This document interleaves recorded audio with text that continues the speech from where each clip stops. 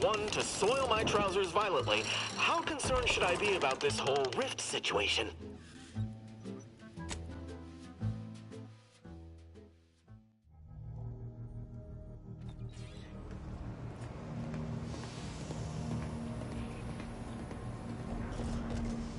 Never thought you'd manage to save DeVries along with the delegates. They could be good allies when we look for help closing the rifts. Assuming DeVries sticks to her change of heart.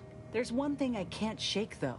That rift exploded at just the right time, right in the middle of the peace talks. Wouldn't happen to be the universe trying to tell us something, would it? I reckon it's saying that all our political machinations will mean nothing in due time. Nature will always defeat us. But we can learn to work with it, like with the rift tech. By the way, what DeVries said about Auntie and the rift tech, don't take it to heart, huh? Auntie ain't an idiot. Much as she loves business, reckon she loves self-preservation even more.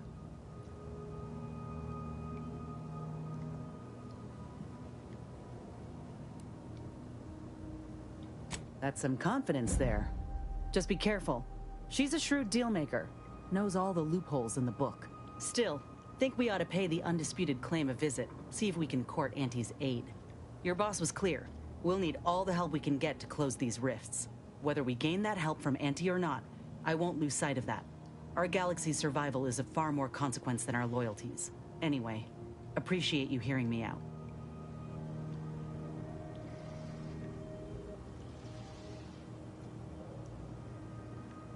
How personal are we talking?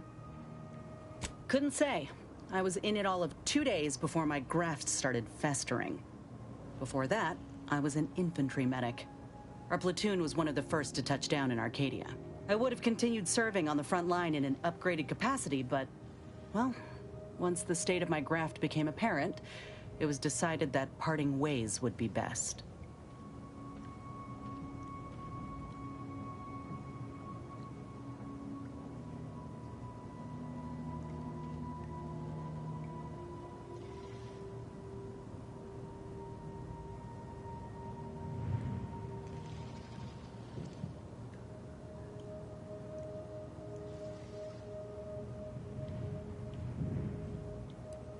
Like garbage?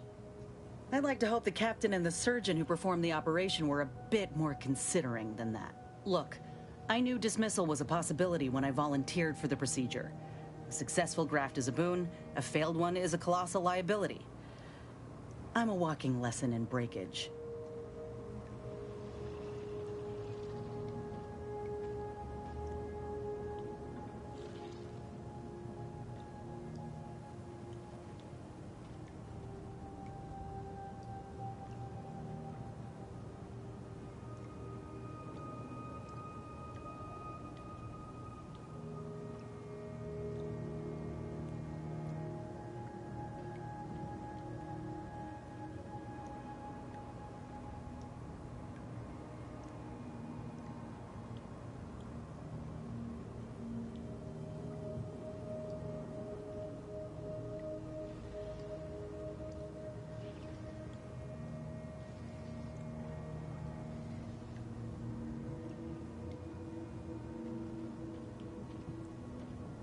Oh, that information is outside my purview.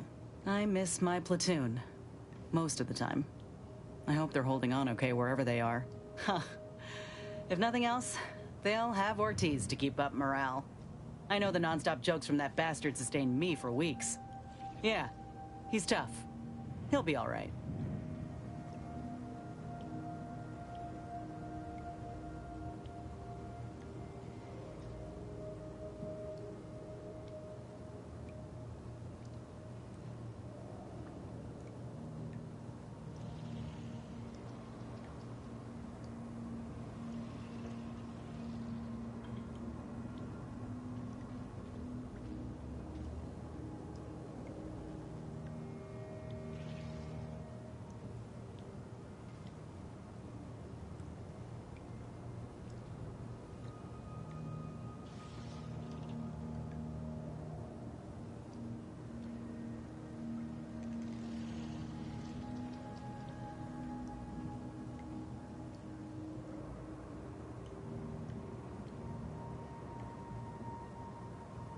Course I do.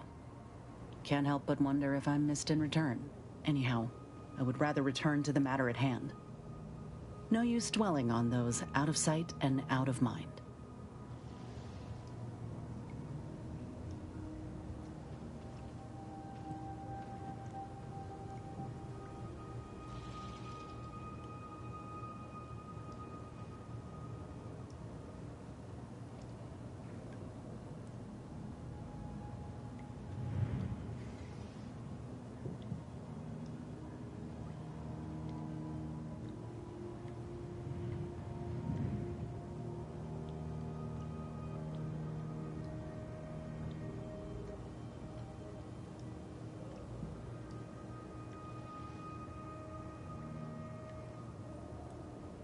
Right.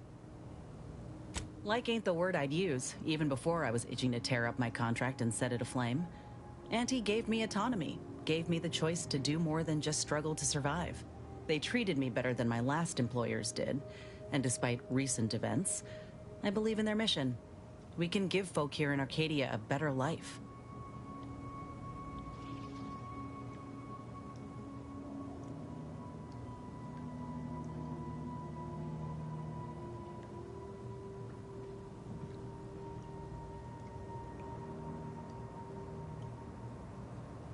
What? Did you think I was born into it?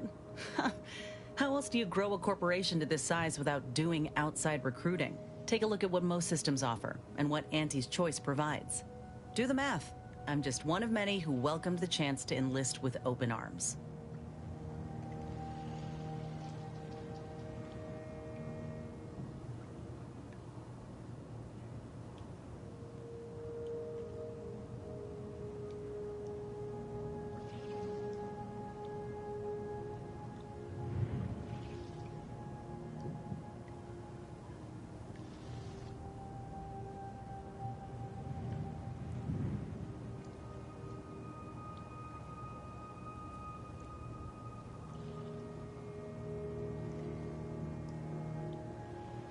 Course, going from a life lived in squalor to one that rewards you on merit, it would send anyone's mind spinning.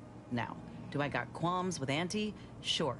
But I'll tell you what, when she overthrew those Spacer's Choice bastards in Tau Ceti, my home system, that takeover was the best thing that ever happened to us, even if it took time to see it.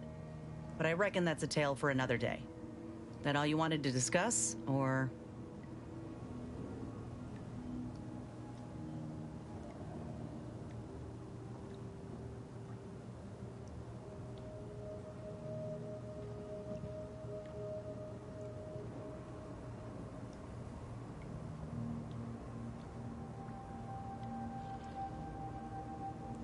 Fine by me.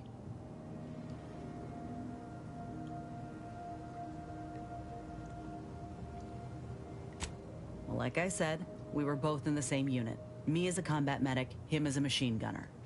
Everyone in my unit was from Tau Ceti, so we already had that in common.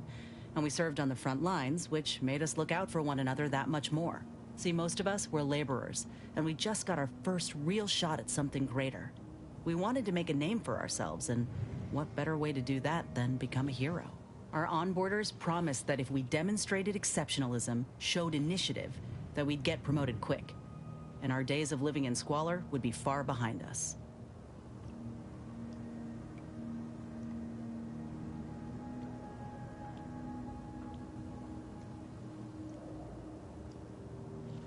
It ain't like they forced us to join up.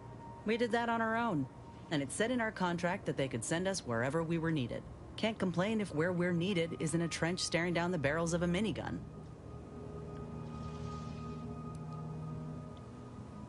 I reckon that's a difference in perspective. We spent a week crouched in the same foxhole under aerial bombardment. Shared water one sip at a time by the end of it. Anyone would have been friends after that. I don't know if I would have made it out alive without him. Maybe I'll tell him that over a beer one day. Praise him in front of the whole saloon. Law knows he's got a thing for heroics.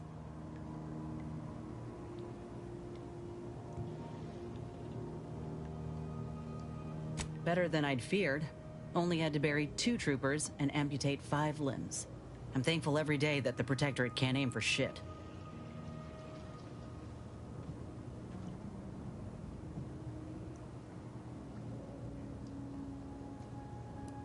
Commander, has your gray matter reverted to that of a prepubescent? No, we ain't, you know. We're friends. Nothing romantic-like. But maybe could have been, under other circumstances. But I'd say those circumstances have well and truly flown. He kept me clear-headed. Every so often there'd be a lull in the bombardments and I'd hear voices all across the field, calling out for aid, for Mama, for death. Almost got my head clean taken off when I tried to scramble out of the foxhole the first night. I heard a call for help and moved on instinct. Damn foolish of me, really. Ortiz told me not to panic, to wait till he could provide cover, to just shout first aid instructions where I could. It was too valuable to fall in battle, he said. It was a rough few nights at first, knowing I couldn't help folk who needed it. And the reward for that torment was my life.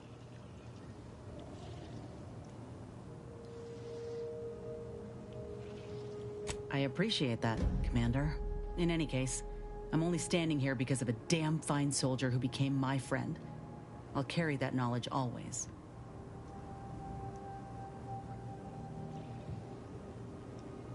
Fine by me. Not great. It was a mining colony under Spacer's Choice. Didn't have much, but my parents worked hard to ensure we had shelter and a warm meal every day. They're good folk. I love them. But I don't think they ever quite grasped how bad things were before Auntie's Choice came. They warned me not to join up, you know. Said we'd all get burned if we put too much stock in the promises of this foreign corporation. But I'd rather take a risk on them than be resigned to how things were.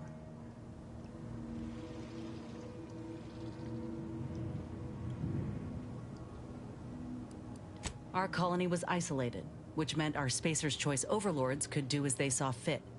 Everyone lived in squalor, save for a select few.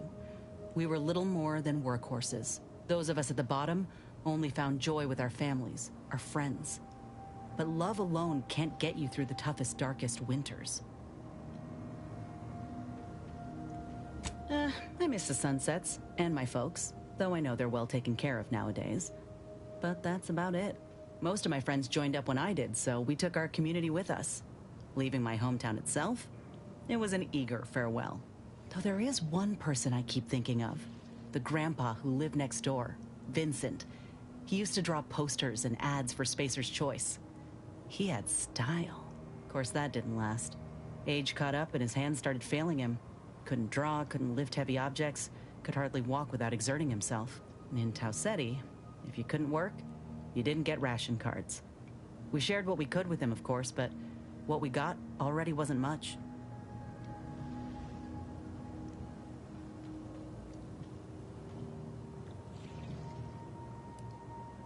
We didn't know that at the time. It's just how life was. Last day I saw him, he refused the half Saltuna can I tried to give him. Said it was him lending me his strength. He was gone the next day. We searched all over, then realized he must have wandered off into the wilderness, not wanting to be a burden. We never found him. Can't hardly open a tin without thinking about him now. So if you're wondering why I still hold a candle for Auntie's Choice, after everything, it's because I know had Auntie arrived just 4 months earlier, Vincent might still be alive. It's been years now since I talked about it. He was a good man. He deserved better. So did the rest of us. Anyhow, ain't meaning to talk your ear off.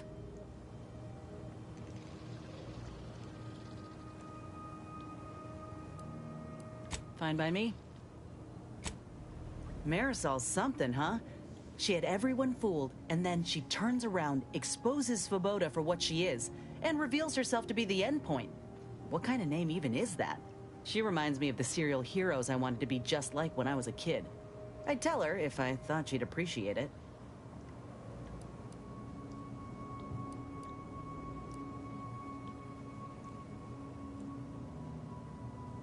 But she's good at killing things.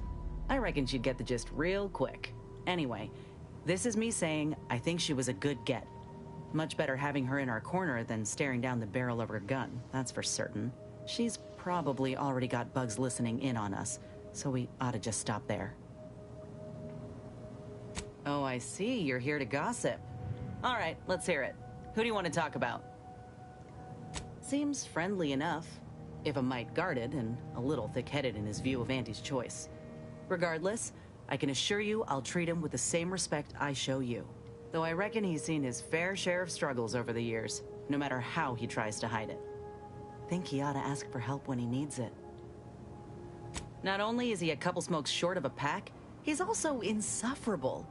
I try, Commander, but boy, he makes it difficult. Who knows? Could be that he could change for the better if he breaks free of that protectorate nonsense he's intoxicated with. But I won't hold my breath.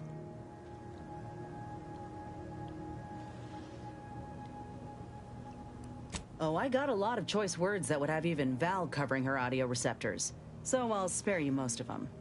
I just hope we don't regret letting Azza on board. She ain't right in the head. She's damn near bloodthirsty.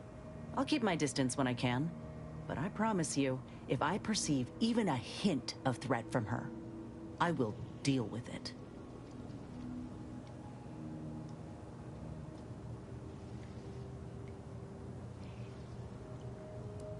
Ain't often you see an elder solving an equation with one hand and stabbing someone in the eye with the other. So the real question is, does she get along with me? I sure hope so. I'm keen to learn about her, though I reckon she's more of an abacus than an open book. Set in her ways, methodical. And law help you if you jostle her. Fine by me.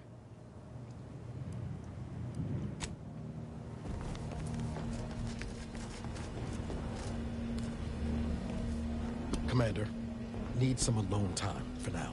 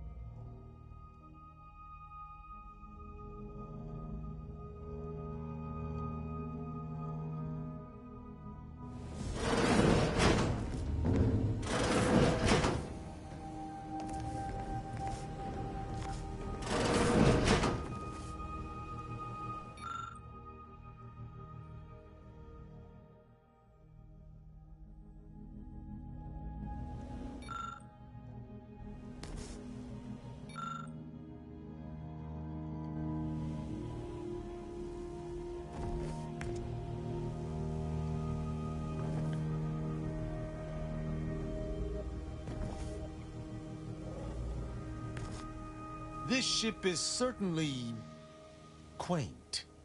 The grease stains and thrice retrofitted pipes give one the thrilling impression that the ship might burst into flames at any moment. I suppose there's something charming about its lived-in nature. Nevertheless, I have availed myself of the ship's cleaning supplies. Unsightliness is an enemy as sure as any other.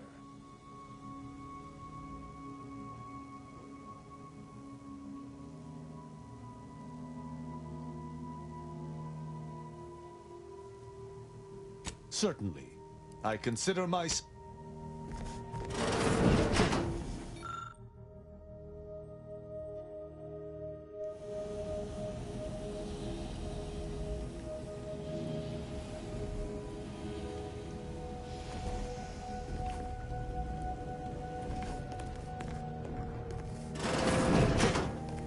Marisol Delgado has been added to the ship roster and has claimed her quarters. This unit has also been informed by Agent Delgado that she is not to be disturbed while resting unless the ship is on fire, and even then only if it nears my quarters.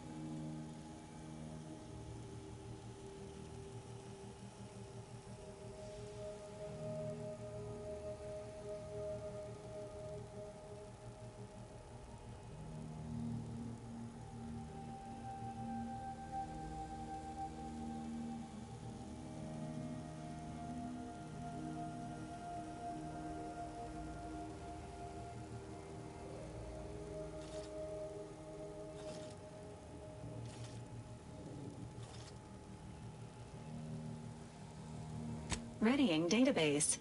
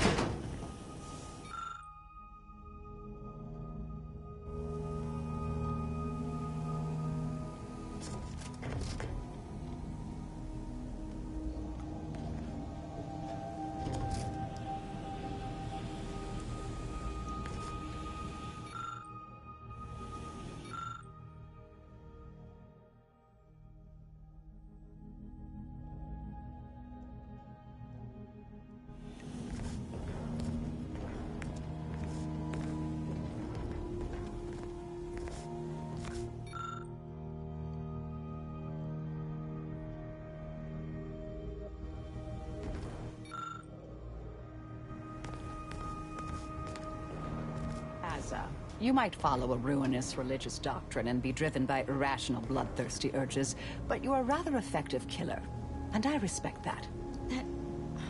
That means a lot, coming from such a ruthless purveyor of death. Wish you'd let yourself really get into it sometimes, though. Get your face and hands drenched in blood. That sounds disgusting, dear. Though I do appreciate the sentiment. Still too many corporate bootlickers drawing air around here for my taste.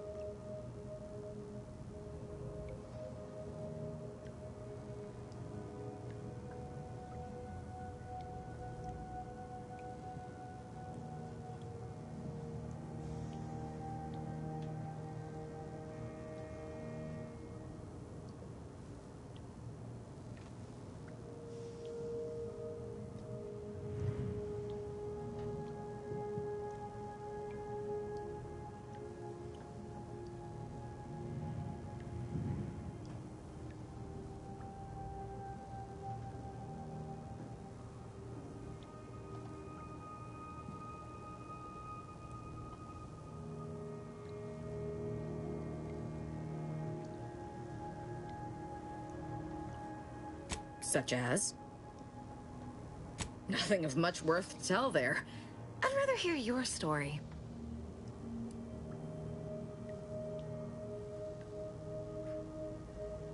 It sounds like you've let others dictate your existence with their culturally imposed limitations and narrow interpretation of righteousness and truth. Joining the Glorious Dawn freed me of such nonsense. They gave me a completely new life. Wiped away all traces of fear and repression and replaced them with unbridled freedom. My world used to be devoid of color. Everything was gray. Now everything is vibrant, like the arterial spray of a freshly opened vein. And I'm still not interested in discussing it. What do you need, Commander? Who exactly? Niles? He's fun to torment. I mean, he's equal parts enthusiastic and naive, even with all he's gone through. I find her amusing. In a best not to torment her or she'll kill us all kind of way, which I completely respect. Of course I do. What's not to like? To envy? Her style, her lethality. Oh, she's a professional for architect's sake. I wish I'd known about her department when I was growing up. Even as a child, I know they'd have seen my potential. Tristan's a standard issue arbiter, albeit with an extra slathering of arrogance, especially when it comes to ensuring the Protectorate's inane laws are followed without question. But as long as that ridiculously large hammer of his isn't pointed in my direction, I could watch him administer justice all day. Though he'd be loath to admit it, his propensity for violence almost matches my own.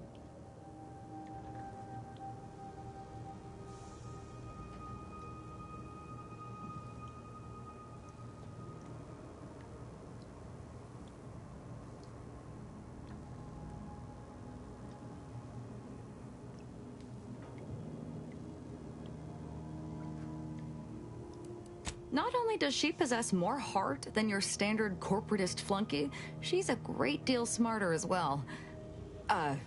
Don't tell her I said so.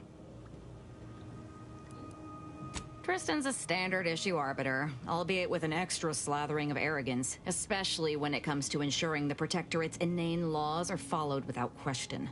But as long as that ridiculously large hammer of his isn't pointed in my direction, I could watch him administer justice all day. Though he'd be loath to admit it, his propensity for violence almost matches my own.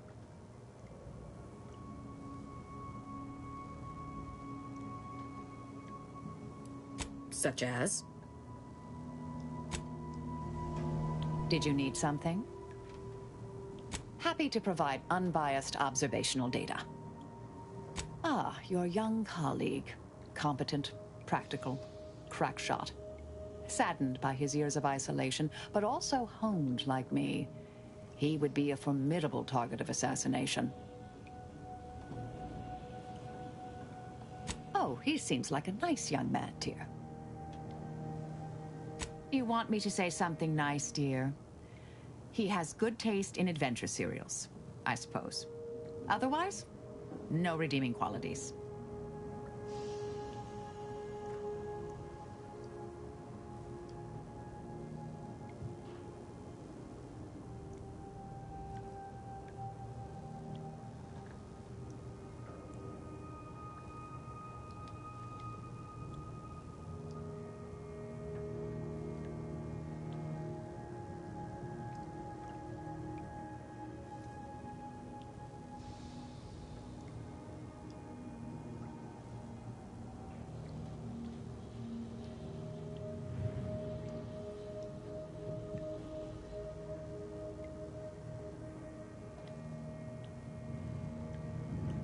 She has an aptitude for killing, although it's quantity over quality with her. I'm glad she's on our side, but I'm still sleeping with my goggles on proximity alert mode.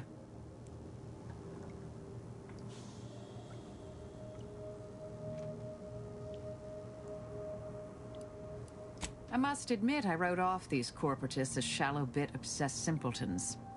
I still do on average, but she falls far outside their norm.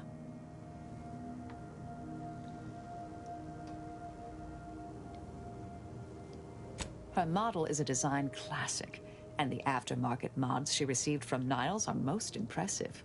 We'd be dead many times over without her. She makes me laugh more than anyone. Whatever's on your mind. Very well.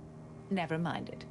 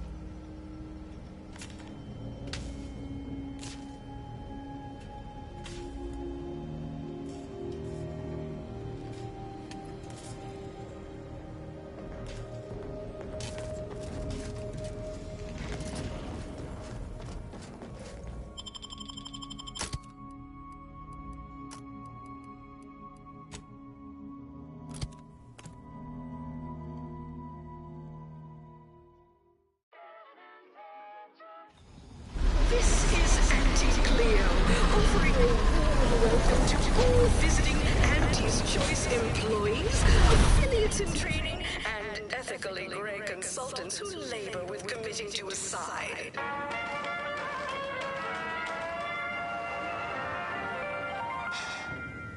We took what nature heedlessly assembled and vastly rebettered it through artificial means. At Auntie's Choice, we strive to be 110% wholly plus artificial.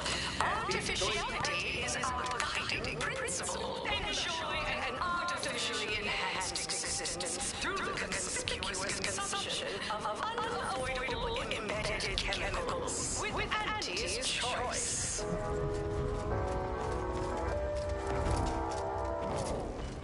An artificial life is a life that's sweeter. Live a life that's sweeter. With Auntie's Choice. Well, if it isn't our favorite contractor. Item. Business is good. We have positive bit flow. Our portfolio is diversified. But we can always do better.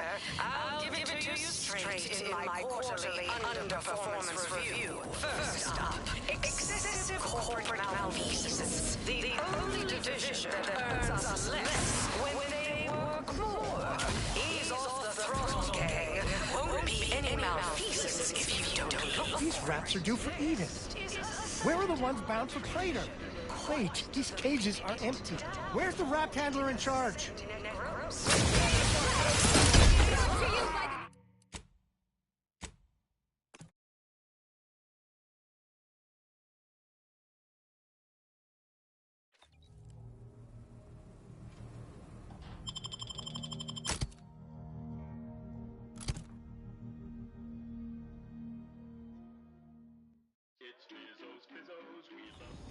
This is Auntie Cleo, offering a warm welcome to all visiting Auntie's Choice employees, affiliates in training, and ethically gray consultants who labor with committing to a side.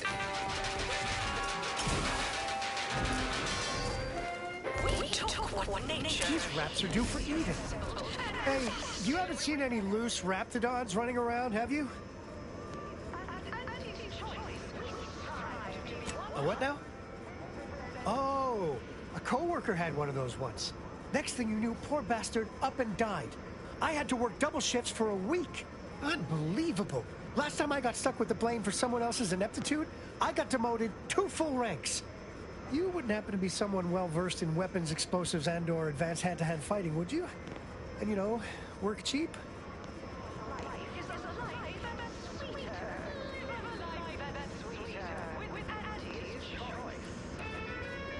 Uh-huh, exactly. You in? Oh, good. Someone competent and undemanding. If the wraps aren't here, they've got to be on the creature combat conditioning deck. Unbound and undoubtedly pugnacious. This here card will give you access to the elevator at market compliance. That, in turn, is behind the value-added esplanade next to the entrance to head office tower. See any wraps loose there? Shoot, explode, or thwack them unsparingly. I've exterminated my share of dim-witted life forms in my career, but the task before us doesn't sound very sporting. Arbitration. Quite the bit. Down 40%. You go on ahead. I'm shilly-shallying about what to do. Came here because I heard Auntie's Choice was contracting. Then I heard about the job. Please have identification, transfer work, and a reasonable bribe at the ready. Ah, you're not a transfer or visiting Auntie's Choice employee. I'll need to check your current standing with corporate affairs.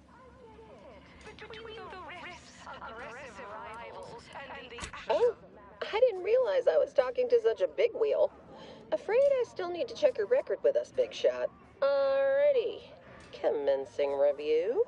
Estimated wait time, unknown. Really? Reads like a recap of an Aetherwave drama. You're clearly a valued partner of Auntie's Choice. But your standing with us could be higher if you accepted our special offer. All it requires is allowing us to affix an Auntie's Choice holo advertorial inside your ship. so you can bear our messaging with pride and share it across Arcadia. We have food and drink for Ah, a shrewd negotiator. He'll fit right in. If it'll help seal the deal, I could throw in a few bits. Splendid. Should be ready next time you're back. Enjoy your time on the ACS Undisputed Claim, the pride of Auntie's Choice corporate war fleet. Here's a ticket to the first stop on the Profit Mover Trimicular. From there, amble through the Esplanade to the head office tower reception desk. They can contact Vice President Hewitt and provide details on our exciting contract opportunity. Live, love, laugh, purchase, and consume with Choice.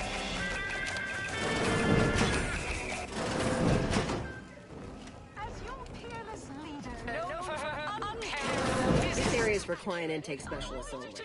Though, I admire your throw-where-I-want attitude. I do enjoy spectating a rousing sporting match as much as all of you base rank and file. You have questions? We have answers. Anything you need to know about this fine location for a minimal price. Like what? Ask away.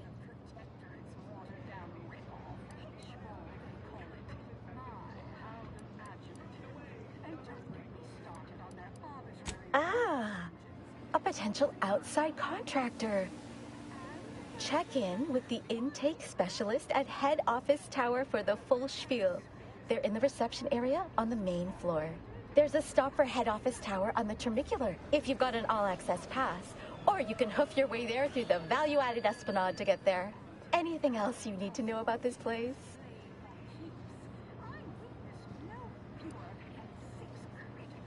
The Esplanade. There's a medicament merchant for trauma kits and such, and there's a doctor just up the stairs from them. Definitely the best choice. It's a Trey-exclusive VIP saloon on the value-added Esplanade. The private elevator up to it is directly across from the recording studio. You're not thinking of trying to go in there, are you? Oh. Good luck. Oh, that's an easy one. There's a workbench and a weapon dealer over in Market Compliance, back behind the value-added Esplanade. If you get to head office tower, you went too far.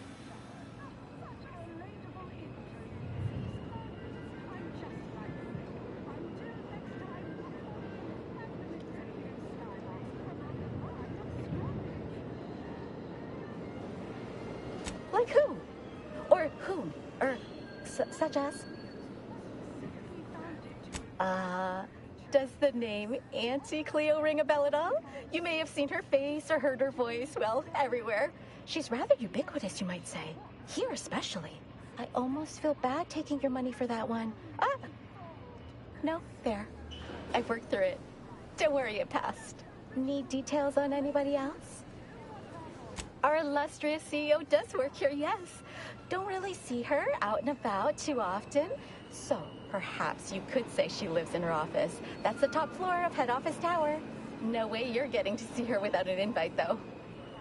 Not sure if she's taking appointments with contractors, but they are hiring outside help in head office tower reception.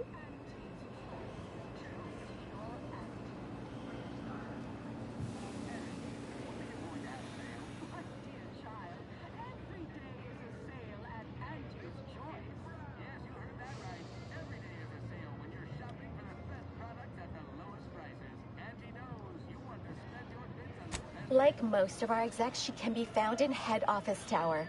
I proceed to the reception area.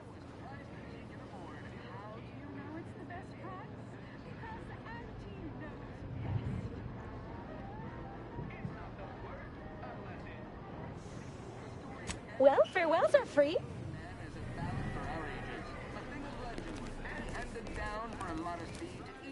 It's the hotshot for hire from the West.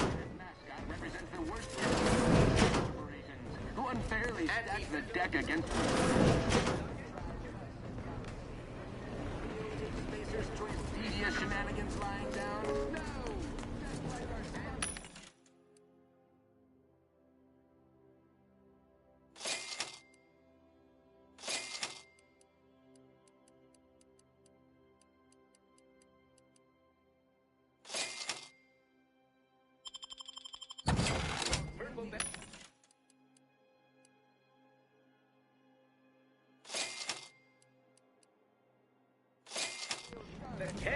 means it's authentic. Now, we're series against the same chemicals and preservatives. Tramicular. Arriving any moment now. Approaching station. Client intake.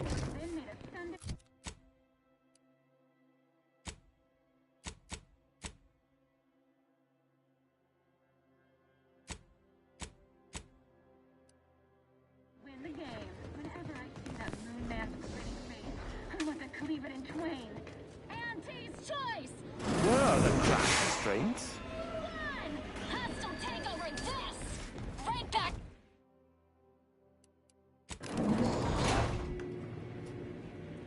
The ACS Undisputed Claim is not only our corporate headquarters and flagship, it's the heart of our efforts to spread unbridled self-betterment and free trade across the galaxy. Our flagship also sports a bustling commercial promenade where you'll find a wide assortment of products, wares, and miscellaneous bric-a-brac from all Auntie's Choice departments.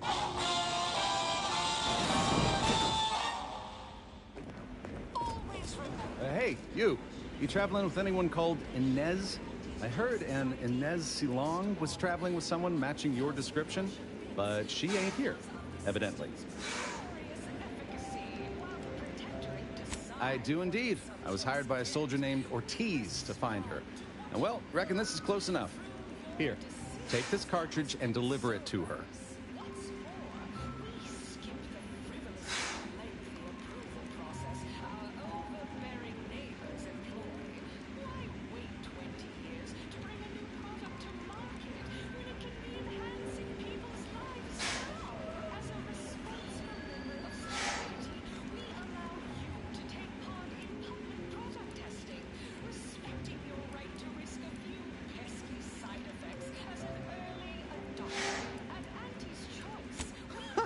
You didn't even try to negotiate payment for completing the job.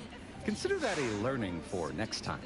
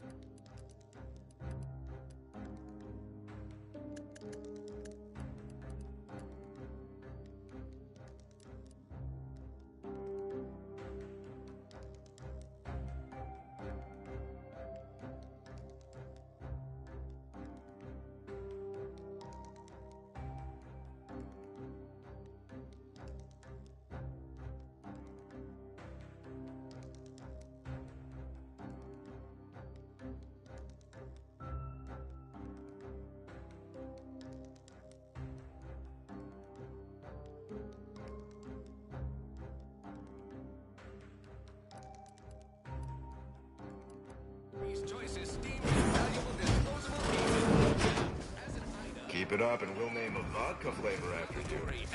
I'm sure this is impressive to someone, but not me. You there? Yes. You feeling famished, peckish, hoggish, malnourished, audacious, voracious, rapacious, avaricious, predacious, or even just plain hungry? I've got you covered. Hot, cold, lukewarm, scalding, or frozen. I've got whatever you might be craving. Life all across the galaxy. Report to reception in the head office tower for details on this exciting opportunity. Chewing is for chumps and step on up and pick your poison or your healthy poison alternative. We've got it all.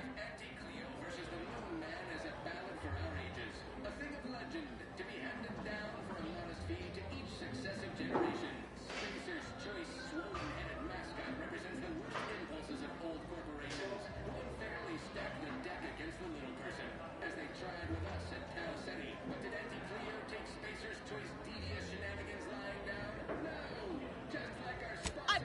the refreshment bits can buy, or at least all that your bits can buy. Against the Spacers chosen. Unrelated bric-a-brac. We got you at Unrelated Bric-a-brac. We offer only the oddest odds and ends. The 56th inning, they need a single goal to win the game. Feast your eyes on this motley conglomeration of goods.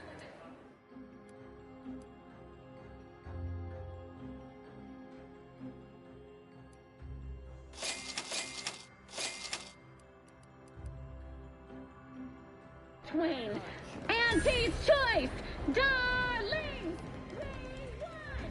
Hostile takeover this. Right back at you. I'm Auntie Cleo. And Oh, hey, think you dropped something? Yeah, you dropped something. Word to the wise. Mind your personal effects, intellectual assets, and major organs at all times. Plenty of opportunists here, eager to take you for all you're worth. You're lucky I found this, thing you dropped. Get me?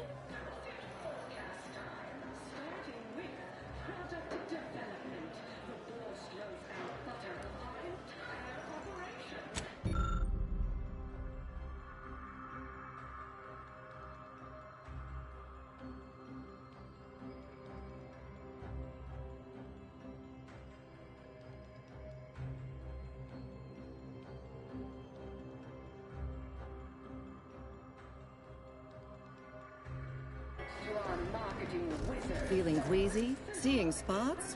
Bleeding from orifices either natural or unnatural? If you have a malady, we have the remedy. Supplements are up 11% quarter over quarter. Not too shabby, but that's small change compared to experience. You have ails, I have cures. Each and every one guaranteed to have all manner of unmistakable effects on your body.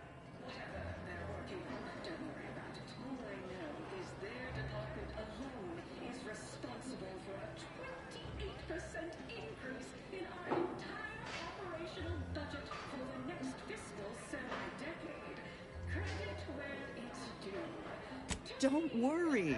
Once you try our almost reasonably priced products, you'll compulsorily return time and time again.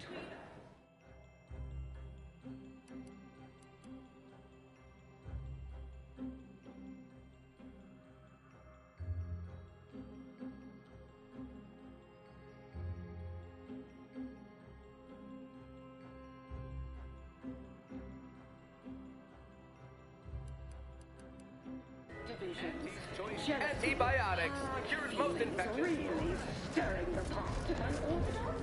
Well, The recipe of our exclusive cocktail is our most closely guarded secret. Our competitors would kill to find out. Can you discern its ingredients? Try the Raptidon Bite today. Welcome to the Bottom Runger, exclusive home of the Raptidon Bite.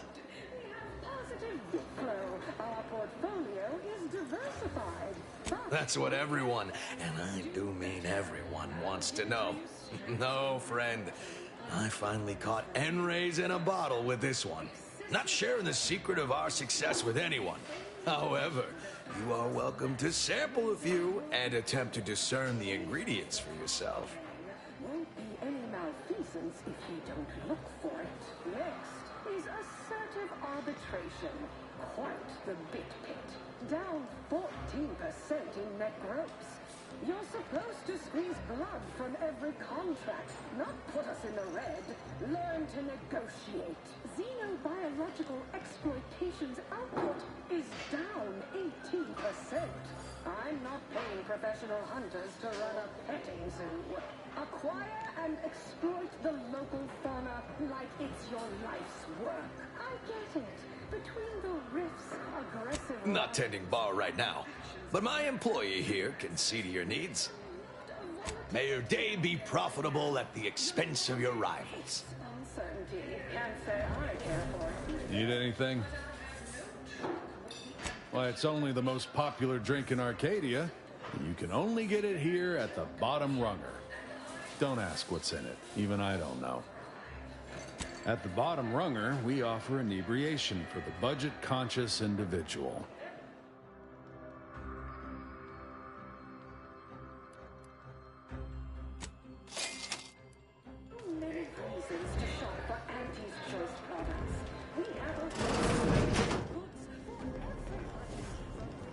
I'm sorry, but I'm quite busy at the moment. There are a half-dozen sinks left to clean this shift, as well as one thoroughly formidable latrine, and I... Wait. How terribly rude of me. It's you. You're the one who talked me down from my horrible course at the N-Ray range on Golden Ridge.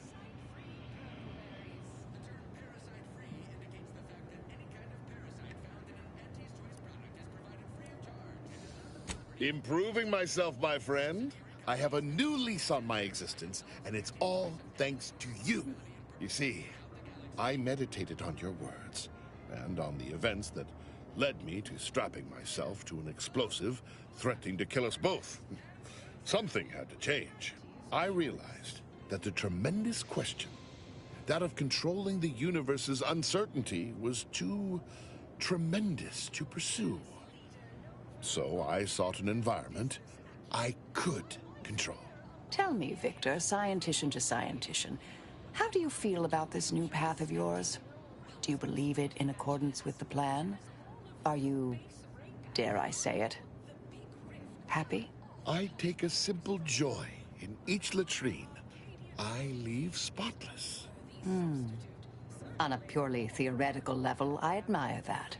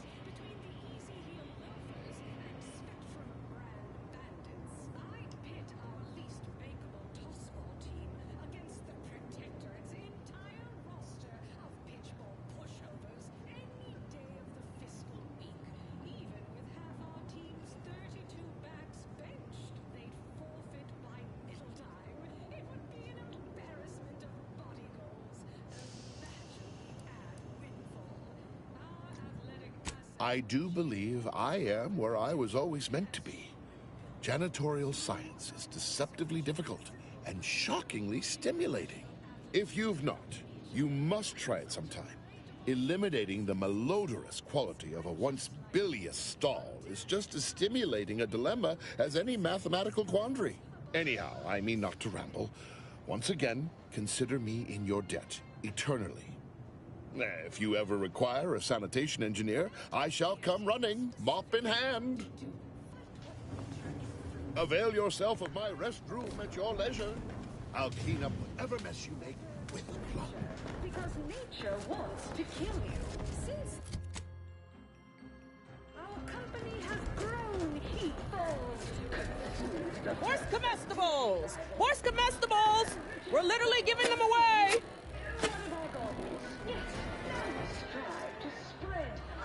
Hey, go-getter. Get yourself over here. Look, I'll be direct. We've had our eye on you for some time. Practically a minute all told. And I can tell you're the very thing we're looking for. You possess the sort of rugged, nonconformist, individualist nature that our listeners identify with. Or believe they do anyway. From the meekest flunky to the most milquetoast myrmidon, why, friend, you're everything they want to be. To all visiting Auntie's Choice employees, affiliates training, and ethically bred consultants who labor with committing to his side.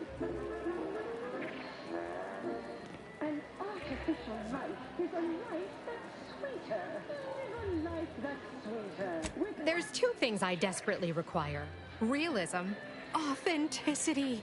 Sure, some might say they're the same thing, but I use both to highlight emphatic weight. We're working on a brand new set of advertisements and need your exact kind of distinct perspective. I'll give it to you straight in my quarterly underperformance review. First up. Of course it pays. Not amazingly, sure, but it's a rare chance to make something true and real that speaks to people and that possesses a certain cachet, right? Listen, you've got the stuff that can't be faked. Our listeners are sophisticated. They can see right through anything less than 110% genuine. 15% in net growth. You're supposed to squeeze blood from every contract. Step inside. I'll introduce you to our main creative type, Mitt Tarkenton. Why, the things he does with words you wouldn't believe. He'll tell you how we do things, how we sell product.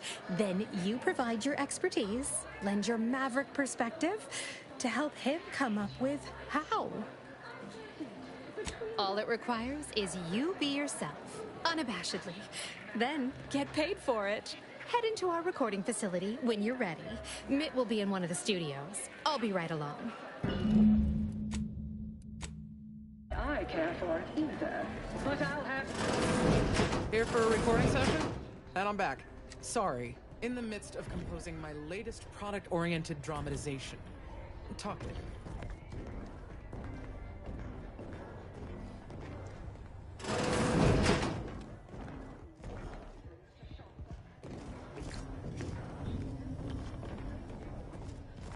No autographs, I'm afraid. Not outside of special appearances. Normally I would, but my agent would space me.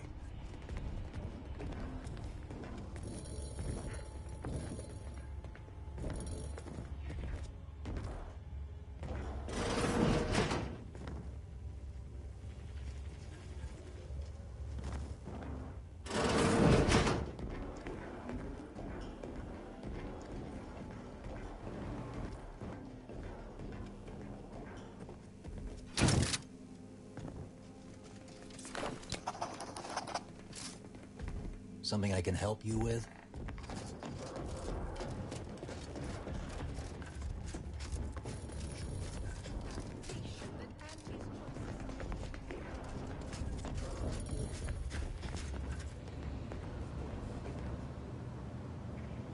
Yes? Can I help you? Ah, you appear like a rugged sort. Let me guess. Fesley sent you. That I did. This is Mitt Tarkington, advertising copywriter extraordinaire. Mitt, this is our maverick outsider. They've heard the pitch and agreed. Charmed. Yes, well, dive right in, shall we? To begin, allow me to share a bit on how we shape ideas. Part the veil about this magical art we call advertising.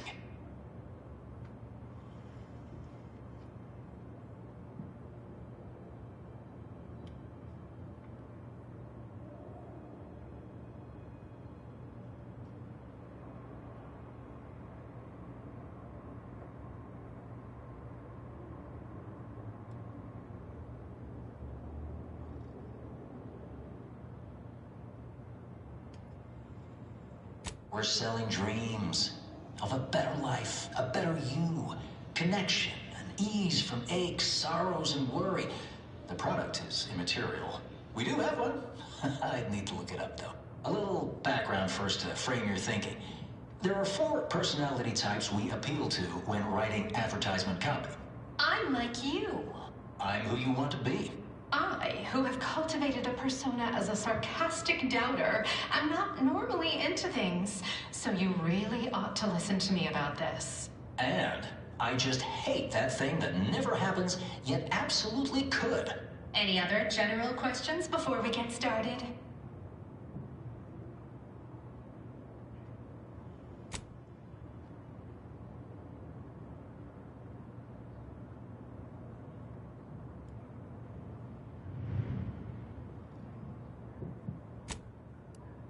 Somehow all of them, apparently.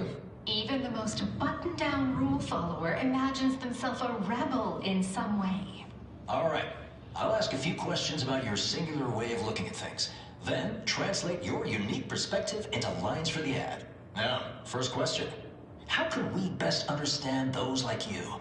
Any insight on your kind of unique perspective?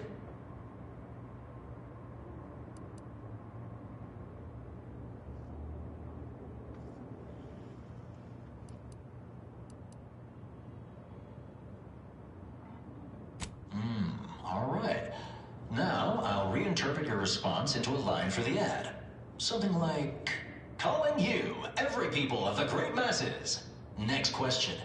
How do we best illustrate credibility? Say, through something you know, or hate.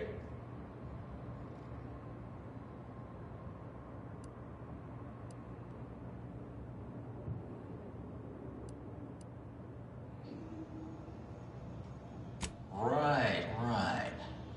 Maybe everyone watches for your next move, so they can copy it.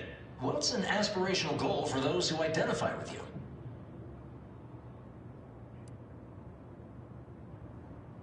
Okay, perfect. How about your needs are different than everyone else's? Last question. What do you desire most out of life? And I should mention we have a little leeway to fine-tune the product offering.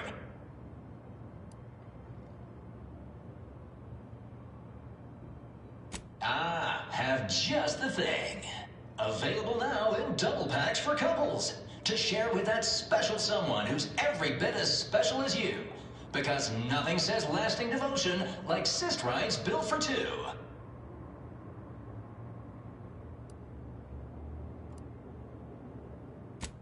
Yes. Suppose you might need to hear it assembled to make sense of it all. Just a moment while we put it together. I can already hear it in my head, and it is perfect.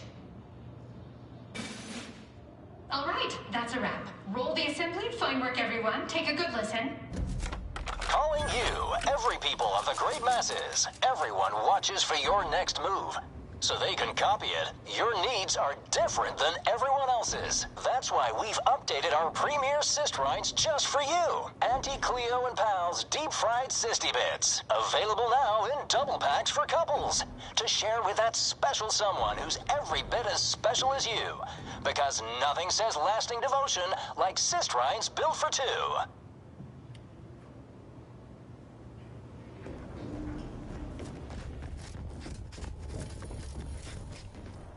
Sorry, no autographs. Sorry, in the midst of composing my latest product Even have our team's 32 backs benched, they'd forfeit by middle time. It would be an embarrassment as bodyguard.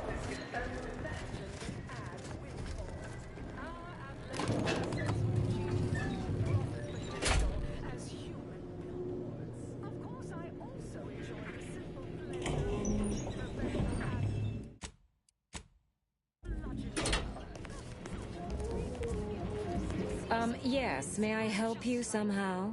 Likely by reminding you that this is not the entrance for unwashed service plebes. Please go tell your manager to fire you. Then follow proper protocols, or we'll find other vendors to patronize.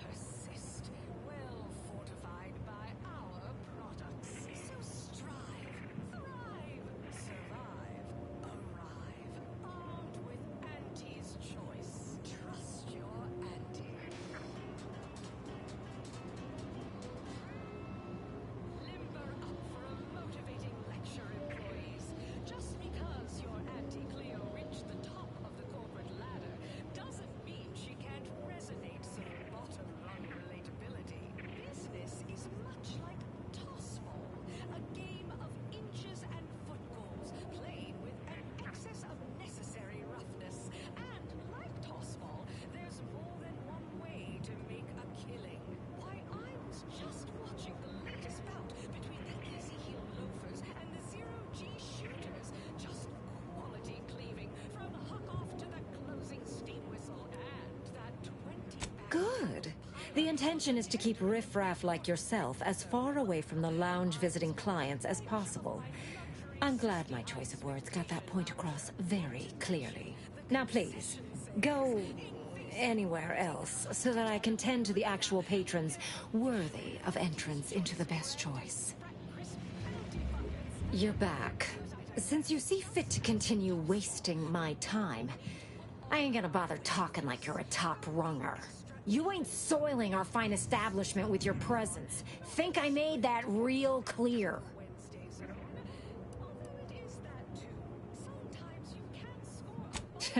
All right. I'll grant that was passingly clever. I suppose I can make an exception just this once. For a moderate contribution to my post-Boniface retirement fund. I suspect there is some method of ingress that does not capitulate to this cretin's desires. My, but aren't you a charmer? Clearly, there's more to you than the way you dress. Very well. I'll grant entry for the normal luminary rate. Thank you very much for your very valuable patronage. It is our dearest hope that you have a lucrative and luxurious visit to the best choice.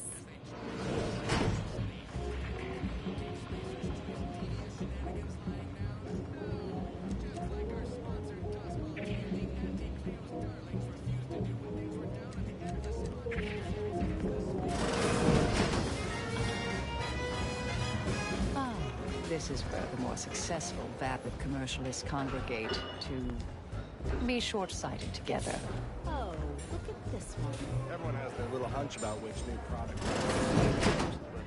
I say you need to ask the common bottom-runger consumer. Would you agree? See? They're letting in anyone now. Oh, don't we all?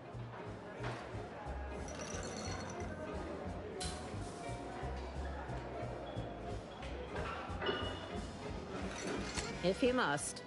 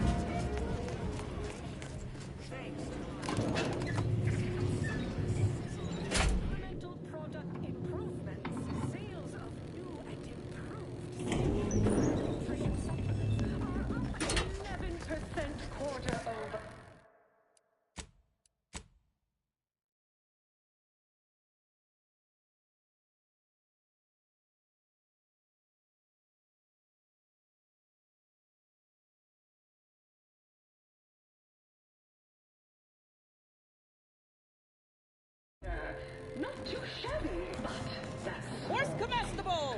Horse comestibles! We're literally giving them away! Where top lab codes are doing pioneering easy potential work in... Don't worry about it. All I know is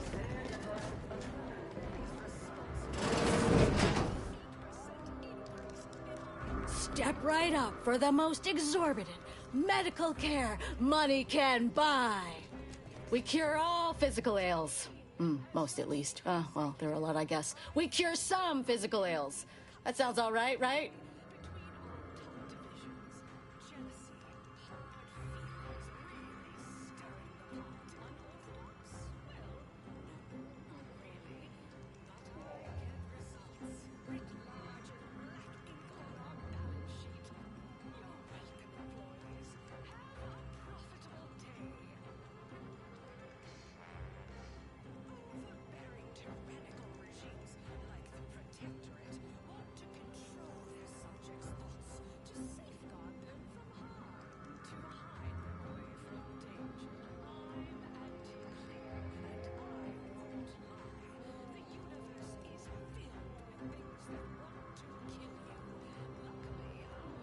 No, but the medicament merchant right downstairs can set you up. I just do hands-on repairs.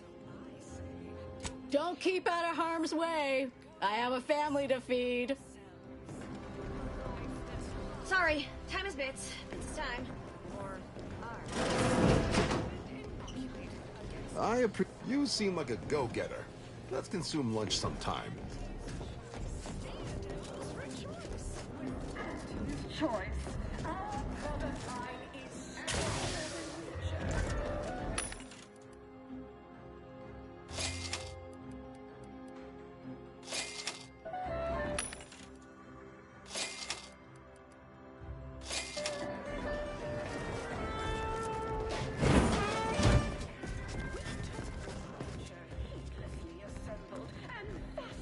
What do you think's getting this big promotion? My bits are the more predacious of the two. Artificiality.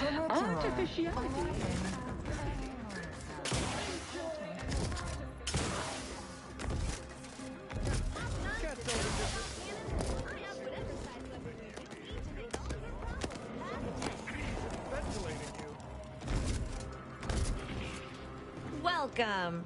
Here at Arnie's Armory, the customer's goals are our goals. So, how can I help you achieve just the right amount of reckless, unspeakable violence today?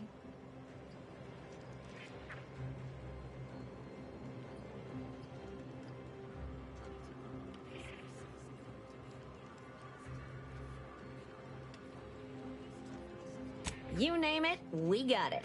I got your locks, I got your stocks, I've even got both your beautifully smoking barrels.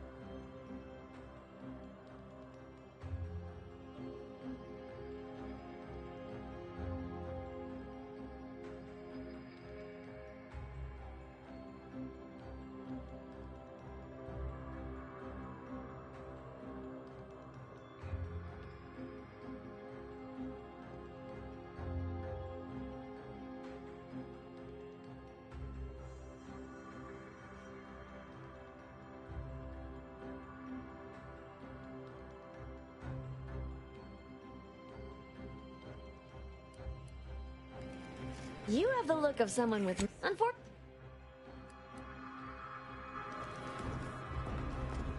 Well, welcome, future repeat customer. I can tell just by looking at you that you'll be back again and again. Ready to make a purchase?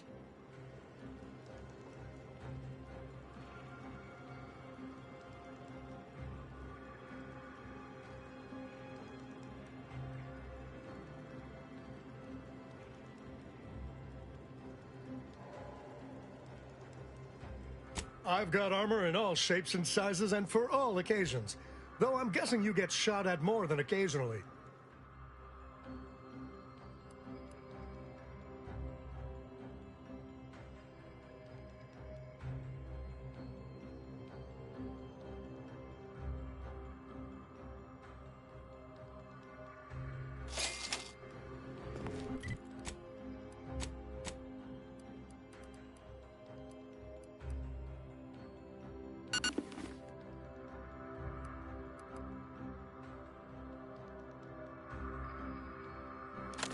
Can't tell the difference between cover and concealment? Then you need a good set of armor before someone... Which do you like in getting more?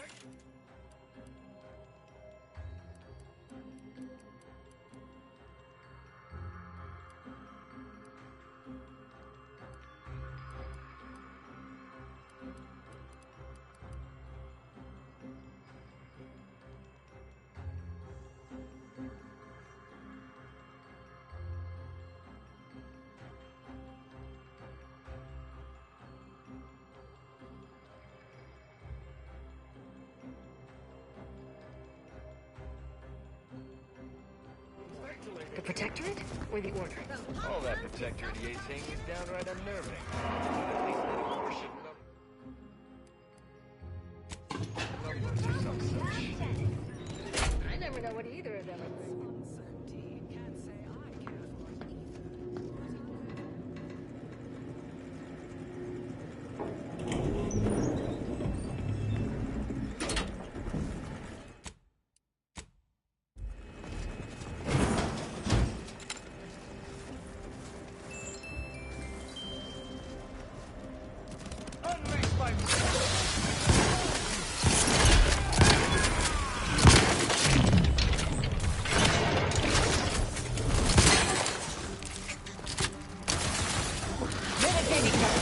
Locking them down. Adversary vulnerabilities identified.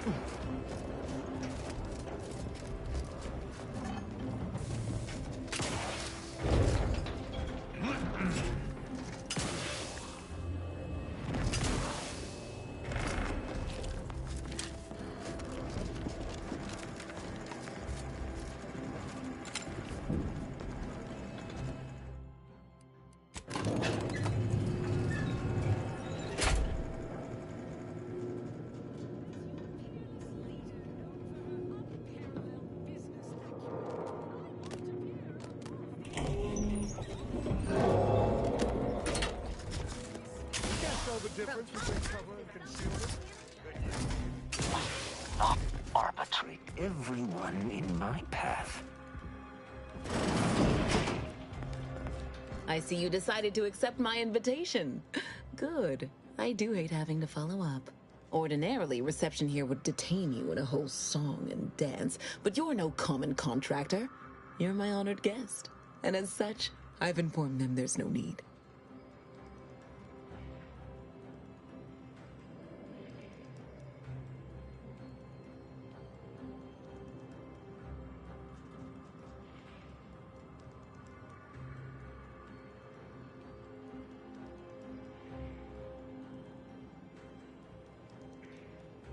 I wanted to formalize my gratitude for your assistance on Greater Tranquility Station. What a shame our negotiations were so violently digressed. We were making progress, bumpy though it was.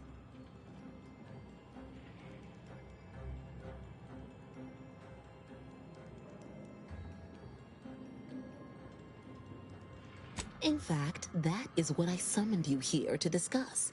Some messages have indeed been sent hither and thither through back channels. Alden remains convinced an agreement can be reached, and I concur. Mayhaps we're both overly optimistic, but if there's even the remotest chance of bringing the Order and Auntie's Choice together, the profit from doing so far outweighs the risk.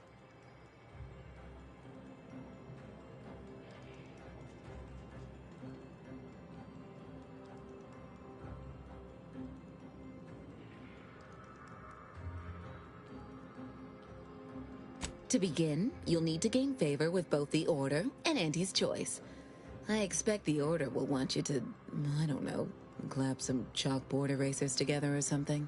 Do whatever you must to earn an audience with our respective leaders and convince each to agree to meet and continue the negotiations. You're confident, of fine quality, at certain occupational tiers. But mind that you're not overconfident. Auntie hates grandstanding. Obviously, you will need help to smooth over any points of contention during the negotiation, which will require some verbal finesse, but worry about that step upon reaching it. Capital! As I mentioned before, you'll first need to earn an audience with the presiding bishop and our very own chief executive before this plan can go ahead. When it comes to the Order, approach their laureates. They seem to run things. On our side, work with the VPs, improve their opinion of you, and gain their trust. I was also going to suggest improving your oratory skills, but you seem rather eloquent, so I think you have nothing to fear in that arena.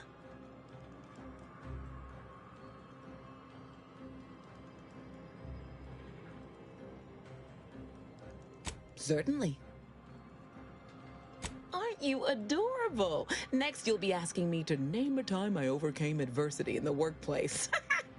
What is anyone apart from the function they perform? To wit, I am my job, and I rather think such an esteemed position speaks for itself.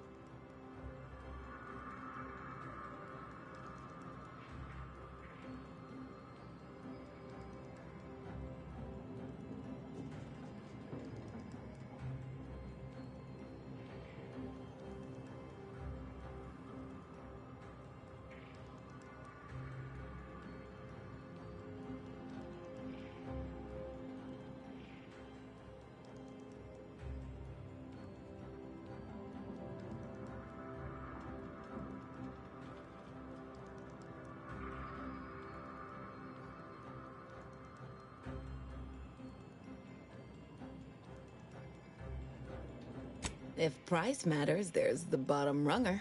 Dingy little watering hole on the Esplanade. Not glamorous, but you won't contract anything fatal from the drinks there. Probably. But for a person of means and taste, the best choice is undeniably the finest gin mill on board. They tried to name a drink after me once, you know, but I refused. Too gauche. You'll find the best choice in the upper portion of the promenade. Oh, answering that would come dangerously close to upward communication, which is not something we advocate in Auntie's Choice. Wouldn't want the junior ranks getting the idea that they can review or, law forbid, critique their seniors. Suffice to say, Auntie Cleo is without peer, quite literally. This corporation would be adrift without her as our steady bellwether.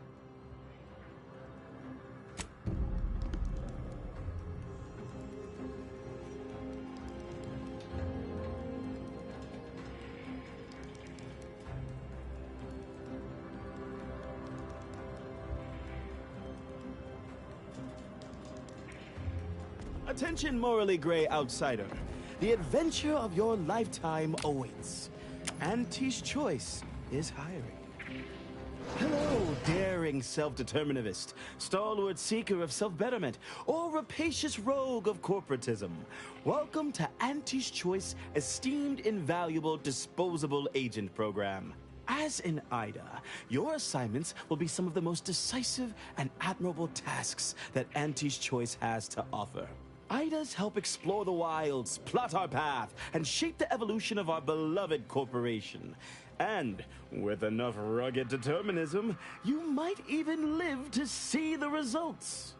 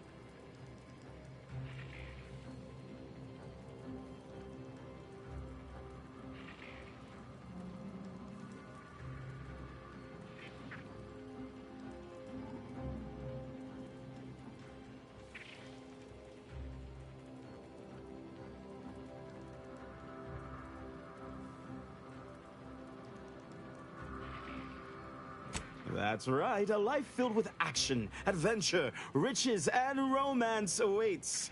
Being an Ida will see all of your fantastical dreams come true.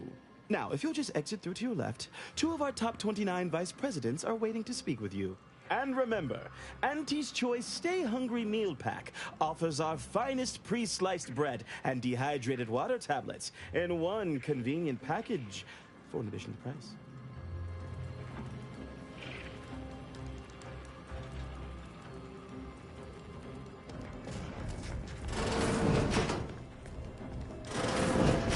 Well, wonderful to meet you. C.F. Pendergrass III, Strategic Reconfiguration. It's not every day we have such a capable operative accept our invitation to the undisputed claim. While it was those ill-fated peace talks that got you here, I've kept tabs on you for a good long time. Yes, we've all kept tabs. Auntie and I have spoken about you several times now. Ursula Ormsby, Proprietary Insight Acquisition. You'll report to both of us. For now. Indeed. It is our pleasure to meet you, and I am beyond tickled to welcome you to Auntie's Choice.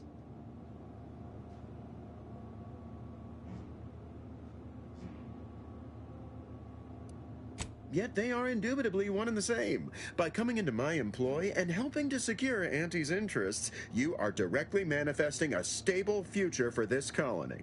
At Auntie's Choice, we make things happen. If you want to move something along swiftly, you come to us. If you want to endlessly dither about numbers, talk to the Order. You, my friend, are being given the opportunity of a lifetime. Auntie's Choice has a dynamic new vision, and we need a specific kind of go-getter to make it happen.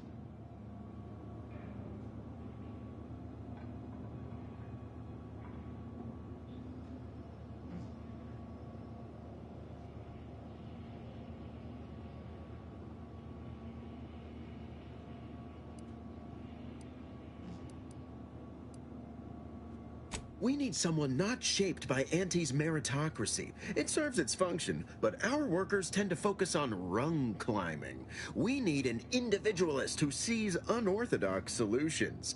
A daring, non-conforming perturbation ameliorator to implement our monopolistic mercantile methodology plan.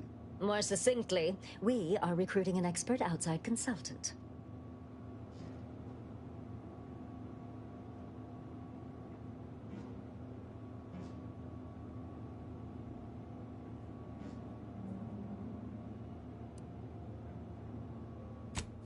Wonderful! This is the kind of wily adventure and self-determinism you will absolutely not regret. Your first assignment demonstrates some of the very qualities we need. Something unexpected, or in truth, unprecedented, has happened at one of our repackaging facilities on Praetor. If I understand correctly, they're having, something of a workforce issue. Don't know rightly what you call it. Workers are, well, asking for things. It's strange. They've stopped working. The workers there simply stopped.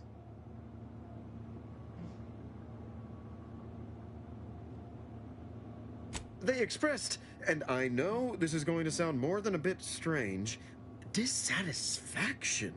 And they said they won't return to work unless things at the plant improve. Specifically, they stated, until we meet their demands. As though employees have a right to demand anything of their employers. Striking? You're saying they're about to turn violent? Yes, well, if they're this delusional, violence is the next natural step. Who do they intend to strike? Us?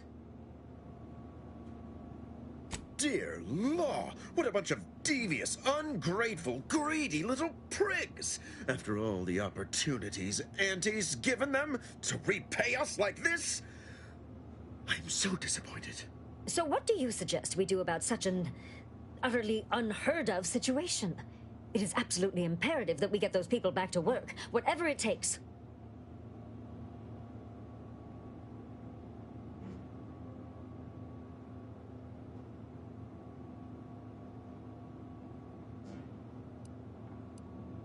Wonderful! You'll go to Praetor, meet the plant's overseer, and mediate an end to this lunacy, which gets those ingrates back to work. I have zero doubt Auntie and I will be completely impressed by your efforts. Unless you disappoint, in which case I will disavow that statement.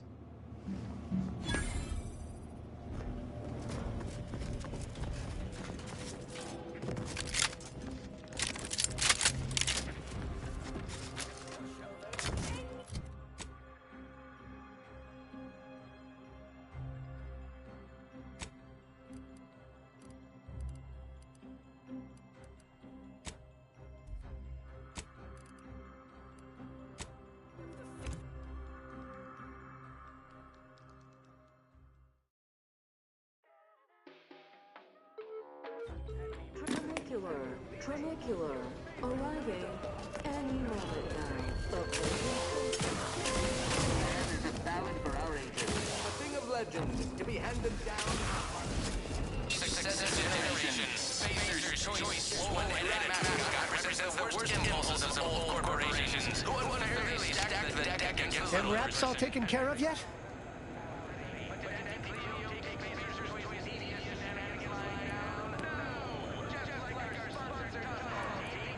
All good news to me, friend. Anything happens down there is not my responsibility. I have ceased all manner of worry and fret. Here's the unagreed upon amount that constitutes your fee. Goalie at the end of the 56th inning, then made a Sunday goal to win the game. Whenever I see that moon man's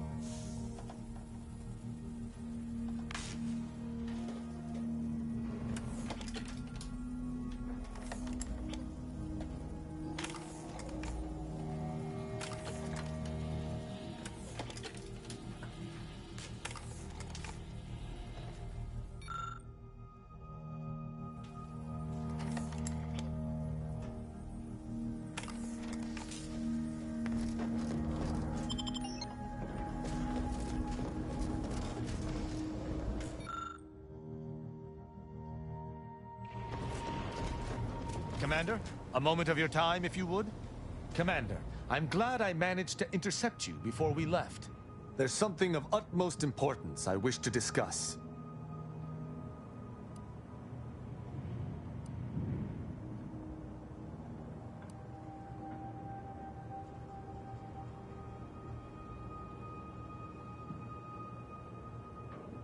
I received a message from a close friend of mine, Virgil. He was my co-protege under the Supreme Arbiter. His message claimed he had information relevant to the Supreme Arbiter's death. He wishes to meet with me at the Vox Relay on Paradise Island. You asked before, and I did not mention it, but with Virgil's message, I now must warn you. Our greatest suspect in the Supreme Arbiter's murder is the Protectorate's consul.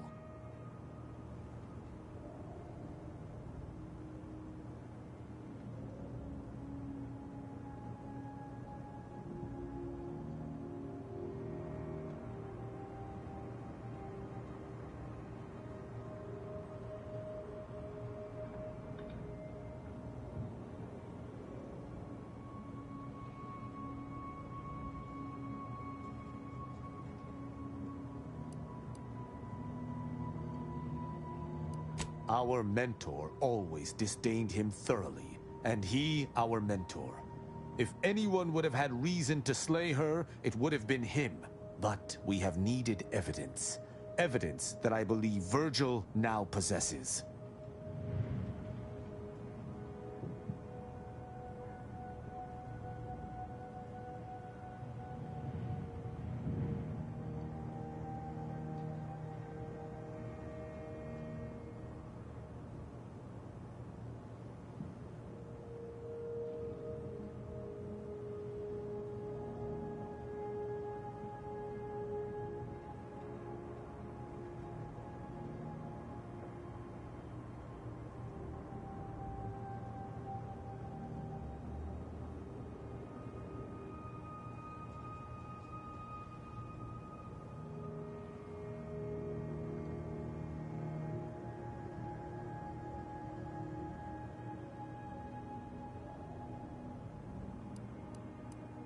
I would gladly give my life for his without hesitation, and he for mine.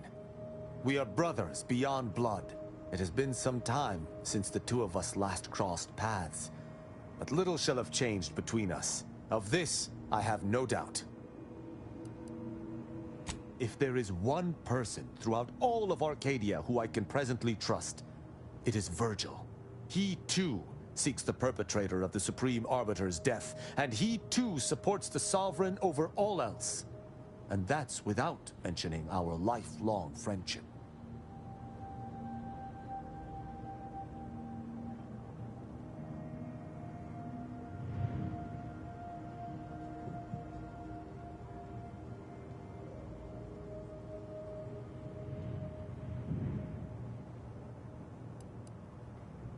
It was actually his suggestion we divide and conquer. As our operational philosophies differ ever so slightly, this seemed a good plan. Virgil often prefers to watch rather than act, and was often lenient with sentencing where I was not. This behavior was often criticized by the Supreme Arbiter, but there have been occasional rare instances where treating a subject with mercy ultimately resulted in better behavior. It is a novel, albeit strange, philosophy.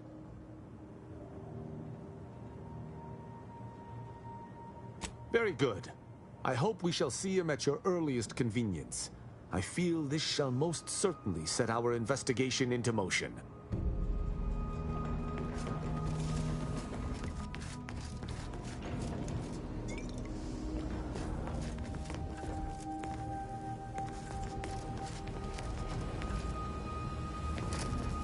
Hey, Commander. Can we talk? Promise it'll be quick. I wanted to apologize for the way I handled things after Greater Tranquility. I still feel my anger was justified, but I could have been more tactful. I've also given some thought to what you said about vengeance darkening the soul. I think you might be right there. In which case, I owe you thanks as well. Seems you spared me as much as DeVries. Anyway, that's all I wanted to say. We can get back to the mission now.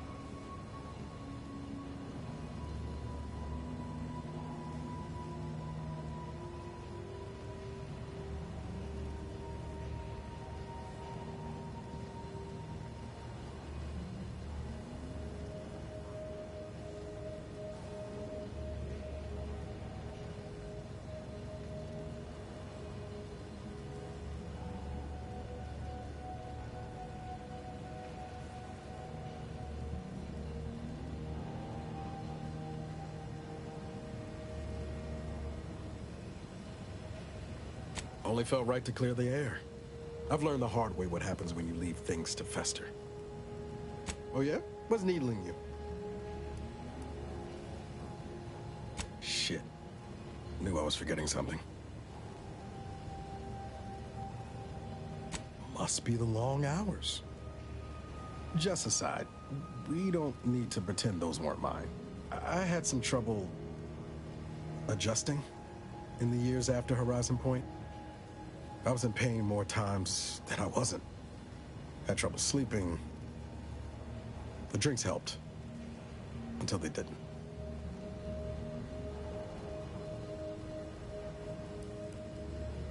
Those bottles ain't half full, are they? I appreciate the concern, Commander, really, but there's no problem. You have my word. I'm good. Val tell you the same. Besides, I found other ways to cope. Healthier ones.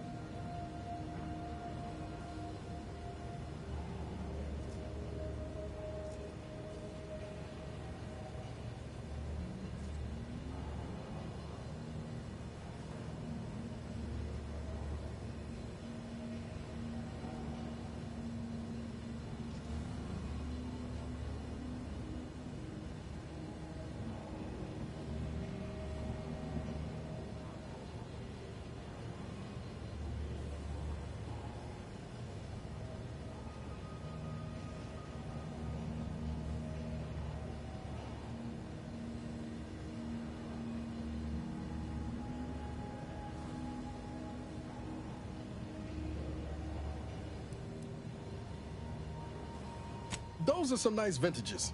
Or will be, someday. Could even turn into collector's items, depending on how things shake out in Arcadia. Be a crying shame to just space them. Honestly, I'd forgotten I even stashed them in that safe until you mentioned it. I just wanted them somewhere out of sight, so I didn't lean on a bad habit.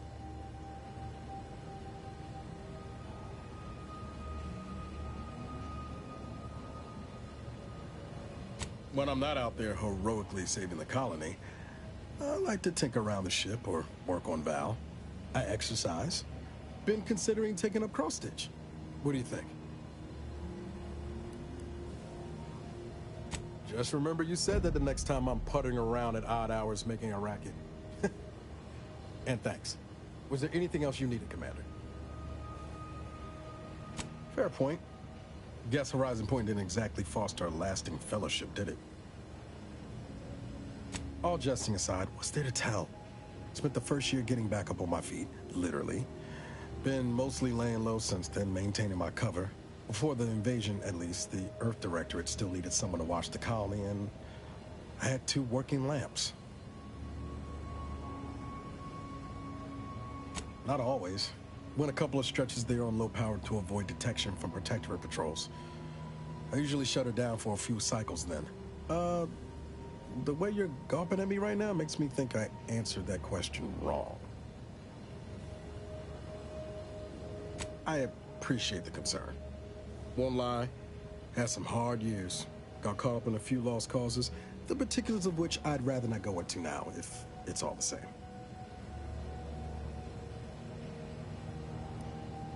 Figured that's what we were doing right now.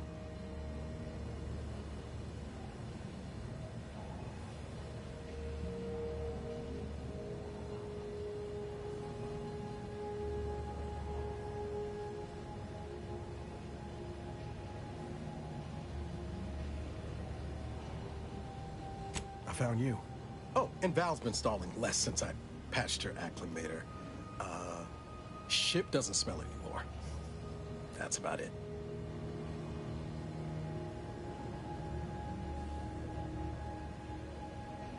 Spratwurst. Be pretty horrifying if I wasn't. I was trying to teach myself some new skills in the galley. Val got it into her hardware. I needed a hobby. I figured Spratwurst ain't an easy meal to mess up.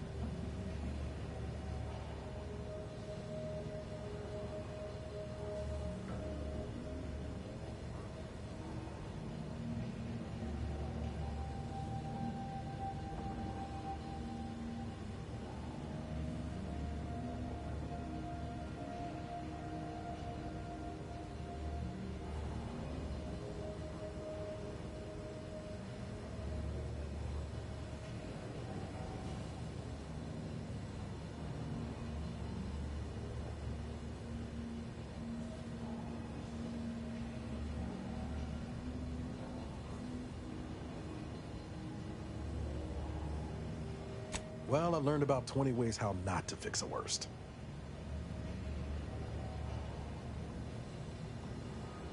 Like most colonies, good people being ground down from above.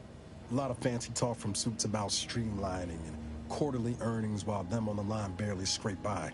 Triangulum's known for churning out freighters, and shipbuilding ain't exactly known for being clean, safe work neither. Especially when corners get cut. Can't remember a time I didn't end the day all banged up, filthy, and smelling like I just crawled out of an exhaust port.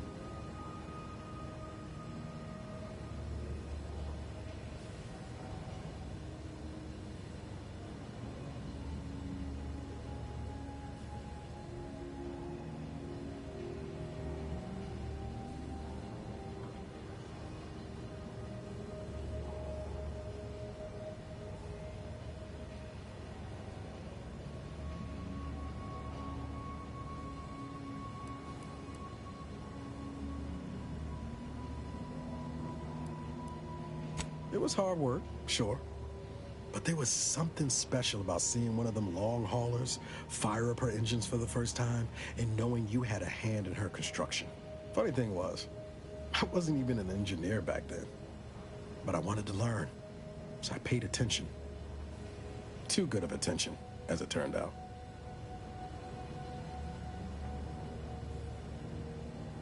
I was working late one evening and overheard something I shouldn't have. Some bigwigs exchanging inside information that would have cost the corporation a pretty bit. A day later, I was being accused of corporate espionage. Didn't want to bring any heat down on anyone else, so I went on the run before the first jackboot showed up at my door.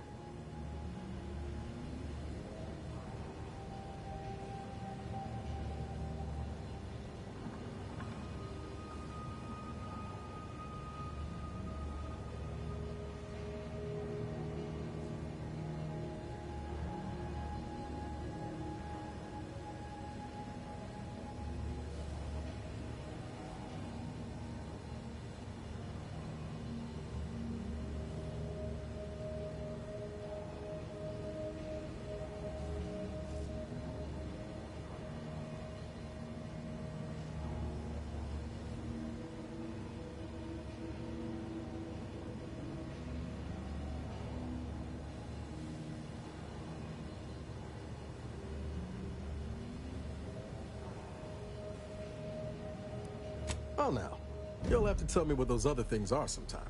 I was on the run for, I don't even know how long. The days sort of bled into one another. I started losing hope of things ever changing for the better. Then, the Earth Directorate showed up. They liberated Triangulum, pulling me and the rest of the colony out from under the corporate boot.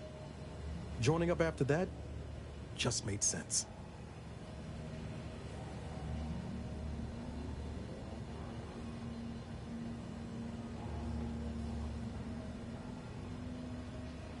I could ask you the same thing. Sometimes I wonder what would have happened if I'd gone back to my old life instead of becoming an agent. Stayed on Triangulum, become an engineer or something near to it. I knew joining up with the Earth Directorate wasn't going to be a life of blue turbulence, but at least it'd have dignity and purpose to it.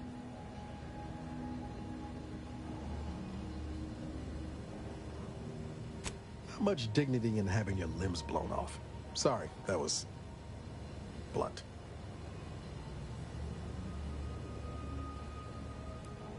I'd say you've got cause enough yourself. 10 years lost ain't nothing to sniff at. But back to your initial question, do I regret becoming an agent? Yeah, some days. But then there's days like the one when I found you, and, well, not much to regret there. Only thing I know for sure is my opinion today is colored by more than just the rosy tint of a low-run kid looking up at the stars. Life's not fair, but it keeps on.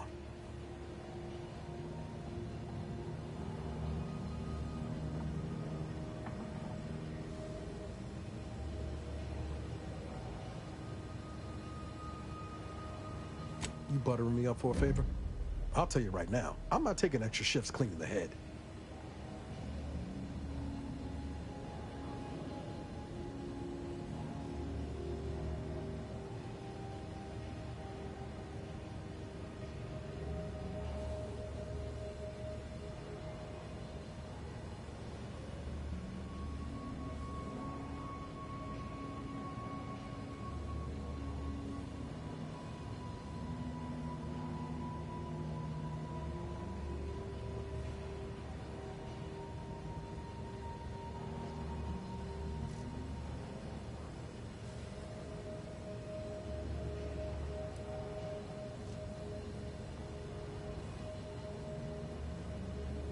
I have so many questions I want to ask right now, but I think I regret getting the answers.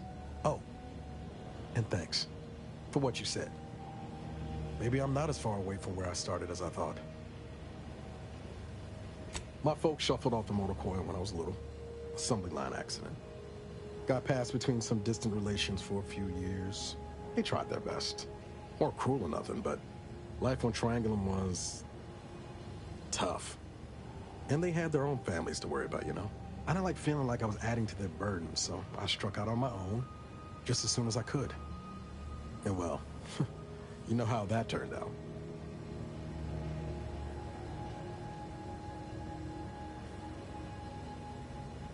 Yeah. Thoughts crossed my mind over the years. Especially when it was just me and Val. I wish I spent more time with her when I had the chance. No point missing something you're never getting back, though.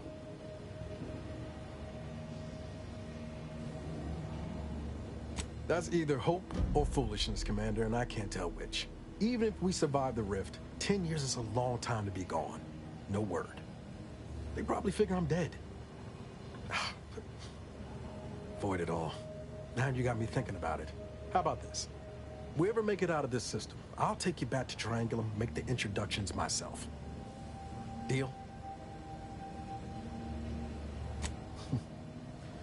Oh yeah. They're gonna get a real charge out of you. She was one of the forward agents who went ahead to assess just how bad Triangulum had gotten. We met while I was in hiding. And I helped her learn the lay of the land, as it were. She was no nonsense. I thought her one of the smartest people I'd ever met. And while she could also be cutting, I felt like I only caught her edge when I deserved it. I liked her. And for some reason, she seemed to take a shine to me. But she wasn't around long. By the time I officially joined up, she'd already moved on to the next mission.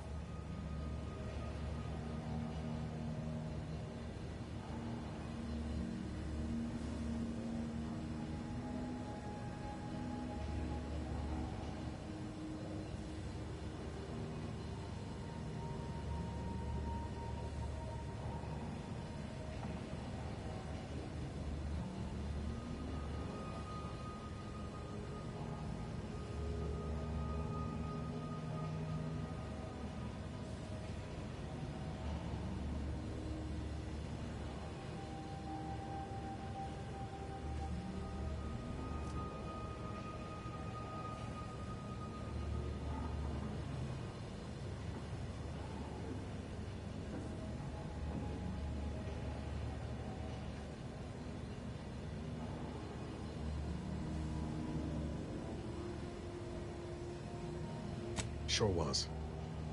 Kept hoping I might run into her during training. But now I know she was busy turning her coat here in Arcadia. I've got time.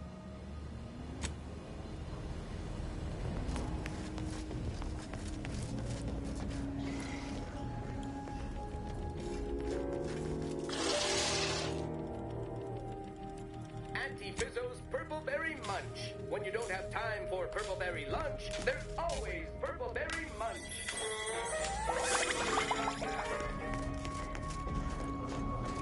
Commander, over here.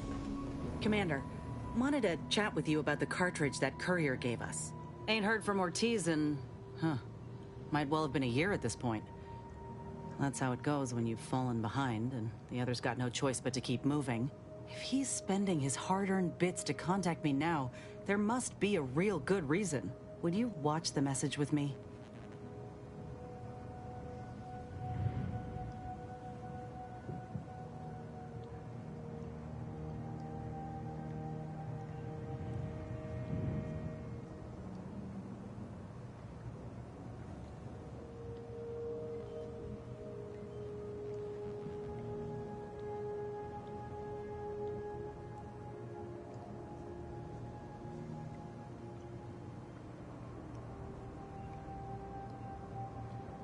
Suppose I am. He's a good friend of mine, or at least he was. I missed him. But I weren't under any presumptions that our friendship would last the moment our unit was dissolved, or we otherwise parted ways. If something's wrong, I ain't in any position to fix it. True. Thanks, Commander. Would you do the honors and get it going? Inez, it's Ortiz. Look, I ain't got long. Neither for this message nor for life. I made a mistake. I signed up to get grafted, but it's gone wrong. Should have known when I got to the lab that something was off. It was a secret, they said. We couldn't tell no one. And now my blood's infected and I'm as good as dead. Well, I just wanted to be like you. Throw myself at the problem, wrestle it down. But I should have listened when they told me about how your graft hurt you. How it failed you. I should have reached out sooner. Maybe things would have been different. Please, find that lab on Cloister. It's in an ice cave, but I ain't sure where exactly. They hit it good. Whatever you do in this, stop them. Don't let them do this to anyone else. Please. Commander, I ain't sure what to make of Ortiz's message. He's dying. If it's as he says, I ain't got a choice. I gotta find that lab and put a stop to things. Will you help me?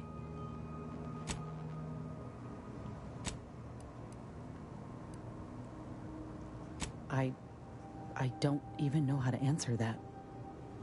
I thought I might be able to see him again when all this was over, but I can't.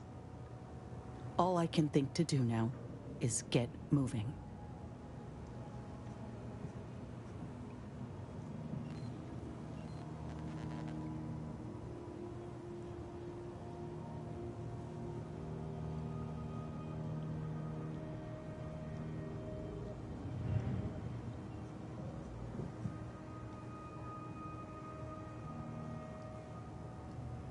Thank you, Commander. Now we just need to find those ice caves on Cloister. We keep our lamps lit, we ought to find the lab without much of a fuss. I hope.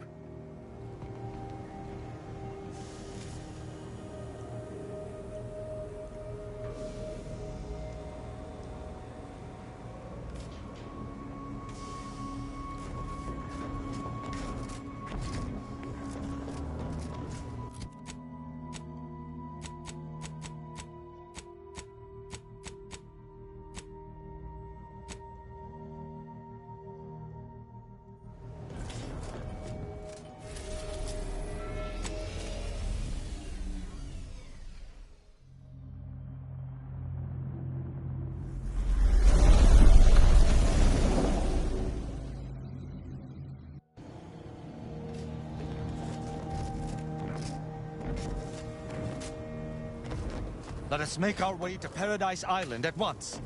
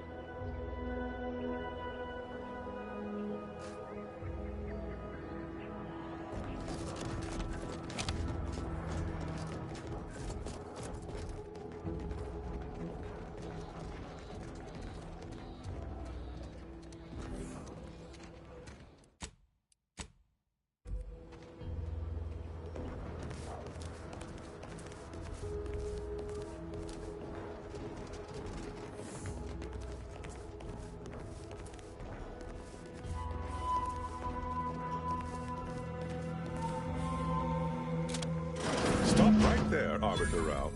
Though I am here on official business, I would prefer to keep this cordial. The Consul seeks answers related to your recent activities.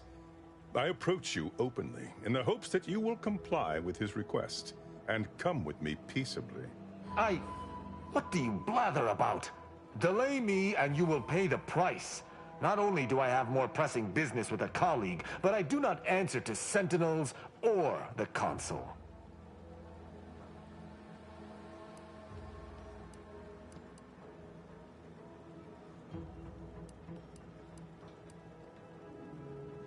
Questions of intent. Now, what shall it be, Arbiter Rao? I sent the message that drew you here. Virgil shall not arrive to aid your decision-making. Virgil's not coming, you say? Curious. And here I was thinking I was already present. Virgil! Touting your flair for the dramatic, even now, I see. But I fear our reunion must wait until we've dealt with this pawn of the console. I had not expected a third party, but it is so much the better. I'm afraid you must come with me as well, Arbiter Montag. A sentinel demanding anything of me? What madness! Neither Tristan nor I shall accompany you anywhere. Any attempts to force us shall be met with violent reprisal.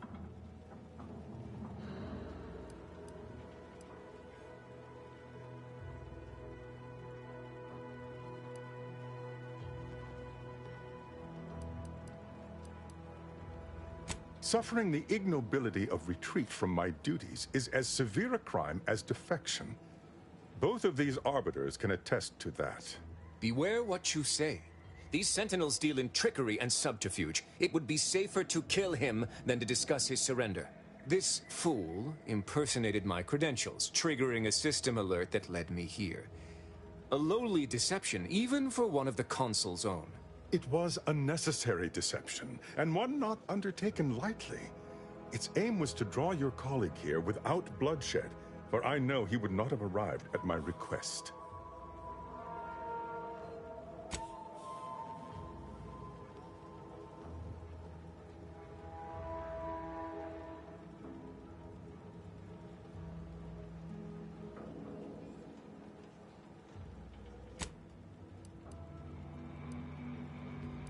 Your explanation does not pull my heartstrings, Sentinel. Yet you at least had the sense not to assail us outright. Surrender, and perhaps you may yet live. You may not believe me, but I have much admiration for the work you and Arbiter Montag have done for the Protectorate. I've no wish to fight. Enough loyal subjects have died in this war. Come willingly and peaceably, I beseech you.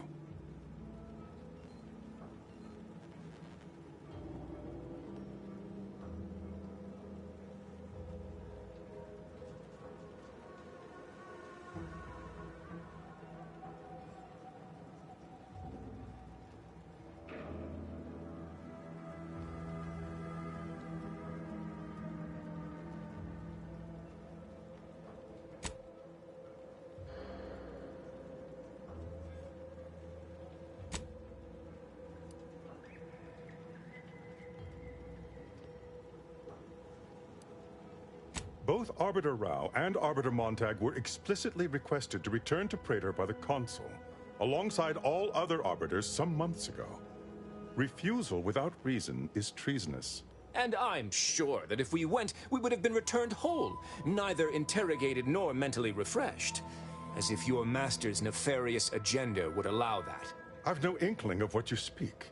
My only master is the Protectorate. My only agenda, the return of peace throughout Arcadia. Very well. But be warned, I'm not exactly trained in the art of improvisation. We'll need a very good reason for my not answering the Consul's summons.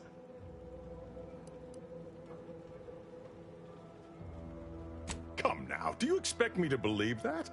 Not only are you not in shackles, but you're also still alive. I can't imagine Arbiter Rao would have allowed that willingly.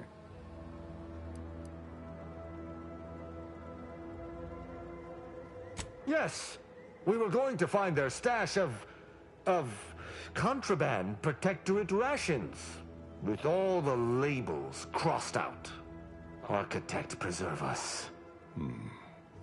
I see. It would appear I misjudged this situation after all. I must reinterpret my orders. Accosting you illegally and the subsequent punishment would be mortifying.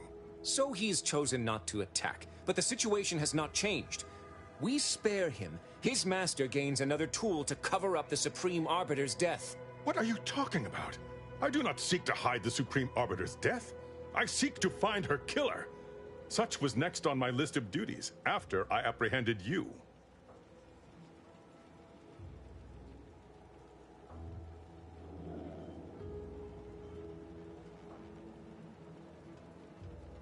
This is all clearly a tactic on the Consul's behalf. By sending out his agents, he seeks to deflect suspicion from himself. That is, if our compatriot here speaks true. What must you think of me, or my fellow Sentinels, that you'd even suggest I'd lie to Arbiters? I'm not the one positing scurrilous accusations about our beloved Consul. But you needn't take me at my word. My next assignment was to investigate the Oculus collating post. A hidden room there may contain information pertinent to the investigation.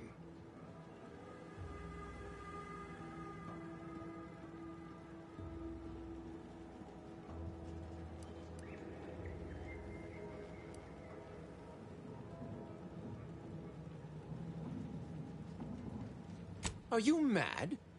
Why do you intend to place yourself into what could readily be a trap? The Consul cannot be trusted, and this Sentinel is his lackey. It's a risk worth taking. I can endure whatever the Consul sends my way, and if there is a minuscule chance that this Sentinel speaks true, we must investigate. I'm pleased to be of service, in some manner or another. Protectorate subjects should aid one another. If you had not interrupted me, I would have committed a terrible injustice upon my brethren. If I am to be punished for my failing, I will suffer the consequences head high. I will take my leave of the lot of you, and in peace. It is my sincere hope that circumstances are as you claim, lest we be forced to meet again. I shall follow him out, just to certify he intends to act as he speaks. That's done with. He left peaceably, as he said, though I have my doubts for how long. That was some impressively savvy improvisation before, Commander. Without you, circumstances would have certainly devolved into a battle to the death.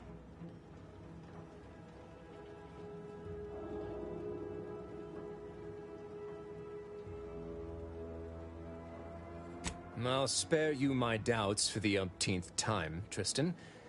I just hope the risk is worthwhile. I appreciate your caution, but it is quite unnecessary. My comrade and I will look into Oculus collating post.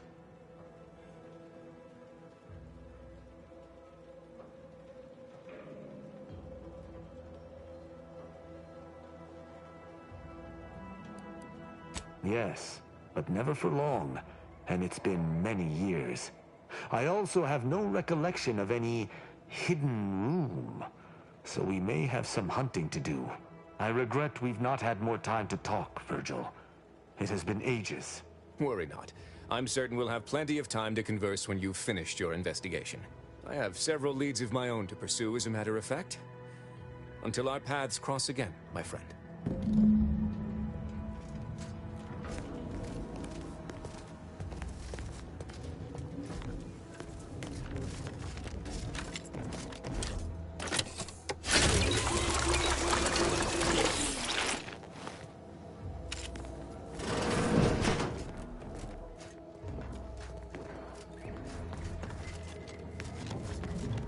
I shall make certain no other gets seen. On your way.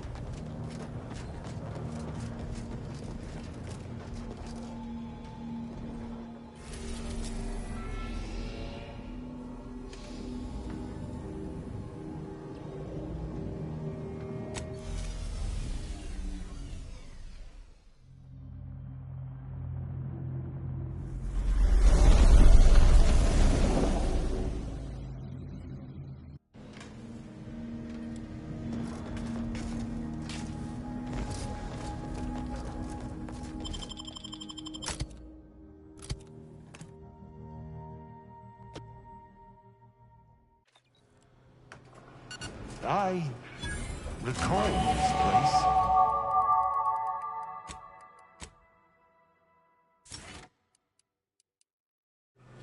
These stations have been automated since my day, though this one has certainly accrued dust.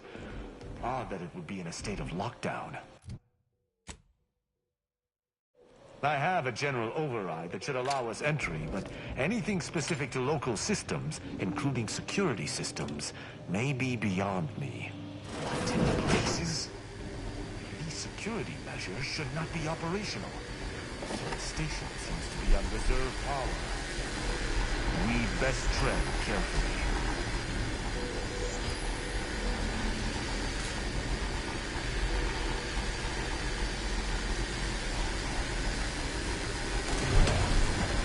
Most ignoble place to end our day.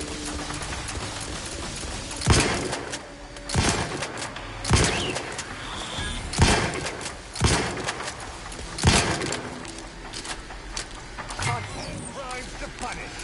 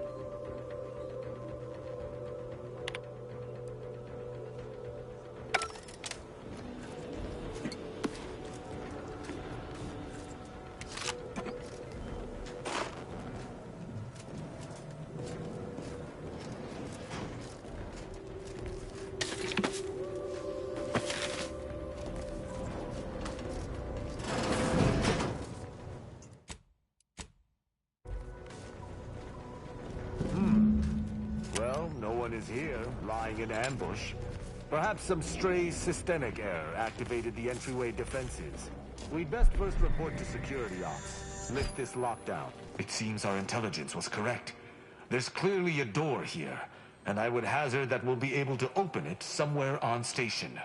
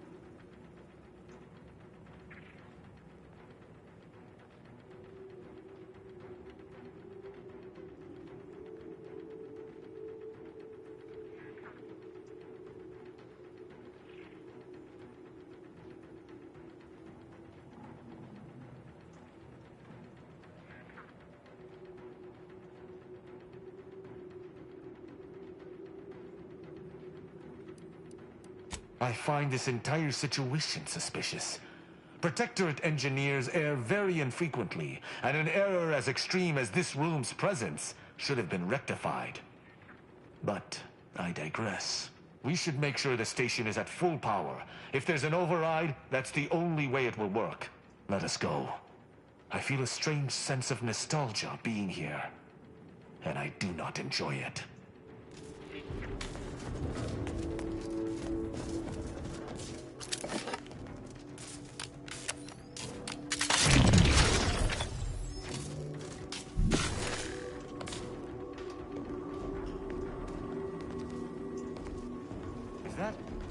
Footprint in the dust? This station shouldn't have received visitors in years. Be on guard. Someone else may be here.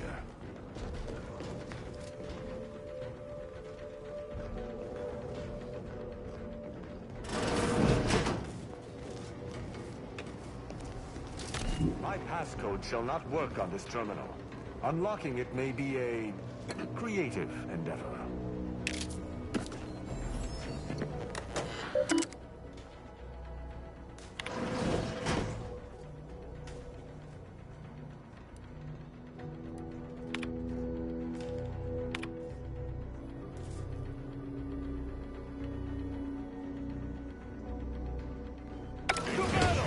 I have a fix on their weaknesses. Stun weapon ready, Commander.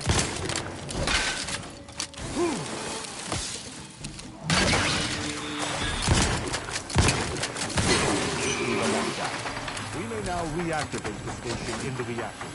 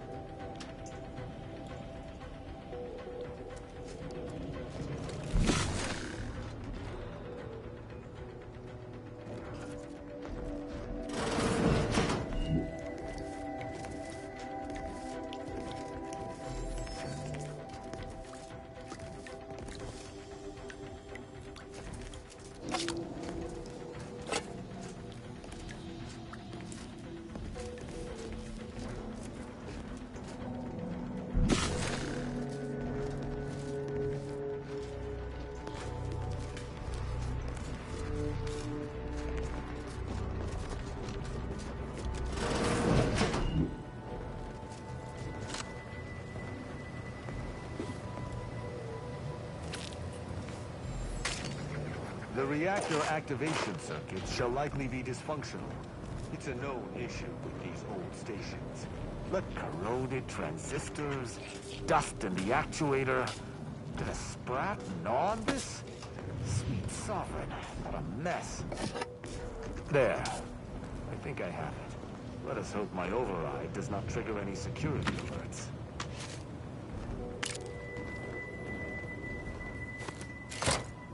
Good. This should avail us of a much simpler search. Let us return to the central room once more and see if anything seems out of place. I shall not stay your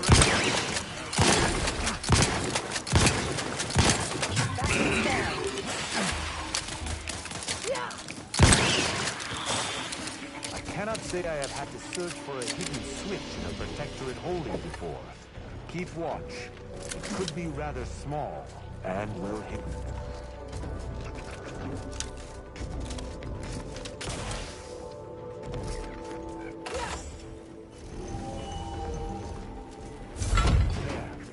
I'm certain of movement below.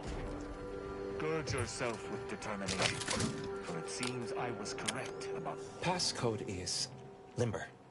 No. Let's try amulet. No. Wingtip. No. Sovereign's gavel. I should remember this. Damn it. Ambergris can't be it. That's too short for a facility like this. Wait. Oh, no. Of the strategies of feigning innocence I have seen, this is certainly the most pathetic. I accuse you of trespassing upon the private domain of the Sovereign. For these crimes... Wait, I know you. Luther Okada? What in blazes are you doing here? And why do you wear a Sub Rosa uniform? Because I work for Sub Rosa? More than that, I don't think I can say, Cadet Rao. Mostly because I'm not supposed to, but also because I can't remember.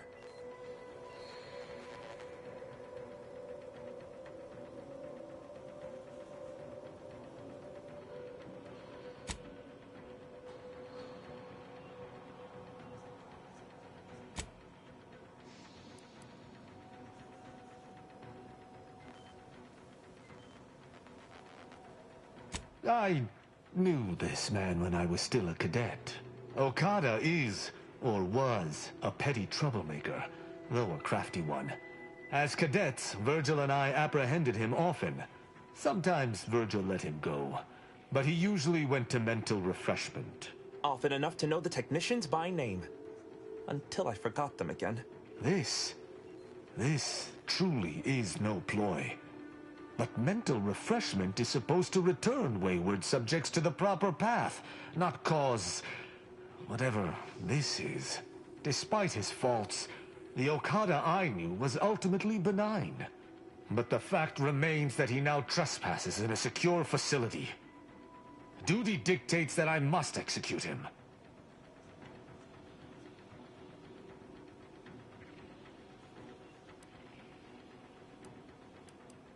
That's a wise path. One that shall give me time to contemplate what must be done. An Arbiter used the word execute in the last few seconds, yet I remain alive? Didn't think that was possible.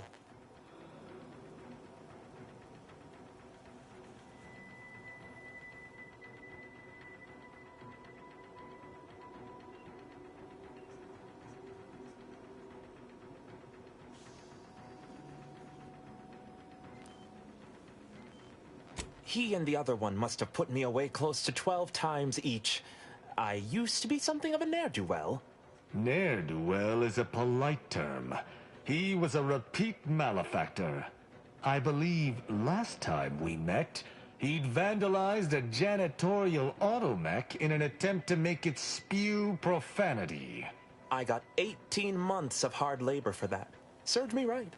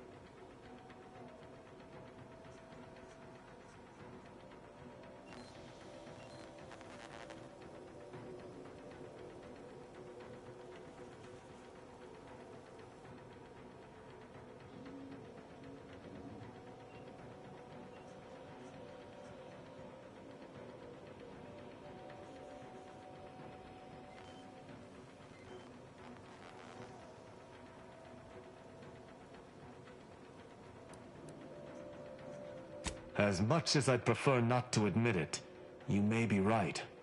Whoever hired him must not have known about his addled mind. They were moving quickly, desperately. I didn't used to be like this. I can still sneak with the best of them. Not being able to remember doesn't make me any worse as an agent. It doesn't! Any of my fellow arbiters would have killed you before this conversation began. But I can't decide whether to disdain or pity you.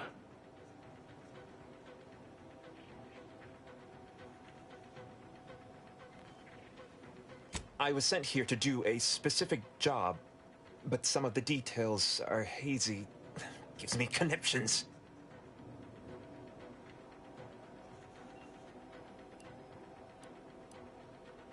I can try. Okada, I'm sympathetic of your plight. But my sympathy alone will not avail me of my duty. I require a foolproof reason to allow you to live. Seems I'm reduced to bargaining for my life. Wouldn't have been in this predicament if it weren't for my blasted brain pan. Fine. I was hired by an anonymous third party. They provided me with the station's location and credentials to bypass its defenses. May have tripped a few on my way here. Can't recall. I was told the station was abandoned, which it clearly isn't, and to break into this terminal and delete the information on it. That is all I know.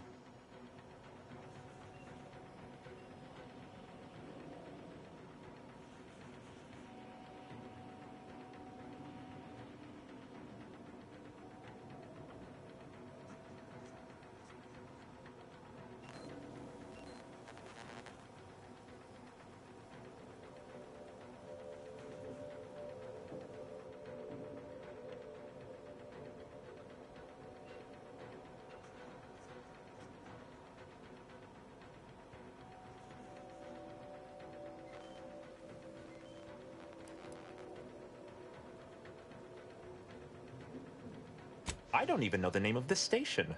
Ignorance does not excuse criminal action.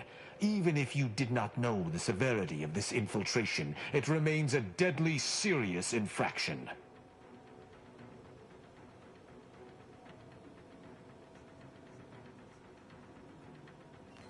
I don't know that I can. He is a trespasser. His slipping mind matters not.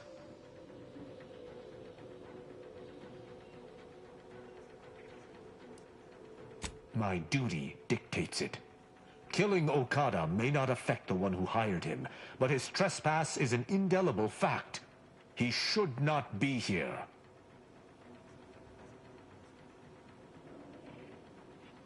That doesn't mean anything. An Arbiter cannot trespass. And even if I could, I still act with the Protectorate's best interests in mind. Not out of some base self-interest. Were the situation different, perhaps I could look the other way. But Okada has clearly defected, and is thus not afforded such a luxury. I am familiar with the concept, but in the Protectorate, intent matters little. Manslaughter still results in death. Sedition can happen unconsciously, just as it may consciously.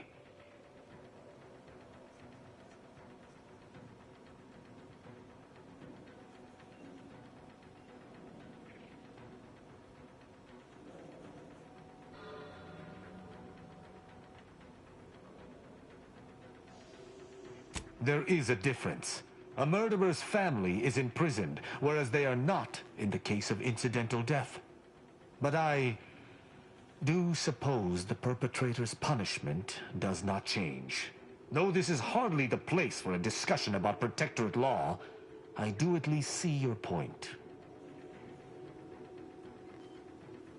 You have my trust, but if I am to remain loyal to my morals, I must be convinced. It is fortunate you have gained my trust, or I would not bend to one who had not. Justice must serve a purpose. Okada may live, and I hope we shan't regret it.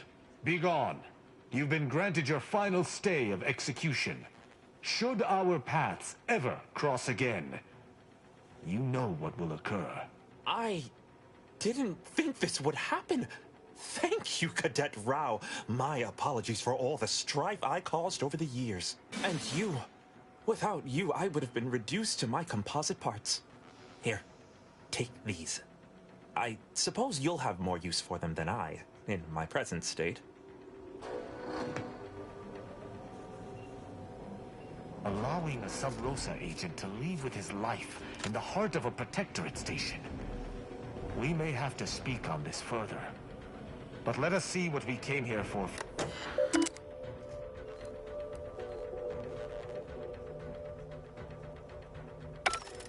The hint pertaining to the passcode on that terminal, I believe I know the answer. It is contained in a phrase the Supreme Arbiter drilled into our heads for many years. Our work at the refugee camp did not slake your investigative hunger? I doubt you'll be able to surmise it exactly, but come even close, and I shall be impressed. For myself, the Supreme Arbiter, and Virgil especially, if judgment is the Arbiter's gavel, what is the Arbiter's scalpel?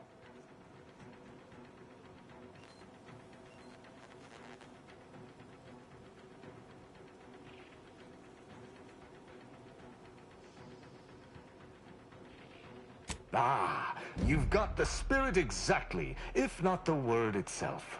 Very nice. An Arbiter's gavel is judgment, and an Arbiter's scalpel is analysis. Try entering that.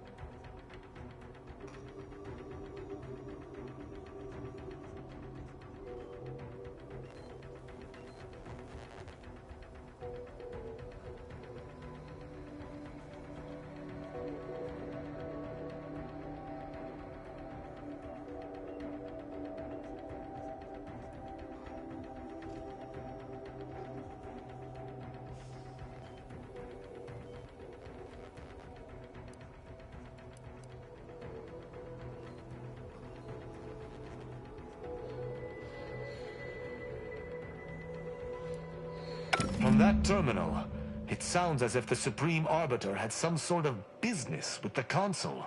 To what end, I wonder? The tone of her response seemed relaxed, but I do not believe she would have met with the Consul unless she had no other choice. And that feckless agent. I don't understand his aim or who he would be working for. Only the Consul.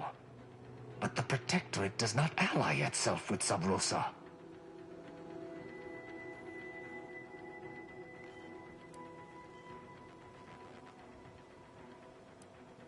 It absolutely does not. I think you just have alternative luck. Well, at least we found what we needed on the Supreme Arbiter's terminal. I only hope whatever awaits us at Central Control is less tumultuous. As for Okada, I'm not sure what to think.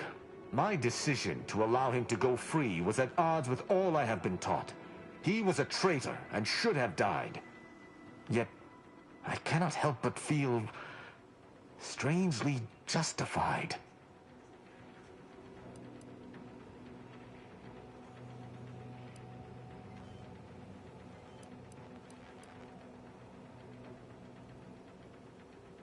My role does not allow for mercy. I am supposed to uphold the Protectorate's laws. How can I claim thus if I allowed a traitor to go free?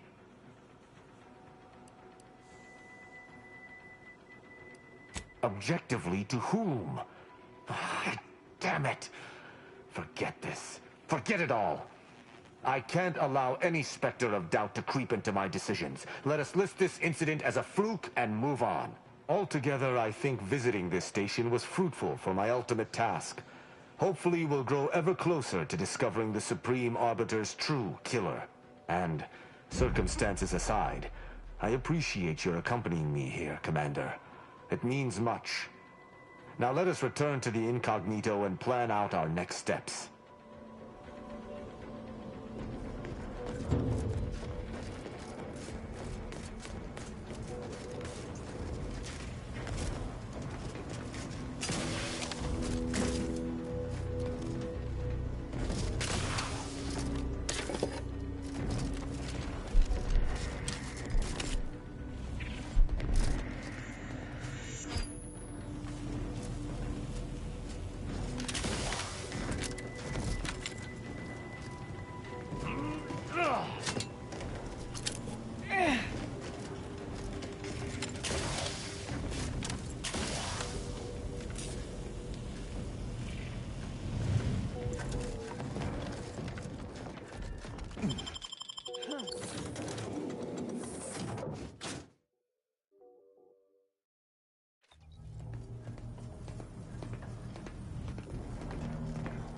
It would appear our next stop is Praetor, specifically Central Control.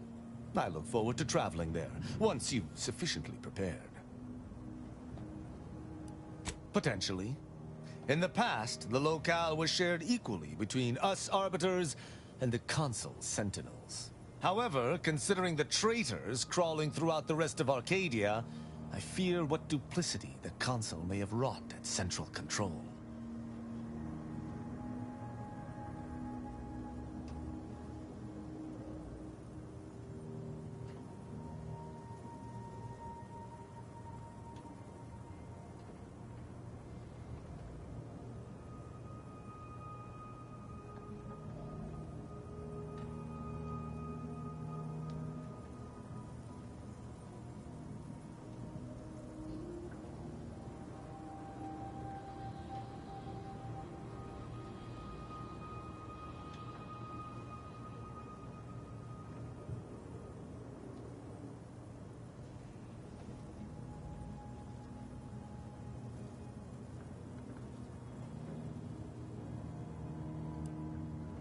No. The Sentinel worked on the Consul's behalf. I do note that the agent was an odd wrinkle. But that still does not fly in the face of what I believe. Excellent. I look forward to it.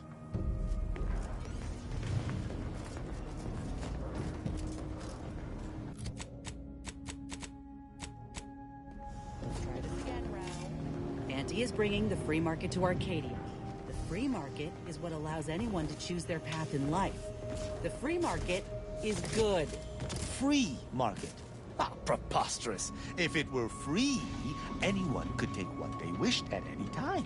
It ain't free like that. It's free in the sense that it's been liberated from outside control. Like the Earth Directorate, or your sovereign.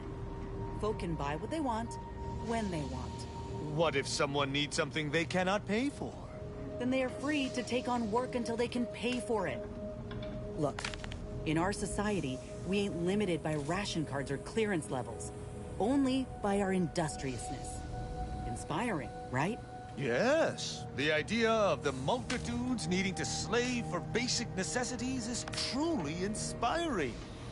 Feelings of revulsion.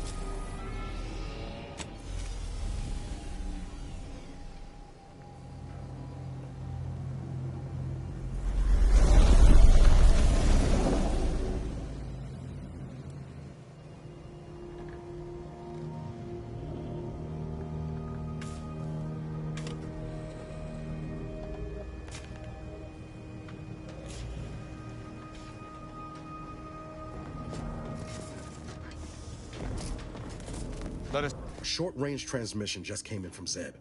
Sounded urgent. He's requesting we meet him at the tomb of the Matriarch, here on Praetor. It's where the Matriarch and First Sovereign are buried, supposedly.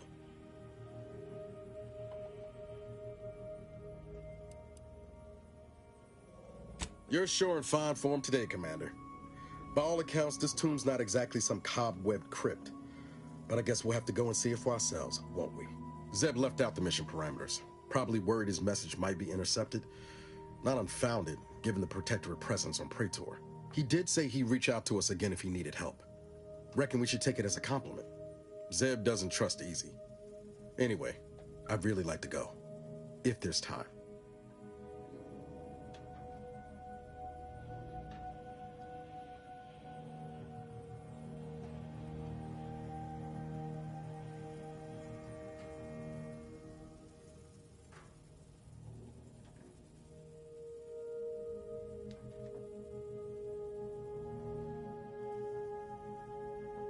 Much obliged. The sooner we can rendezvous with the tomb, the better. Got the sense that whatever's going down, it's happening now.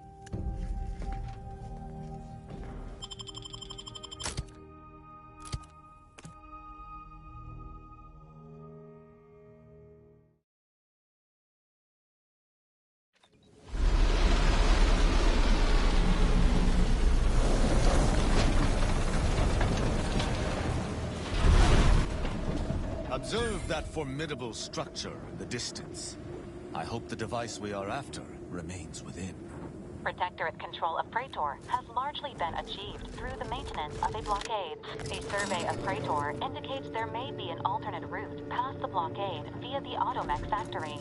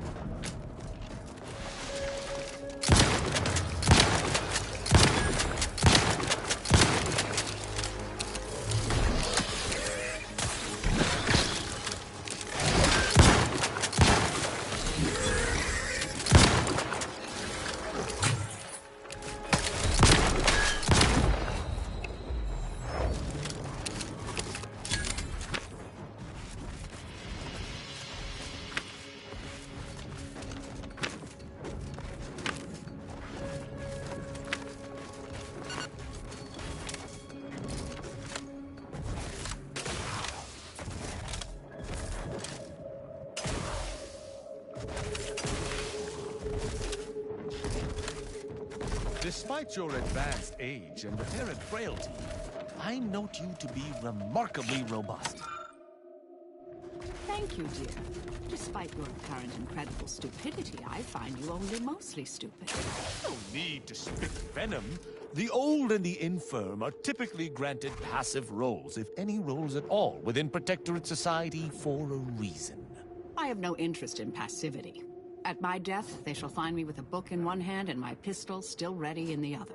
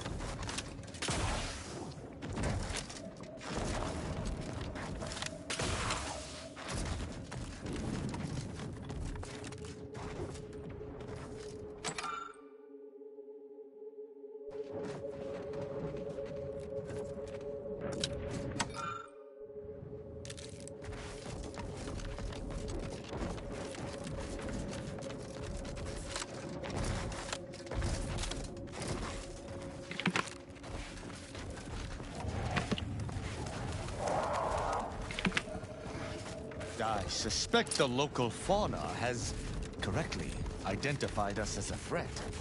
Stand ready, Commander.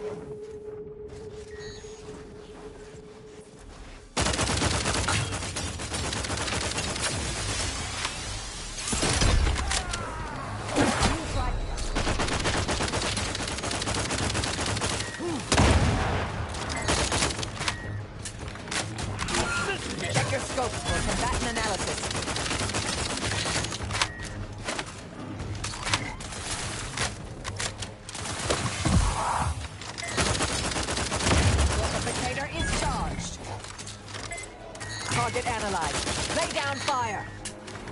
Reviving me is in everyone's best interest.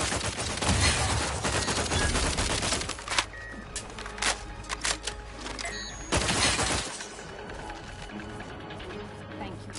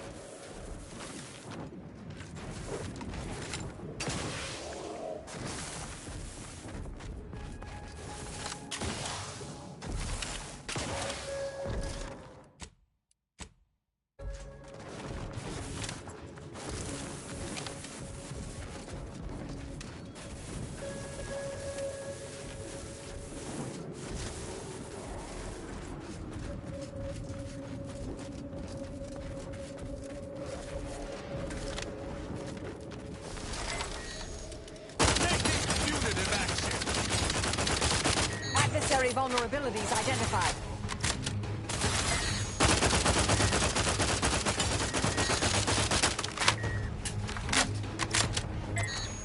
It's enough.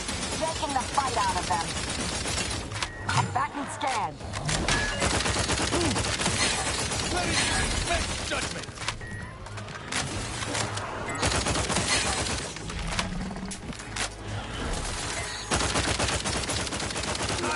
Check the scope for combatant analysis.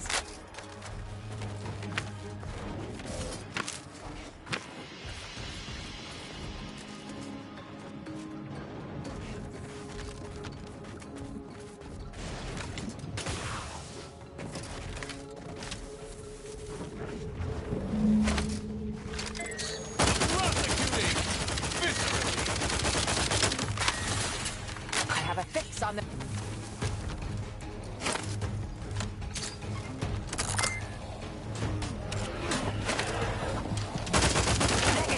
Recharge incomplete. Go for torquification. Rouse me! My injuries are not superficial.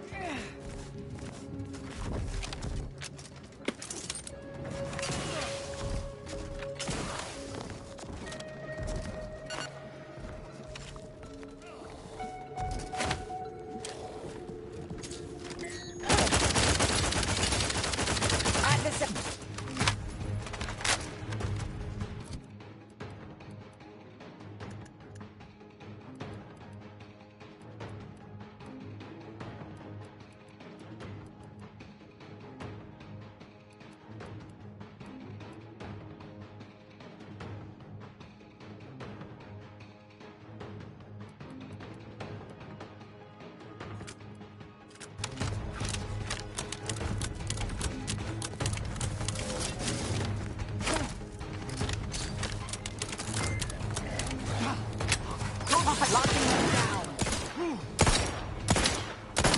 Lethal measures at the ready, Commander.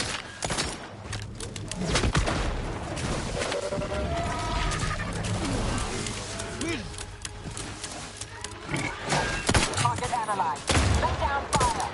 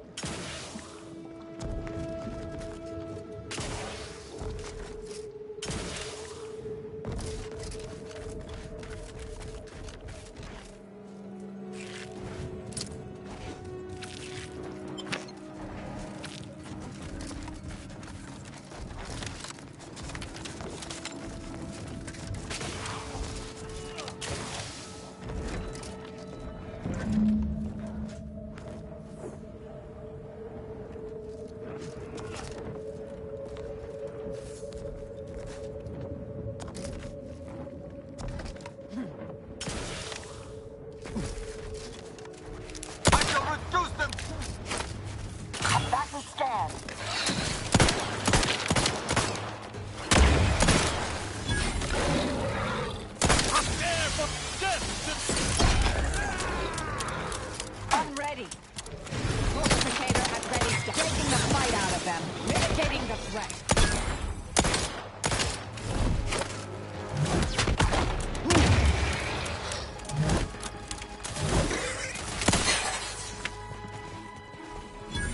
Check your scopes for combatant analysis.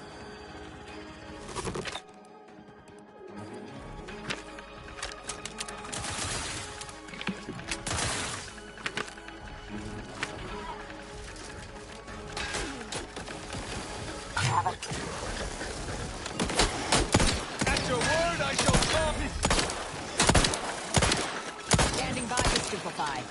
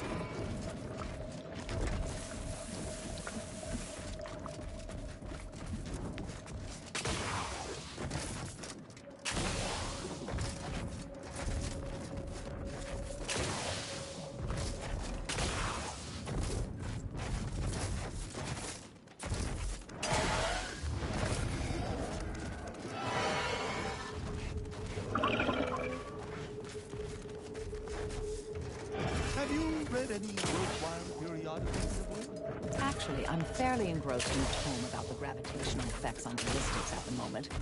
I could add it to the ship's library if you're interested. Not particularly. Do you happen to have any books about close quarters combat? Let me think. I know I have Slice of Pie, the geometry of bladed weapons, somewhere. I'll dig it out. It has a lot of illustrations. Bladed weapons are decidedly Secondary to bludgeons. But I suppose I could peer at an image or two.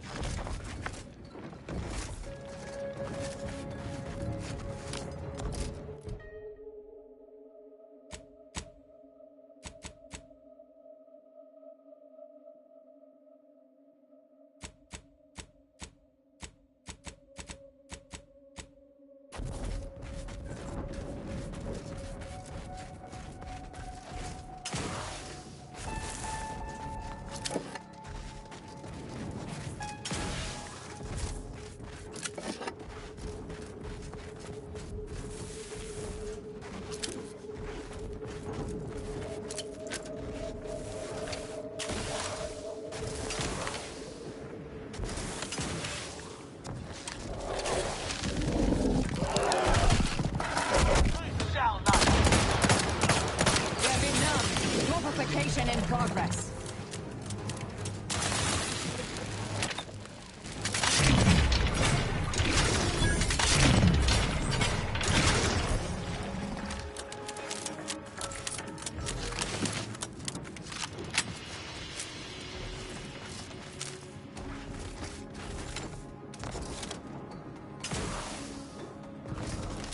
Attention, Commander.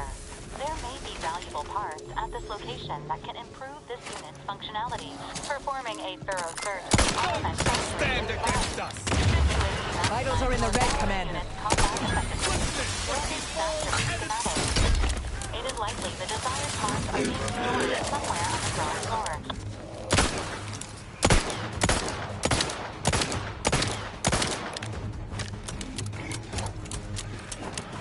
I am looking Check your scopes for combatant.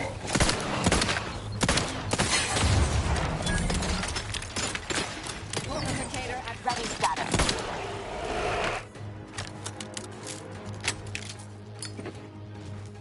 Target analyzed. Lay down fire.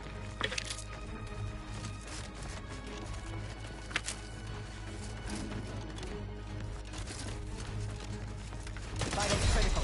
Mitigating the threat. Torpification in progress.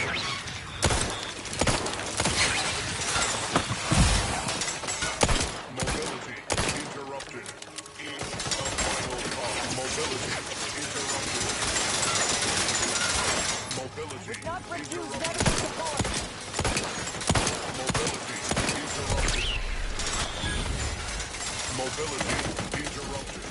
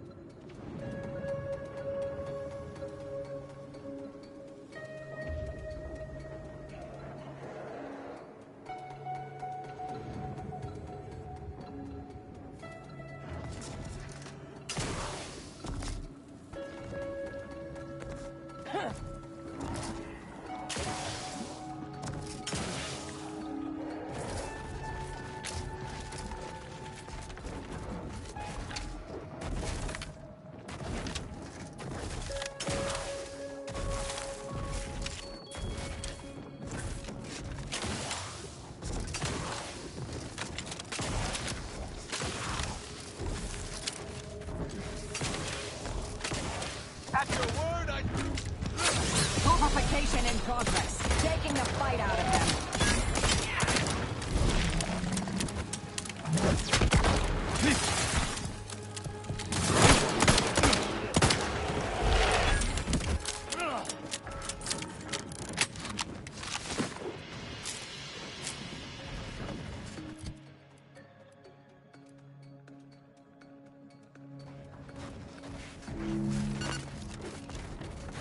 Attention, Commander. There may be valuable parts at this location that can improve this unit's functionality. Performing a thorough search of the Automech factory is advised. Should you wish to maximize your Valerie unit's combat effectiveness, building factory schematics. Likely the desired parts are being stored somewhere on the ground floor. Target analyzed. Lay down fire.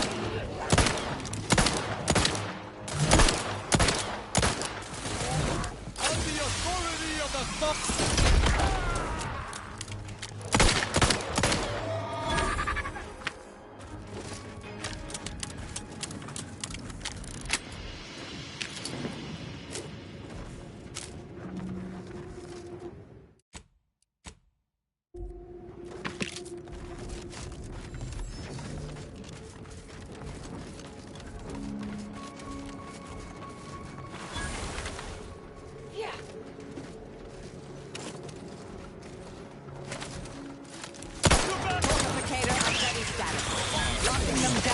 There be no...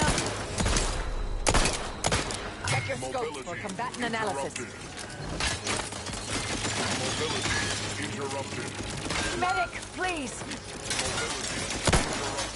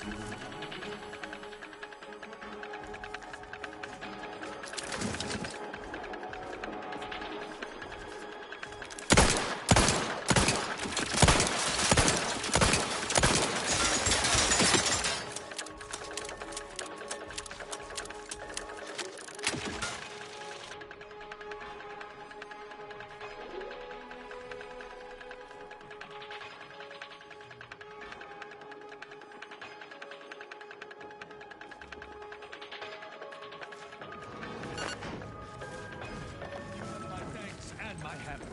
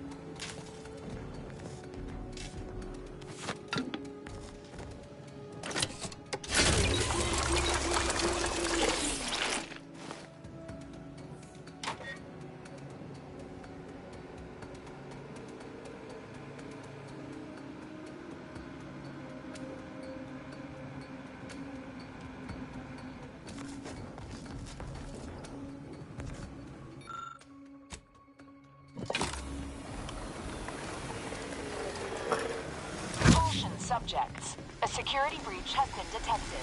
A full laboratory lockdown is now in effect. Repeat, this is a full laboratory lockdown. Stay calm, remain vigilant, and obey security personnel. As always, trust that the Sovereign protects. Attention subjects. The laboratory lockdown has been lifted, and your faith in the Sovereign has been reaffirmed. You may resume normal activity. Activities. It is the duty of every Protectorate subject to ensure they are operating at peak.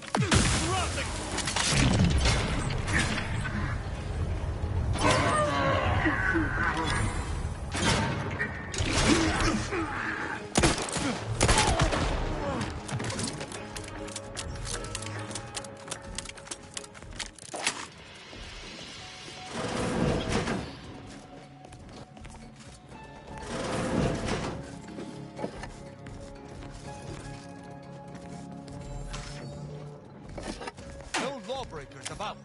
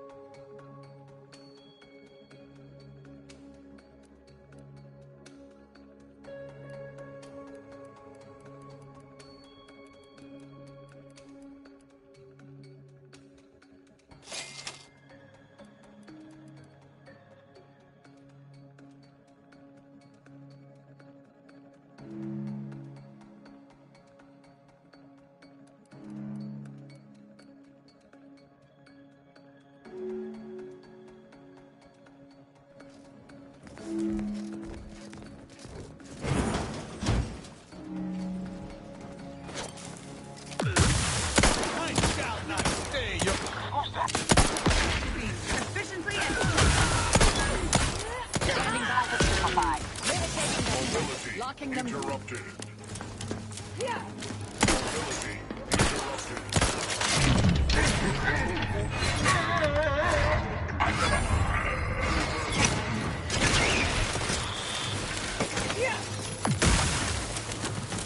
Adversary vulnerabilities identified. Mobility interrupted.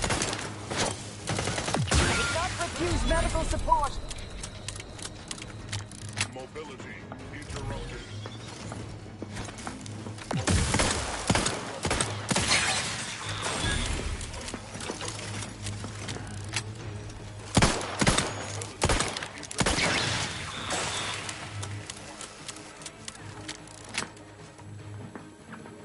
Mobility interrupted.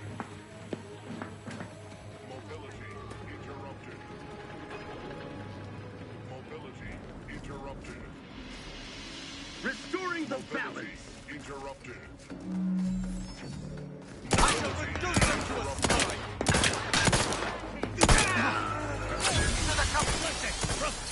Status. Mobility interrupted. Stun weapon ready. Engaging mobility interrupted. Mobility interrupted. Mobility interrupted. Mobility interrupted. Weapon numb. Purification in progress. Teeth are sharp. Assist me, will you? My death would be a stain on both of us.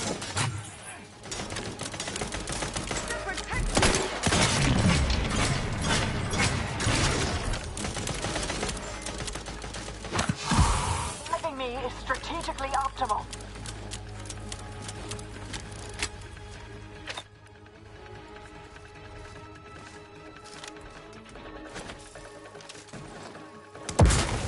Contact reestablished.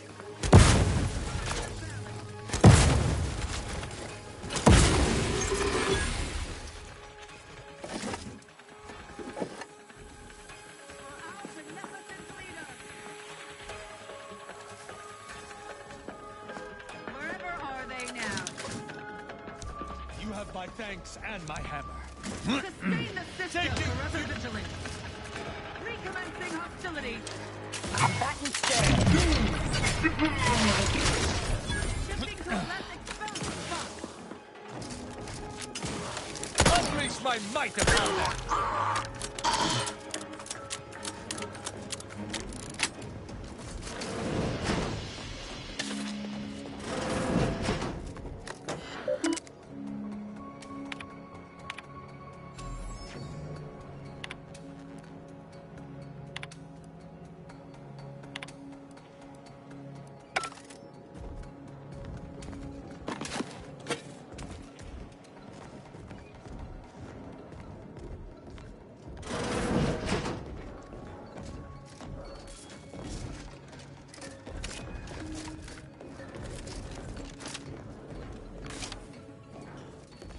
Yeah.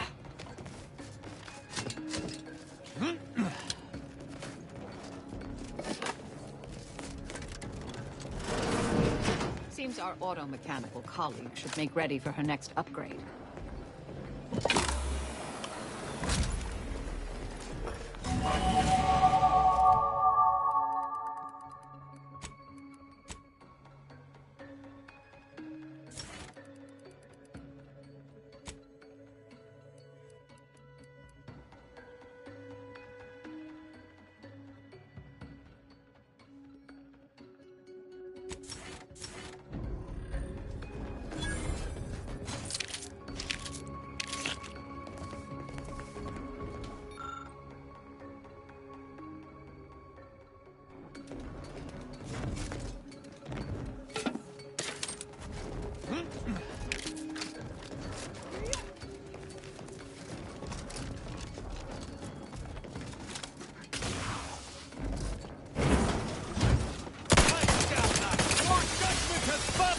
Status currently prostrate.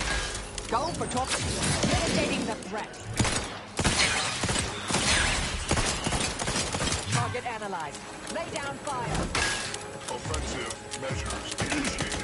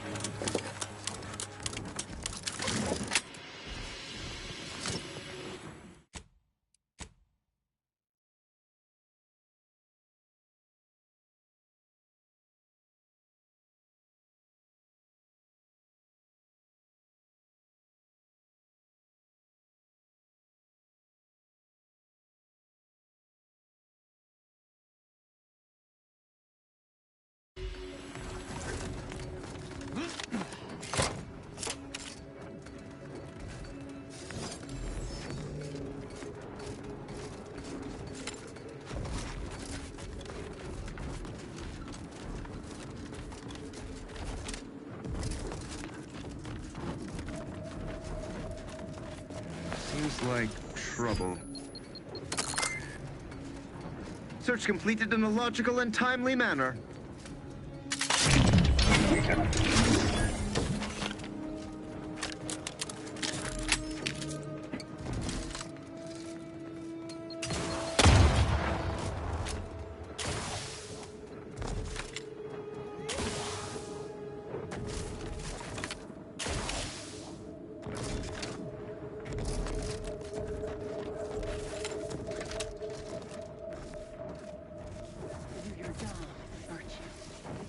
Every part is a call. Every subject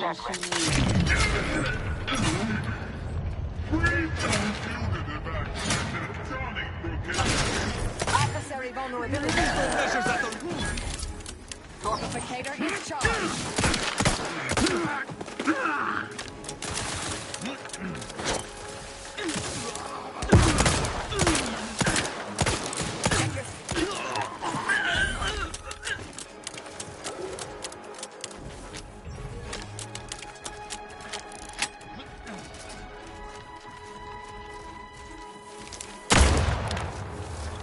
Adversary vulnerabilities identified.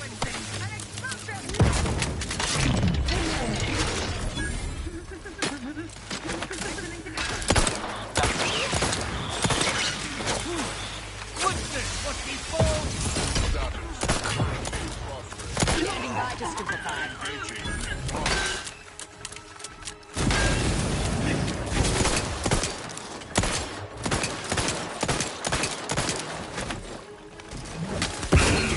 Check your scopes for combatant analysis. Disruptive influences.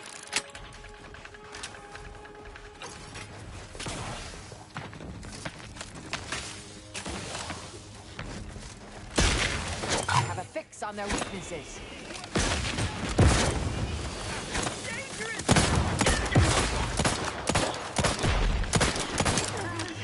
Ready to dispense. I cannot move. Would you settle for?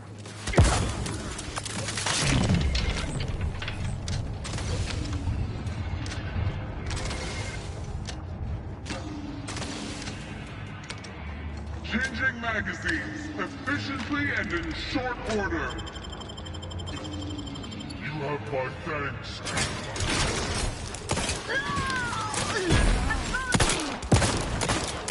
Your judgment has bounced. Combatant scan. In our midst. An explosive. Not refused.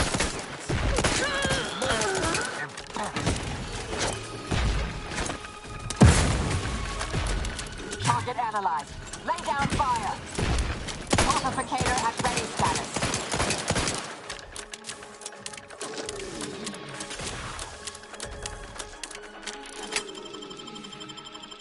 You have my thanks. Combatant scan.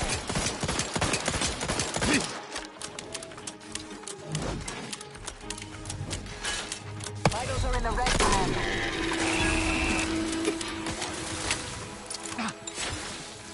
Adversary vulnerabilities identified. Locking them down. Torpification in progress. Mobility interrupted. You have my thanks. Target analyzed. Mobility Lay down interrupted. fire. Mobility interrupted. Lethal measures at the ready, Commander. Mobility interrupted. Like, prepare for absolution.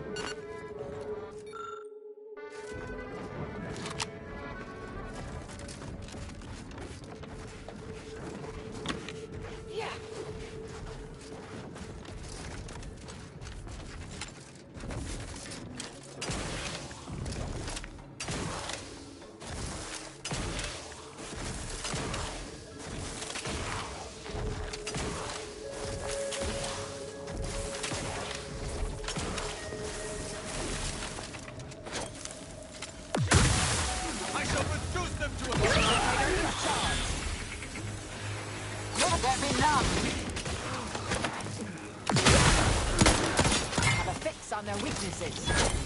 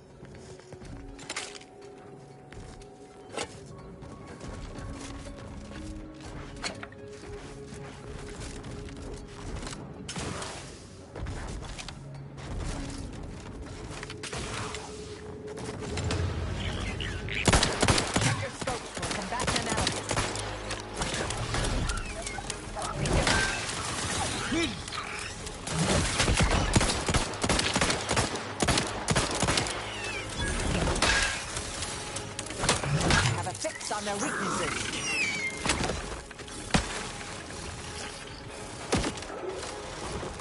Go for torpification.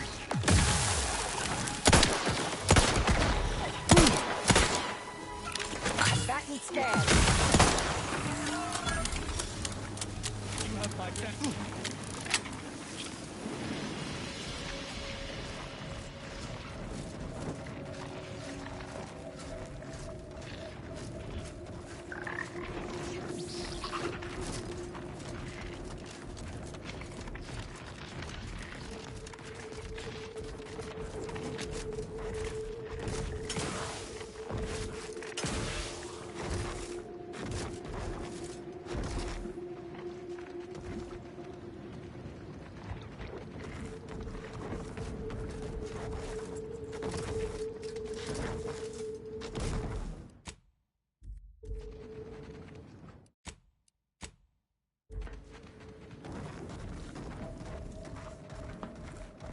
Central Control is open to no visitors. Turn around.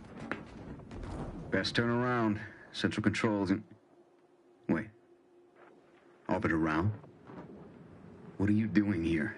I've heard a great deal regarding your exploits within the Protectorate. And it is all that prevents me from summoning the Guard. I have strict orders to arrest you on sight. I've no desire to slay you, but if you seek to prevent me from pursuing my duties, I will have no other choice.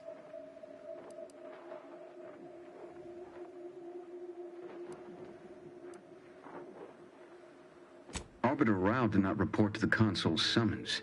Consequently, he is wanted for questioning. It is only our difference in rank that stays my hand from attempting arrest.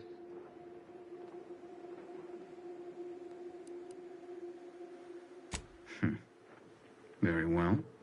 I shall not sound the alarm. But you are still not permitted to enter this facility either through this entry or any side route. I shall be watching. Commander, let us speak privately on our next course of action.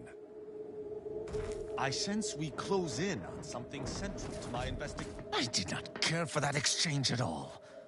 The idea that the Consul would stymie me individually is rather disturbing.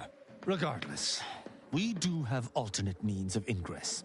I seem to recall a number of creatures bypassing the left fence through some upper path we were never able to find.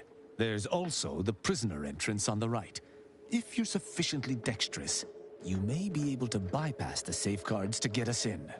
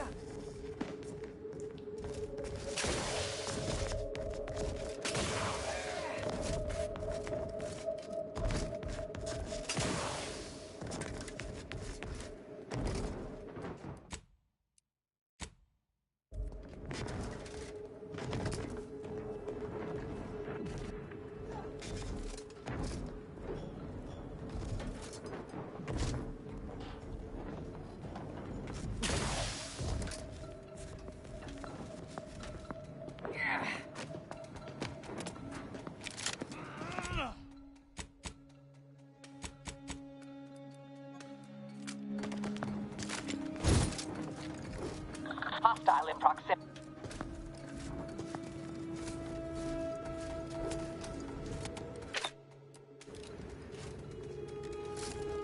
Investigating hostile act.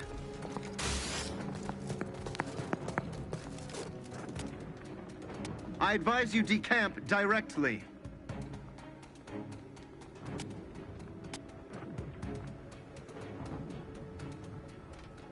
Forever vigilant. Huh.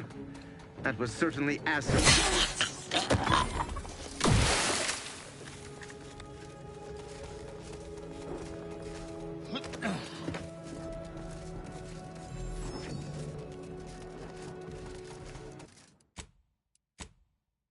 Smells like paint and agitated dust. Renovations, I surmise. Mine's a hostile.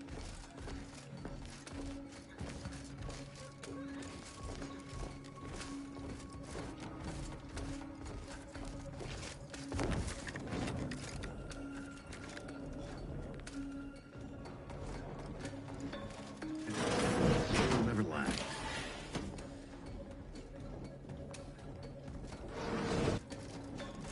That elevator over there goes to the Supreme Arbiter's old office. I hope the technicians have kept it in working order.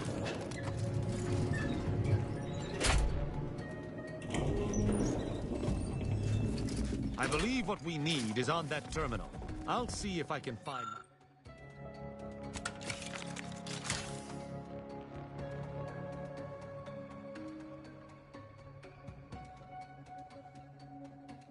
find my way in.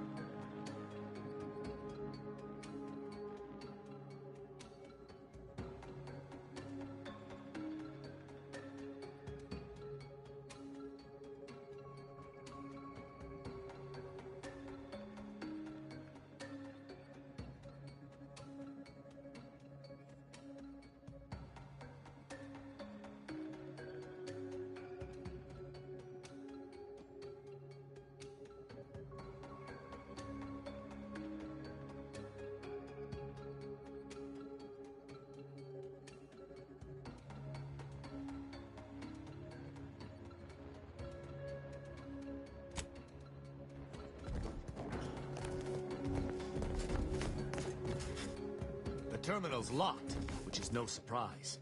See if you can find some method to bypass its passcode.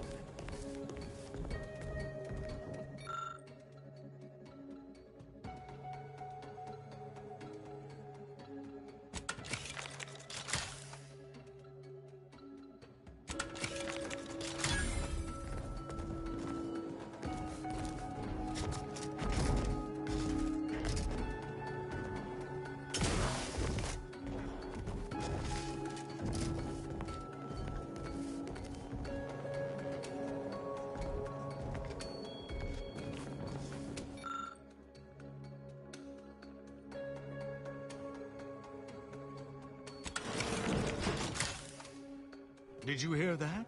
I think something may have unlocked.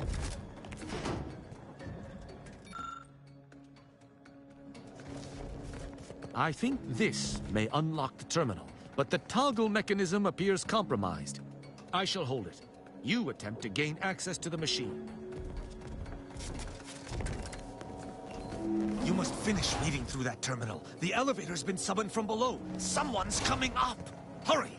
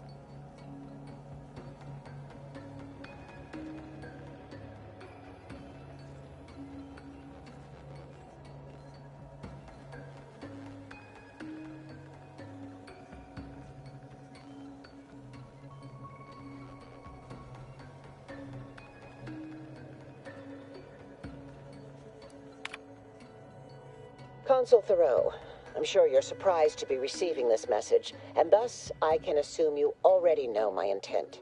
Even considering aligning myself against the Sovereign is like sticking my hand in boiling oil.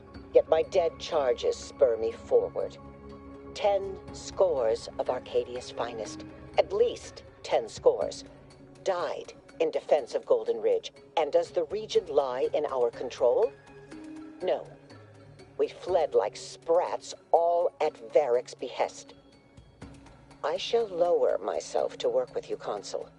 I will help you uphold your plan to... Hold... What in blazes? How long have you been standing there? What did you hear? I cannot believe what I heard. I cannot.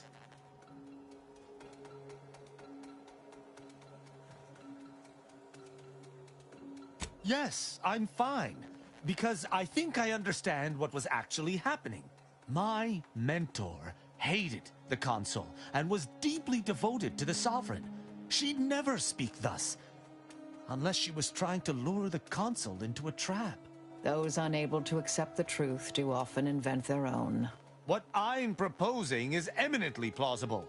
It may be beyond you to see her machinations, but it's obvious to me that this was merely an intricate play. It's all that makes sense.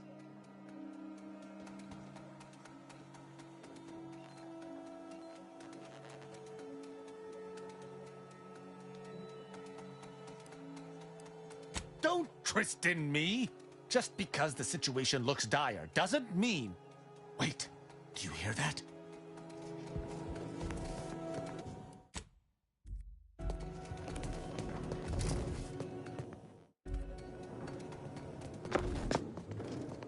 Arbiter Rao, I finally got you.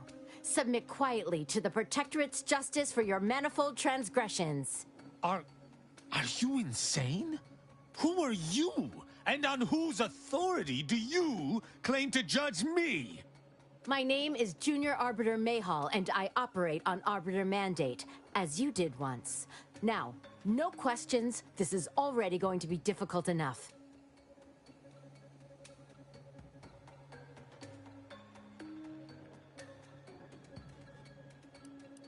This is not the time for your deranged jests. Well, that's ridiculous. My interest in Arbiter Rao is purely professional. Enough. This has been an unpleasant day, and my patience is gone.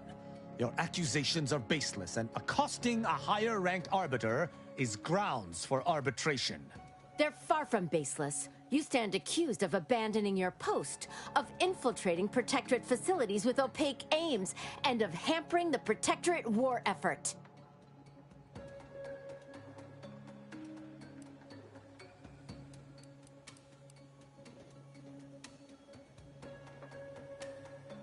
There's no discussion to be had with criminals. I needed to see firsthand that Arbiter Rao had abandoned his station. He has, and must meet my judgment. These accusations of yours are slander. If you believe false bravado shall save you from my wrath, you're sorely mistaken.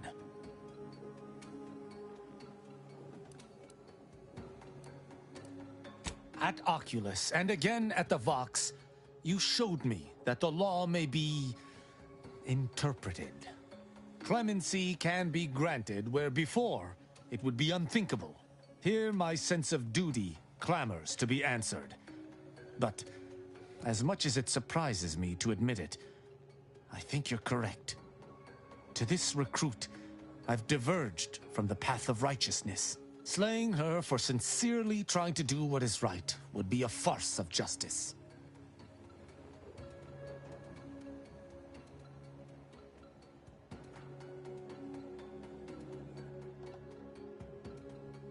I would not. But I know the reality of swaying an arbiter from their chosen path. It's likely this situation may devolve into violence regardless. What is this insanity? I would never imagine an arbiter balking from their chosen course. I had hoped Arbiter Rao would come to his senses, but obviously to no avail. I may not wish to judge him. I may not understand what has come over him. It is of no consequence. His crimes against the Protectorate are all that matters.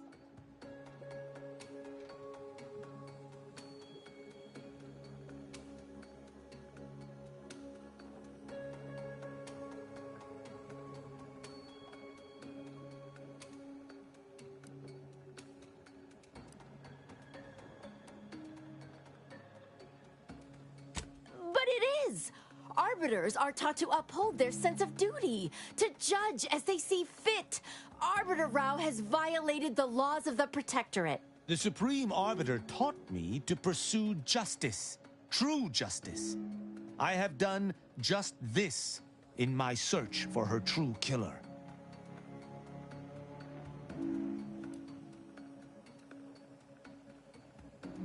What of it? Someone has to stop him. Ironic. You came here to judge me for much the same reason I have, as you so claim, deserted. I chose to investigate the Supreme Arbiter's death on my own. You chose to investigate my departure on your own. You seek to judge me for the very crime you are guilty of. That's impossible.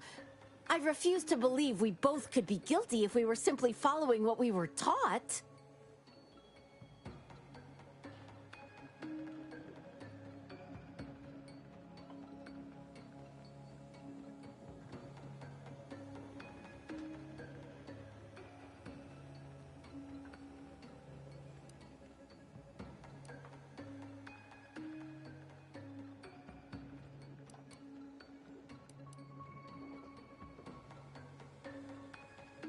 There's no protocol for following one's heart in the Protectorate.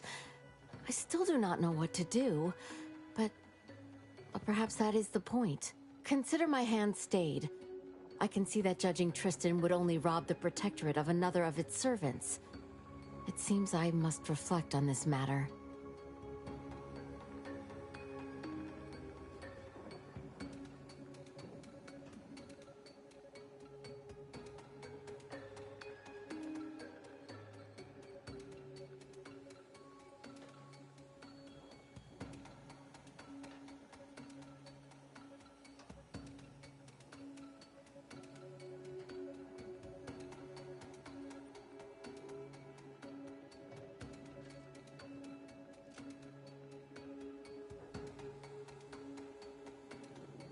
It would appear we're in agreement. Neither of us shall raise a hand against the other. I'm pleased. Wasn't expecting such a mature resolution from our little arbiter. I'm impressed, and not even in a backhanded compliment sort of way. So, what course of action do we take now?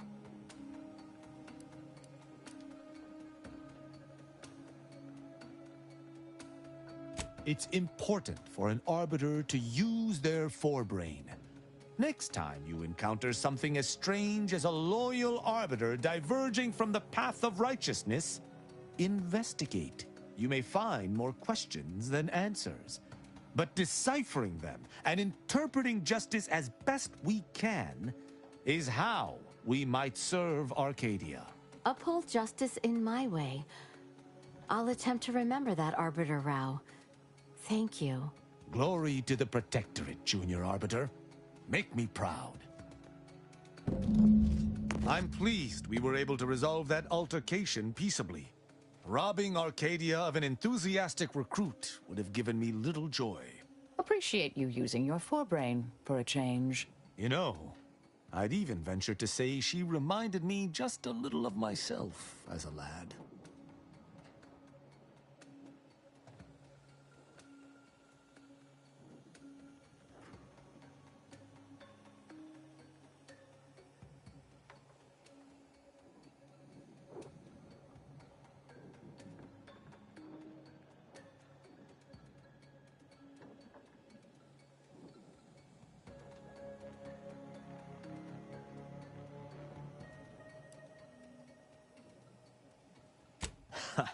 I assure you, I was once there.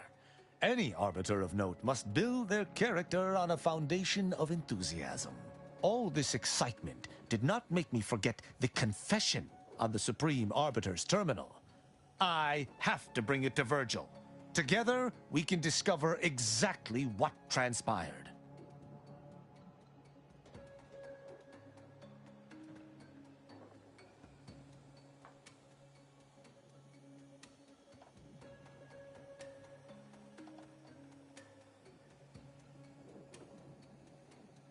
Have you lived all your life within the Protectorate? No.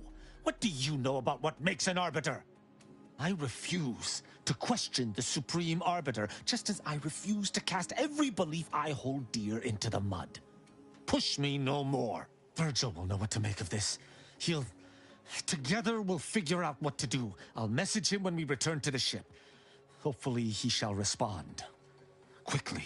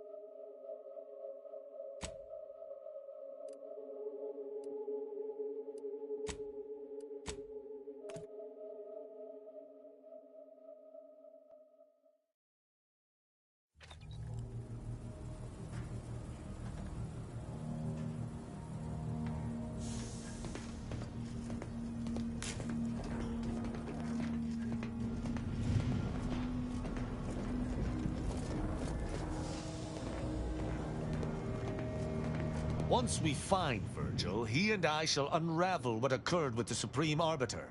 Together, we shall have no trouble, I'm sure.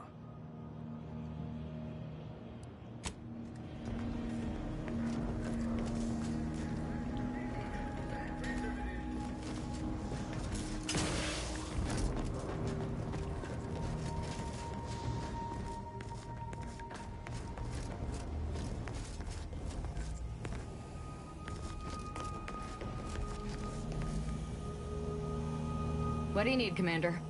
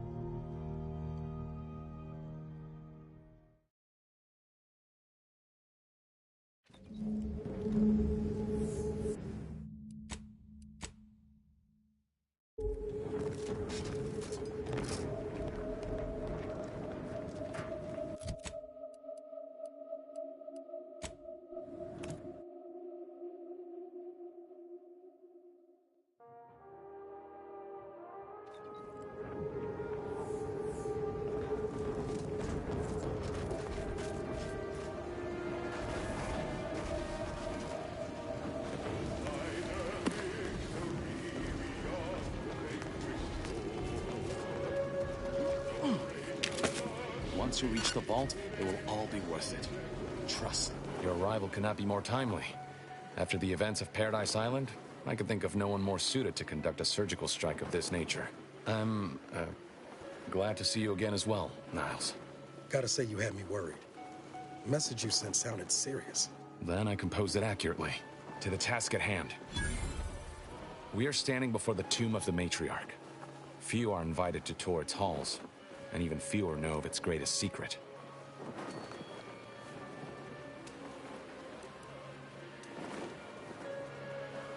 Talking what? Impossible! I would have been informed. To think such a thing could happen without my beholding it. Perhaps we might save the levity for a less perilous time? Pay the commander no mind. Tongue often draws faster than sense. Please, continue. For any subject, visiting the matriarch and First Sovereign's resting place is the pinnacle of anti-social achievement. But the tomb's corpses are its least important feature. The intelligence my friends risked all to acquire revealed a vault in its lowest level containing the matriarch's body of work, hidden from the public. Who knows what technologies the Protectorate is withholding?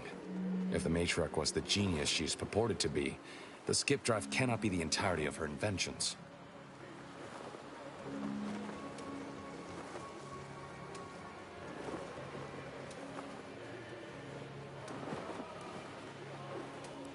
Whatever technological advancements may be sequestered here, the goal is almost certainly to keep the populace of Arcadia subservient to the pernicious whims of its governing body.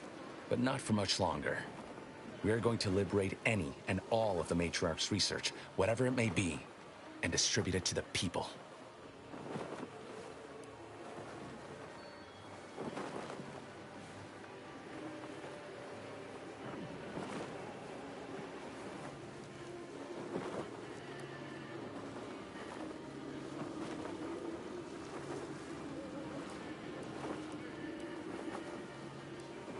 The time for considering risk is past. We cannot afford to be timid when battling giants. Besides, now I have 2 Earth Directorate agents to assist me. What could go wrong? I can see a half-dozen points of failure, but bad odds ain't ever stopped us before. Glad we're operating under the same understanding.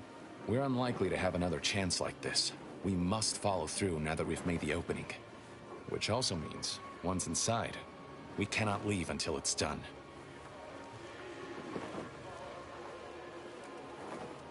There's no one else left. Consul made damn sure of that. The failure at the Vox, an escaped prisoner, cannot be tolerated. The Consul ordered a colony-wide search that netted the rest of our cell. Audra blames herself, even though she shouldn't. Don't tell me how to feel, Zeb. You mind your guilt, I'll mind mine.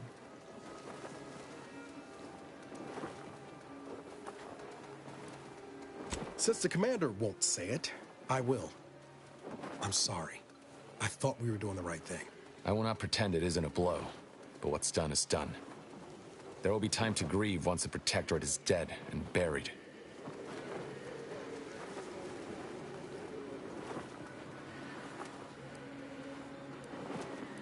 After you.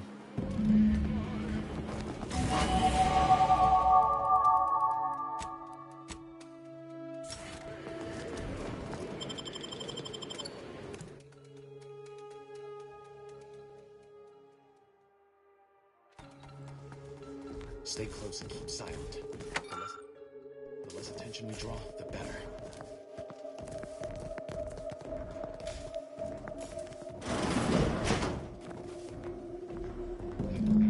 Weren't supposed to be visitors today.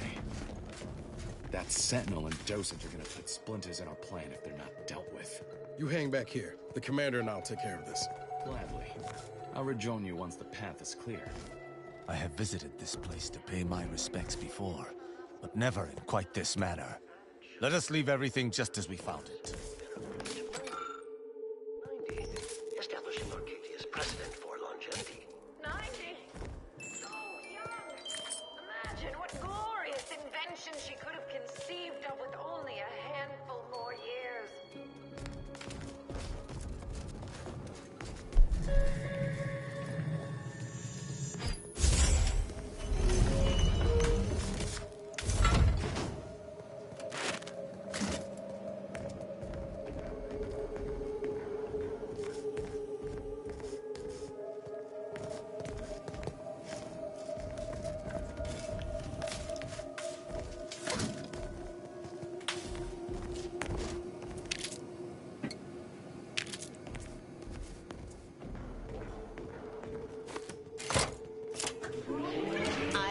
present to you my new invention, the skip drive. A revolutionary technology that will allow humanity to sojourn to the stars. Only a singular mind could have conceived of such advanced technology. It is my deepest wish to entrust the skip drive to those brave visionaries willing to follow me into a most prosperous future. Yes, so wise matriarch, lead us into this future you have envisioned.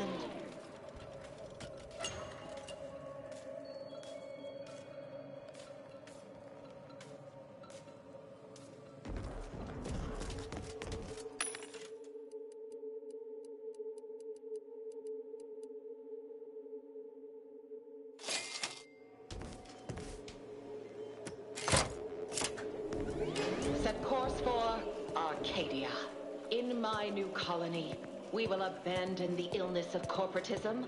None will suffer for the pleasure of unseen overlords. And all will thrive. Everything in accordance with the grand paradigm.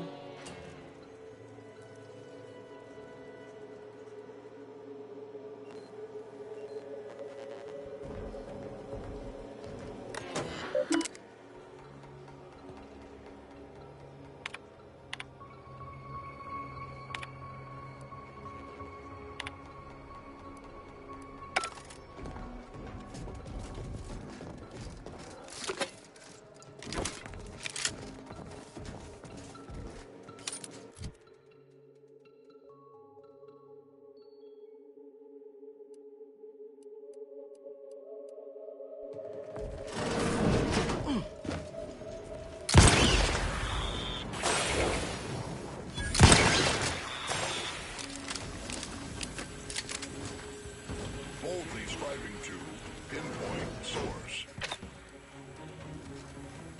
To the complicit! Southeast, currently crossing. Let me know when you need a distraction.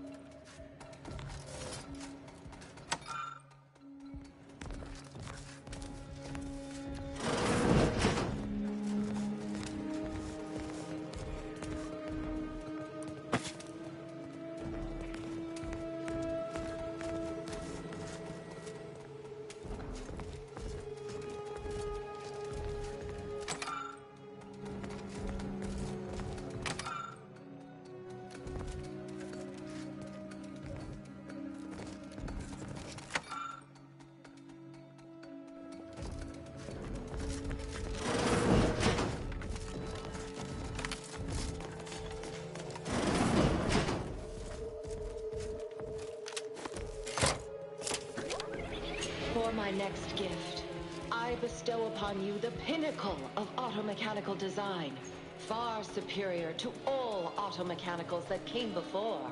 The time once spent in numbing manual labor may now be spent in harmonious community with your neighbor and in humble service to the Protectorate. May art and science flourish in these many hours which I have returned to you. Warning. Power at 13%. Power cell has been partially depleted due to inaction.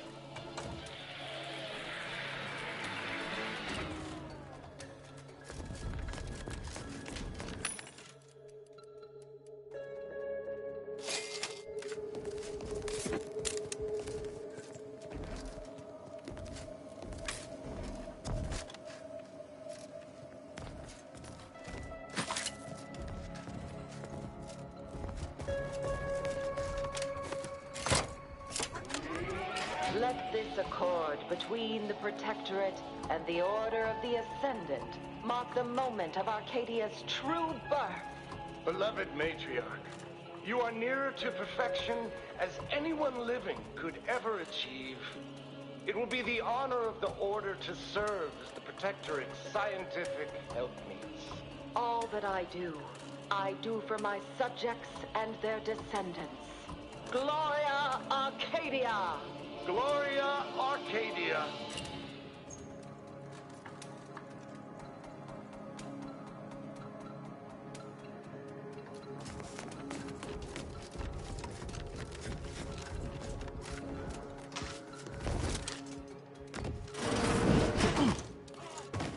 That's you I should hit. I'm the one you need to worry about.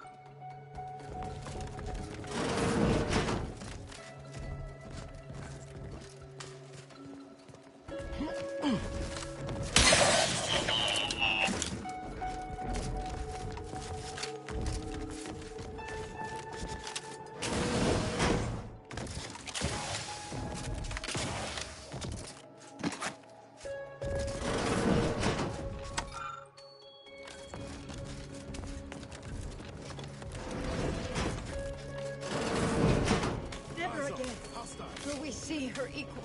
It has been 10 minutes. Perhaps you would like to view the rest of the exhibition. Shall stand against us!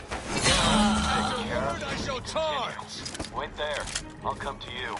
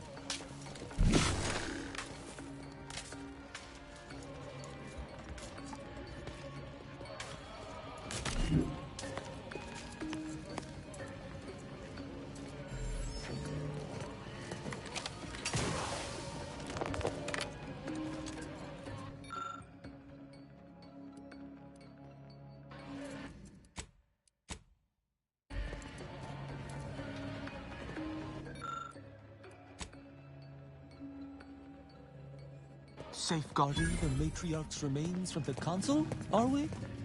This is rather unusual, but it is the only sane explanation for what you currently do.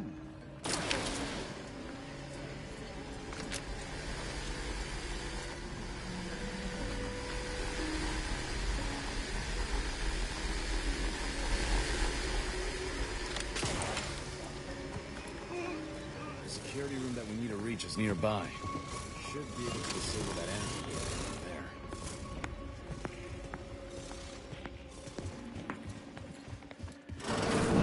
Who goes? No one is allowed in here without the proper authorization. Ah, I see you have come armed. Intruders, then.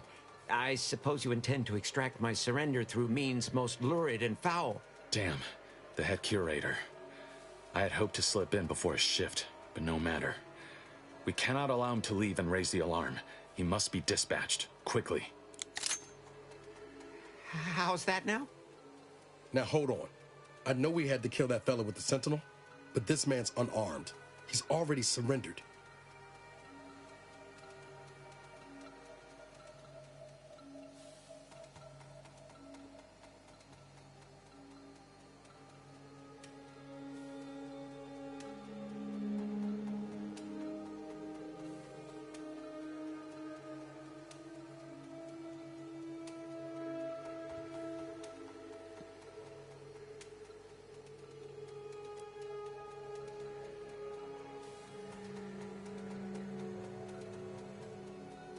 I rather think that line has some blurry distinction.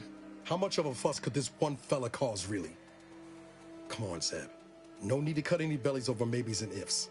Please, if secrecy's your concern, you may rely upon me to be the utmost spirit of discretion. I have never betrayed a confidence in my life. Allowing him to leave would be a grave error of mercy, one we can ill afford in this place.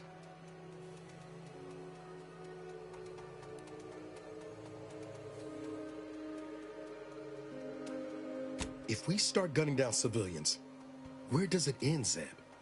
Ain't Arcadia covered in enough blood? You need me to clear that moral obstruction for you? Fine. This man is an instrument of empire, perpetuating the tyrant's lies. And were our positions reversed, he would not hesitate to execute us, or worse, send us to mental refreshment. I'm kin to the risks, Zeb. Are you? Can you even fathom the indignity of having your every thought scrutinized and scored and made perfect? My sister was made into a shadow. I endured daily sessions with the lathe of particularity and still find myself policing my own mind for untoward proclivities and inclinations.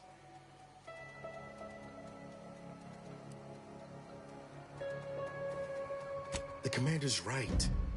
This man didn't put you in the lathe, Zeb.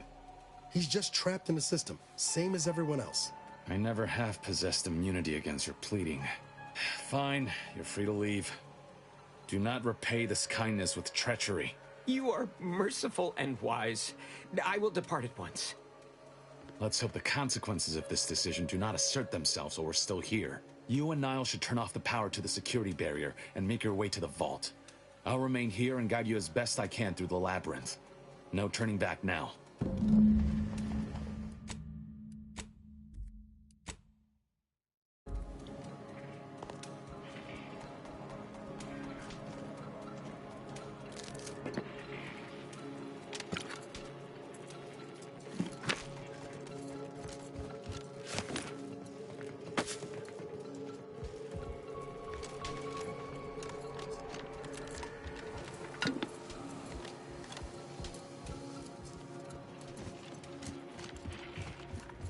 No going back from here. Not until we've done what we can.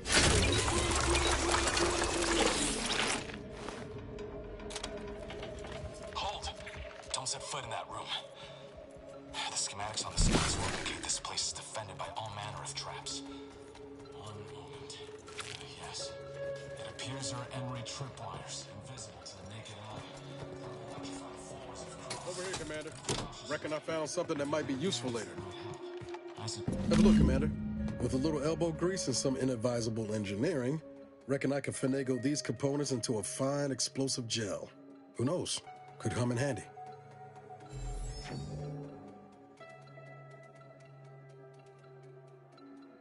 Just doing my part. But thanks for the vote of confidence, Commander. Let's keep on. I'll continue tinkering on this in the meantime, see what I can come up with.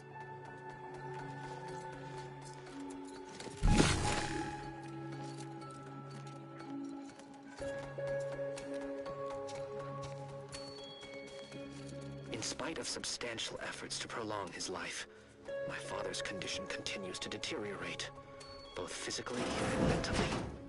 It has been difficult to observe. His latest effort would see him entombed within an automechanical body. I objected, of course, to my father becoming some chimera of machine and man, but was overruled. Now the Order informs me that, far from being a panacea, this attempt has exacted a toll on my father that is likely to finish what time and disease have already begun. I may soon be... Zeb seem a little off to you, Commander? I think he's starting to worry me. That business with the curator. I'm glad Zeb stood down, but it was close. Never seen him so eager for bloodletting before. He's changed. Ain't sure for the better.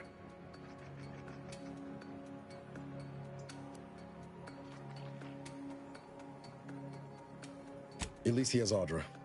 But losing the rest of his cell couldn't have been easy on him. Oh. Maybe we ought to have listened to Audra and left that transport well enough alone. Well, no use stewing. We've still got a vault to break into and tyrannical government to topple.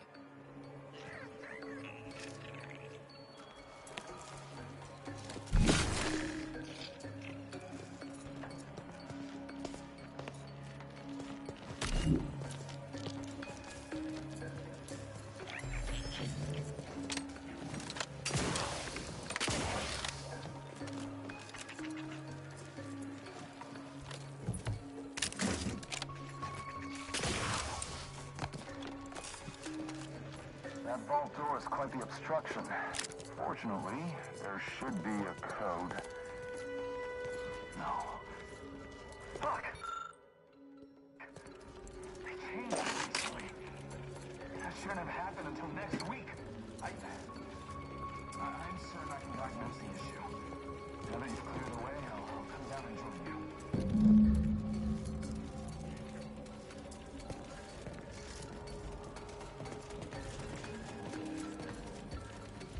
I might have something else that can get you into that vault, Commander. Remember those components I found? I was able to turn them into something halfway useful after all. This gel should get us through that vault door. Turns out you were right about trusting my instincts. You take the honors, Commander. I'll be right behind you.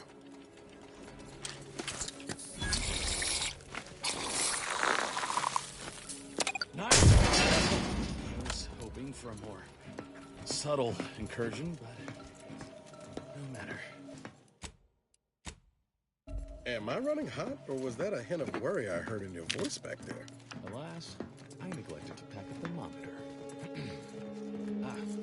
This terminal should allow me to retrieve all the information stored here.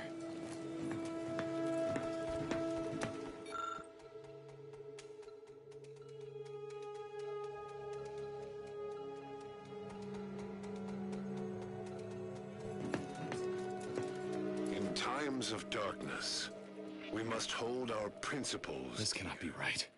There's nothing here save the designs for the skip drive. Not even initial concepts. 10 years in Arcadia and the Matriarch invented nothing? And what's this about a deal with the Earth Directorate? We need to talk. Now.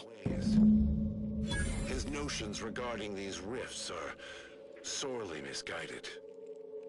Why close them when we can use them to Arcadia's benefit? It matters not what the Order thinks, what the Doubters say. The Architect bestowed us with the power of skip drives so that we may secure a perfect future. We must act with haste. I only ever wished for Henry to embrace his role as the caretaker of Arcadia, the savior of us all. But if he has chosen a different path, I will do as I must. And I must not fail.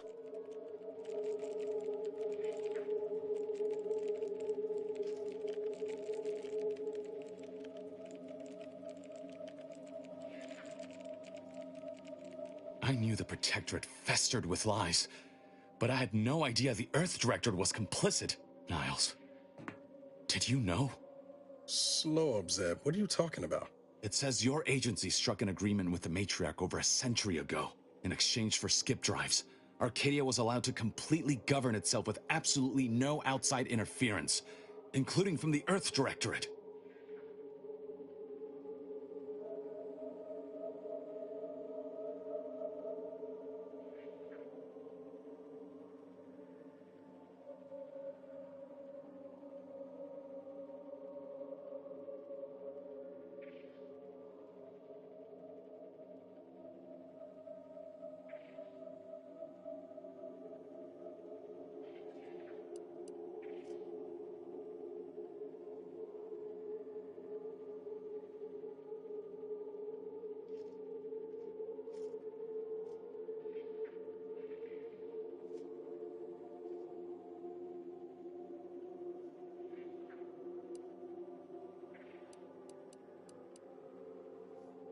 Must be why the chief said we'd be on our own if we were caught. We were breaking the terms of this agreement. Unbelievable. If this information is true, then the Earth's directorate permitted the matriarch to create a colony filled with her vassals, enslaved to her will. Everything Arcadia is, all of the suffering that's taken place here, it all could have been avoided. Things could have been different.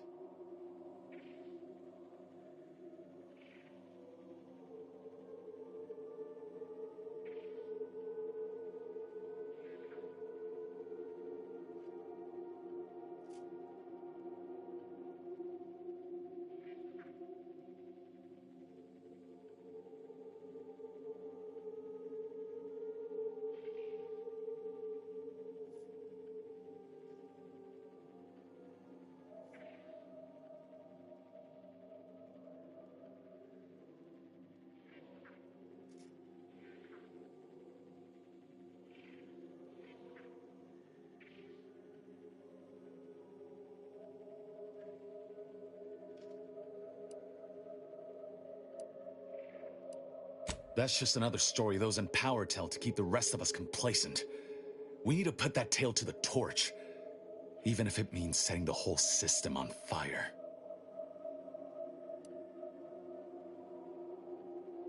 Don't you understand? Something has to change. Things cannot continue as they are, even if it means casualties. Let's say you're right, Zeb. What comes next? I confess, my plans for after are more nebulous. The problems of that time are for greater minds than mine to solve, but they should have that opportunity, and we can create it for them.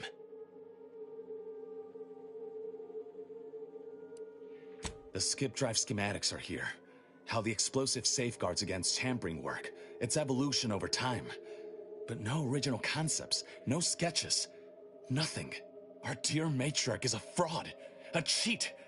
She did not invent the skip drive. There are messages here between her and the First Sovereign that all but confirm it. Rather a convenient revelation for an enemy of all the Protectorate stands for. Pardon me if I choose to remove myself from this mad conversation. I thought I might find some technological innovation that could be handed to the Protectorate's enemies. But this is almost better. By releasing this information, we can thoroughly crush the image the Protectorate has been built upon. The Sovereign will be revealed as the unclothed emperor he is, and demolish Arcadia's myth of superiority. If we administer truth to the people, their strength will return. Erstwhile, giving the skip drive designs to the Protectorate's enemies will even the fight. Their technological prowess will be made into nothing. Everything will come apart.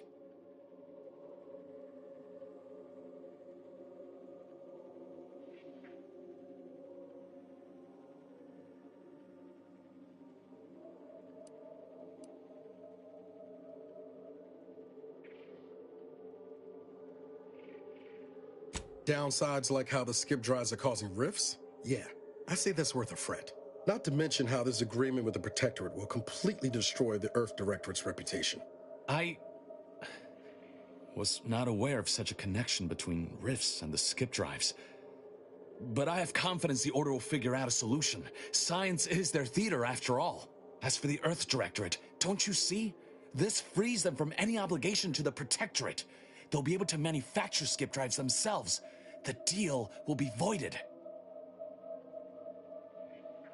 It's worth holding the Earth Directorate's feet to the fire for this deal, but I don't think the entire organization should be judged by its worst decision. It's done a lot of good, too. Plus, making the skip drive tech available, that's like throwing a lit match into a fuel converter. Can't think of a worse idea right now. Do you think the Protectorate stand around debating the potential for injury? No. They act, and so must we. Damn the consequences.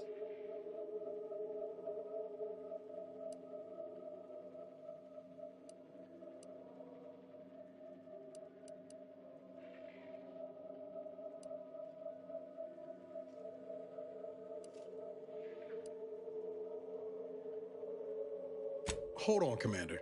Exposing the Earth Directorate in this way will cause people to lose faith and embolden the corporations to do as they please. Who does that help? Not to mention what might happen if that skip drive tech falls into the wrong hands.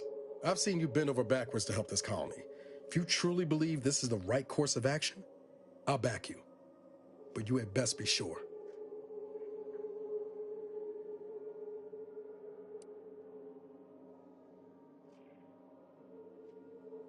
Guess we're gonna do things your way, Zeb. I remember a time when you would have dreamed of this moment. I'm only sorry today did not turn out to be as golden as we imagined. Thank you for your assistance in this matter. I had my doubts, but you truly delivered. I'll remain a while longer and make sure to grab everything off the data banks. Guess this is goodbye. Only for now. If we both come out of this war intact, I'll find you. If you wish to be found, of course. Actually reckon I'm taking my leave for good. We're too far apart now in the things that matter. There's no future for us that don't end the same way it did last time. Not sure Arcadia's got one either, thanks to your decision. Come on, Commander. Let's just go.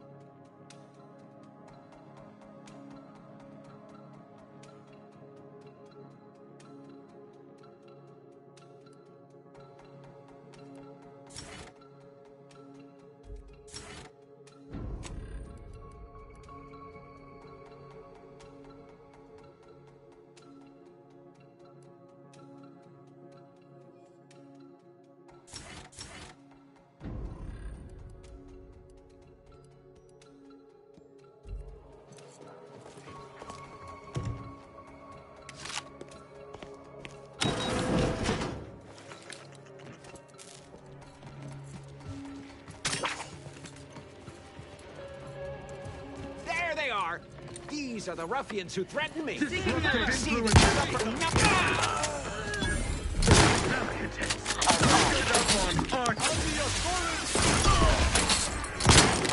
this? These foes, enemies of the sovereign. Hey, got a distraction for you.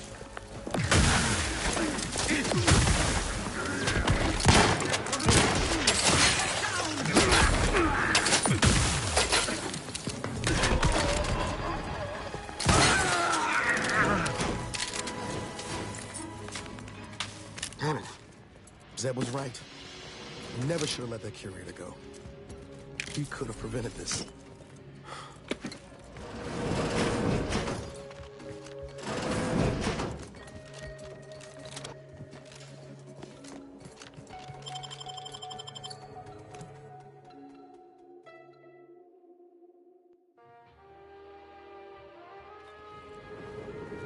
Don't even know where to start with everything that happened in there. I'm disappointed. Full stop. Zeb didn't exactly give us a choice, but it's gonna keep me up at night, wondering where all that intel might end up. To what end it'll be used. I just feel so stupid.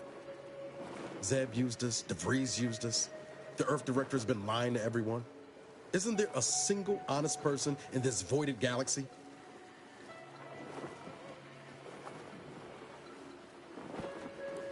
I can always count on you to make my point for me. I expect backroom dealing from unregulated corporations, not from the only agency keeping them in check.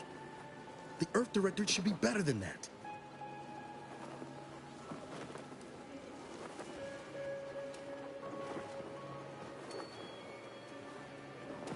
Right. And those stories don't tend to end well for the folks pressing blindly ahead, do they? Permission to speak candid, Commander. Yeah. Suppose we've moved well past formalities. Strange as it sounds, this whole experience with Zeb has helped me finally understand the position Augustine was in.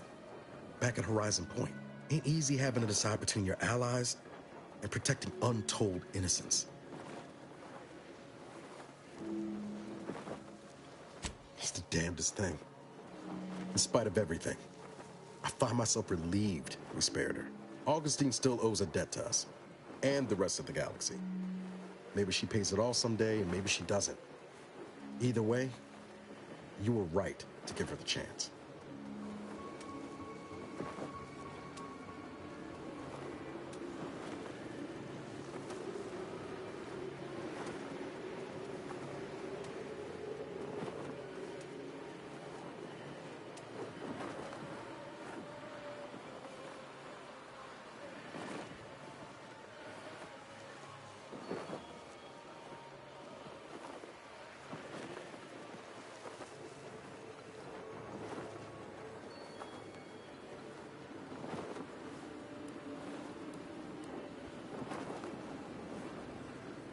If you taught me anything, it's that kindness ain't ever the wrong choice. Reckon time will decide the heroes from villains in this tale, but it's gonna be hard to forgive the Earth Directorate for arranging the stage like this in the first place.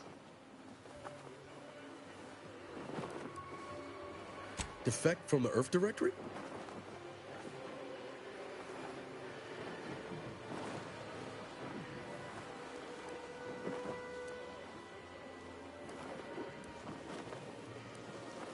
You make it sound easy, but I just don't think I can walk away like that. It wouldn't sit right with me. Not without at least trying to fix what's wrong. Still, I can't rightly blame you for the sentiment. Though I do hope I can help transform the Earth Directorate into an agency you'd be proud to remain a part of. All said, I appreciate you giving me the space to work through this. Sort of feels like the future's opening back up after a long time closed.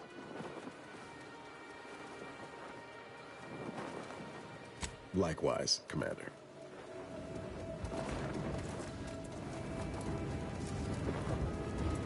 Never terribly cared for Praetor's weather. Difficult enough to keep my locks in order without them all standing on end. Speak freely.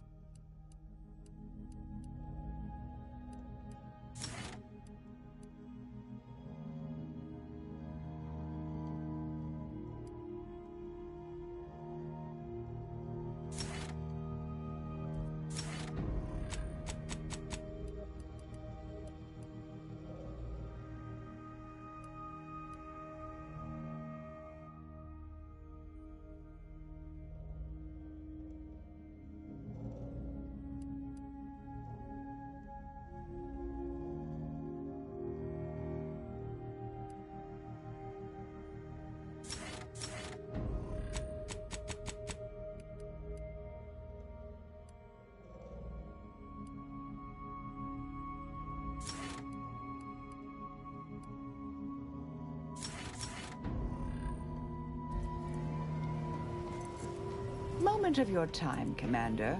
Remember that matter on Cloister I mentioned earlier? Well, since we're here and all, thought we might take it up now. Might be hard to believe, but 20 or so odd years ago, I made a mistake. Feels like high time I righted it. Now I'm out and about again. That's where the error occurred, I believe. Others judged it such. I shut it down. Believe I was wrong to do so. For many years now, a former colleague of mine's been in a remote spot called Reasons Pass, on account of my decision.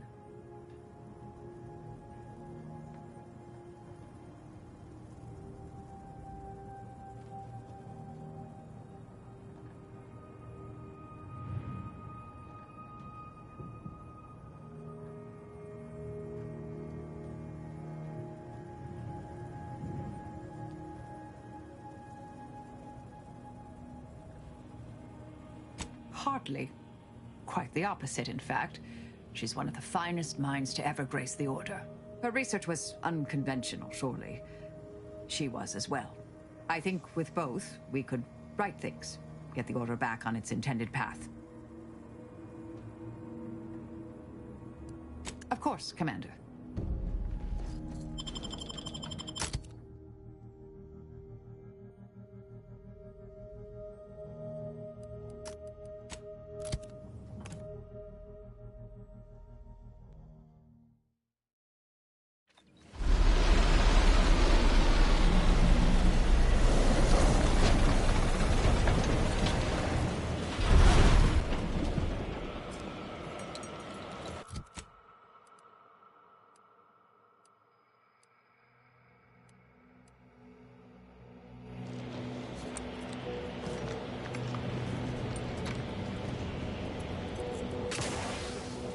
Cloister features prominently in Arbiter dynamic training, with good reason. The sheer blast! I was halfway through my backwards recitation of each Protectorate law. Good that repetition strengthens the mind. Speak freely. Do I detect a spot of... Speak freely.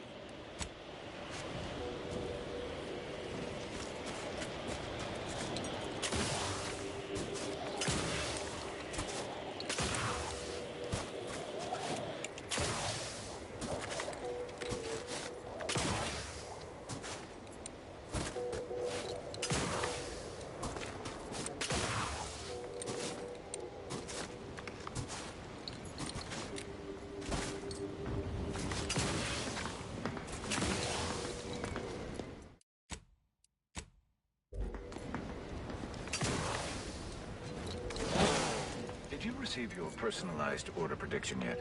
I'll admit to a bit of trepidation in regards to opening mine. Use caution as you progress. There's been reports of assaults in the area.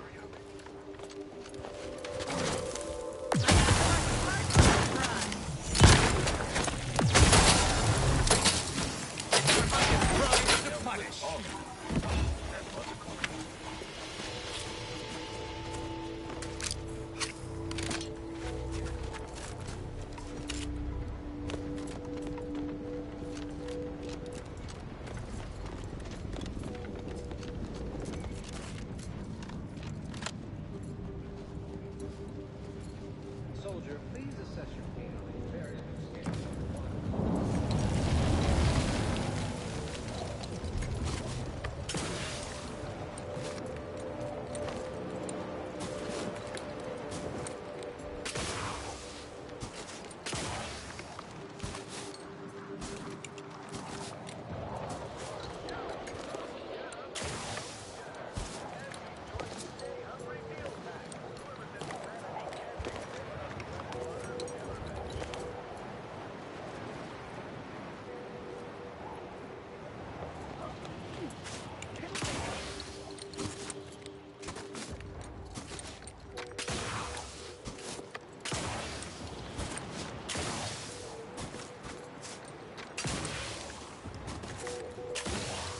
Suddenly I'm kicked from the Plaza's garden. And how did you know war?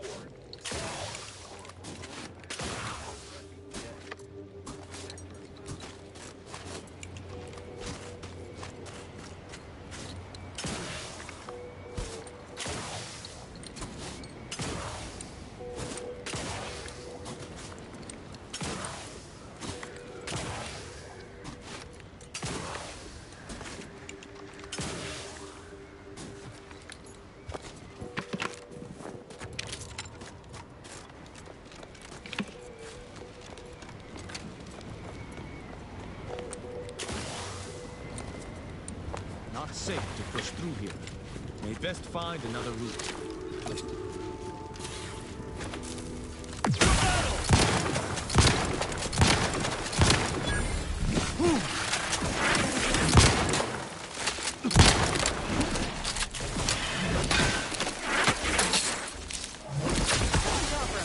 Happy to help.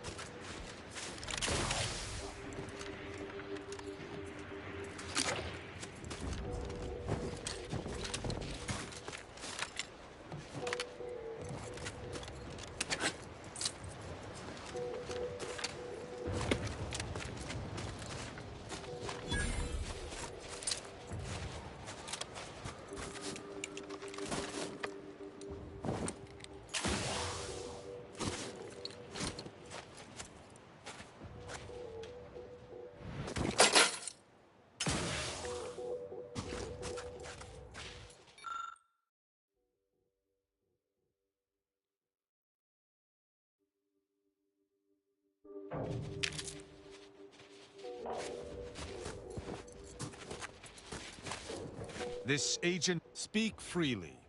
Certainly. I consider Virgil and I are just as close as any blood-related set of individuals. He is a true and able ally, one to be relied upon in almost any circumstance.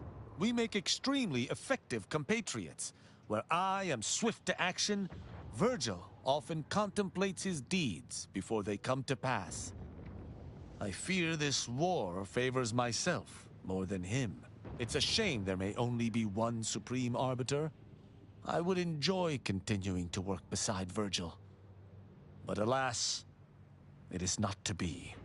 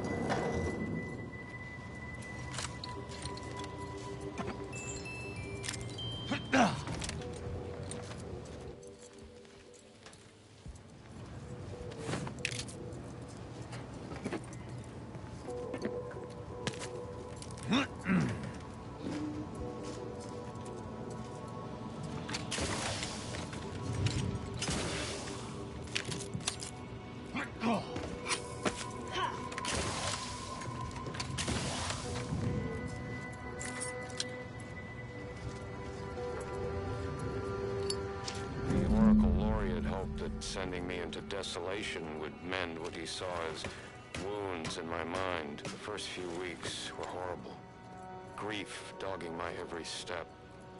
Nightmares of my murdered colleagues. But then, the nightmares began to ease, and the grief ebbed away. What replaced them is emptiness. The Order speaks of humanity becoming something more, but their words are insufficient speculation. There is nothing more to be. Only dust and death, and the rifts await us. Those rifts, I find the absolute annihilation they offer oddly soothing. Perhaps I will make one last pilgrimage. One last journey on the path from nothing to nowhere.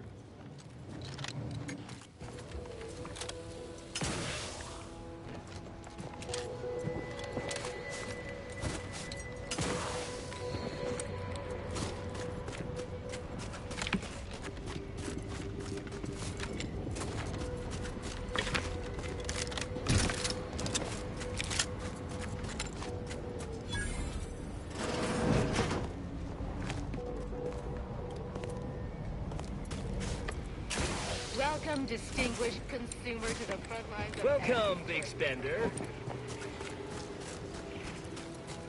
Auntie's Choice welcomes you to Forward Operating Base 136, Future Consumer. You should take care in this hostile climb. Risks include inclement weather, hostile animals, risk of collateral damage, leaking uranium, artillery, shrapnel, frostbite, cave-ins, hypothermia, cultists, landmines, long falls, gangrene, damaged electrical equipment, and insect bites.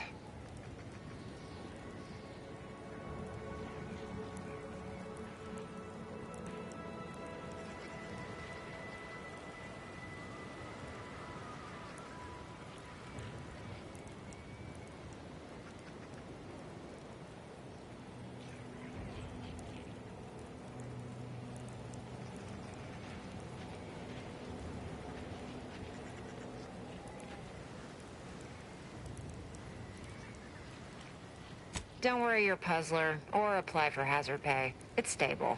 You're seeing the carcass of one of Auntie's large tonnage cargo ships. It was hauling ammo for us. Unfortunately, not anymore.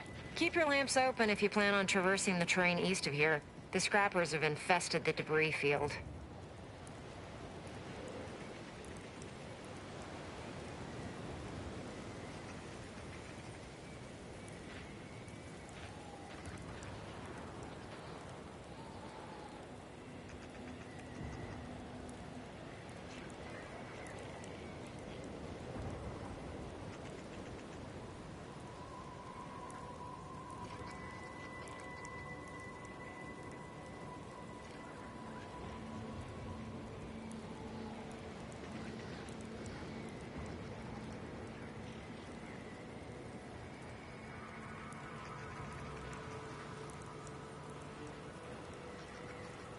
You never know. That's enough for rote greetings. You're not a feckless civilian, or you would have died halfway here, so I'll speak plainly. Cloisters asthai. I want off-planet yesterday, with my extremities intact, and that necessitates aid. You do my work for me, I can pay.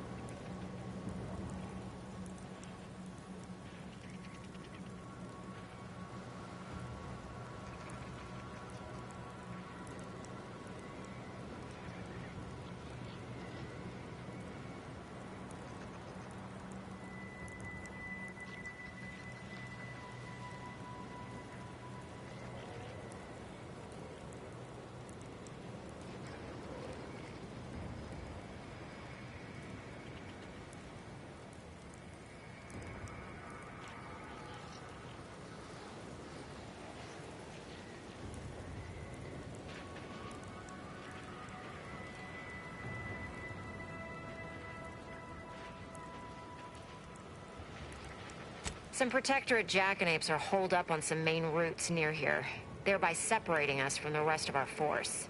Remove them by any means. Preferably by killing them and scattering their remains to the winds, but so long as they're gone, I don't much care.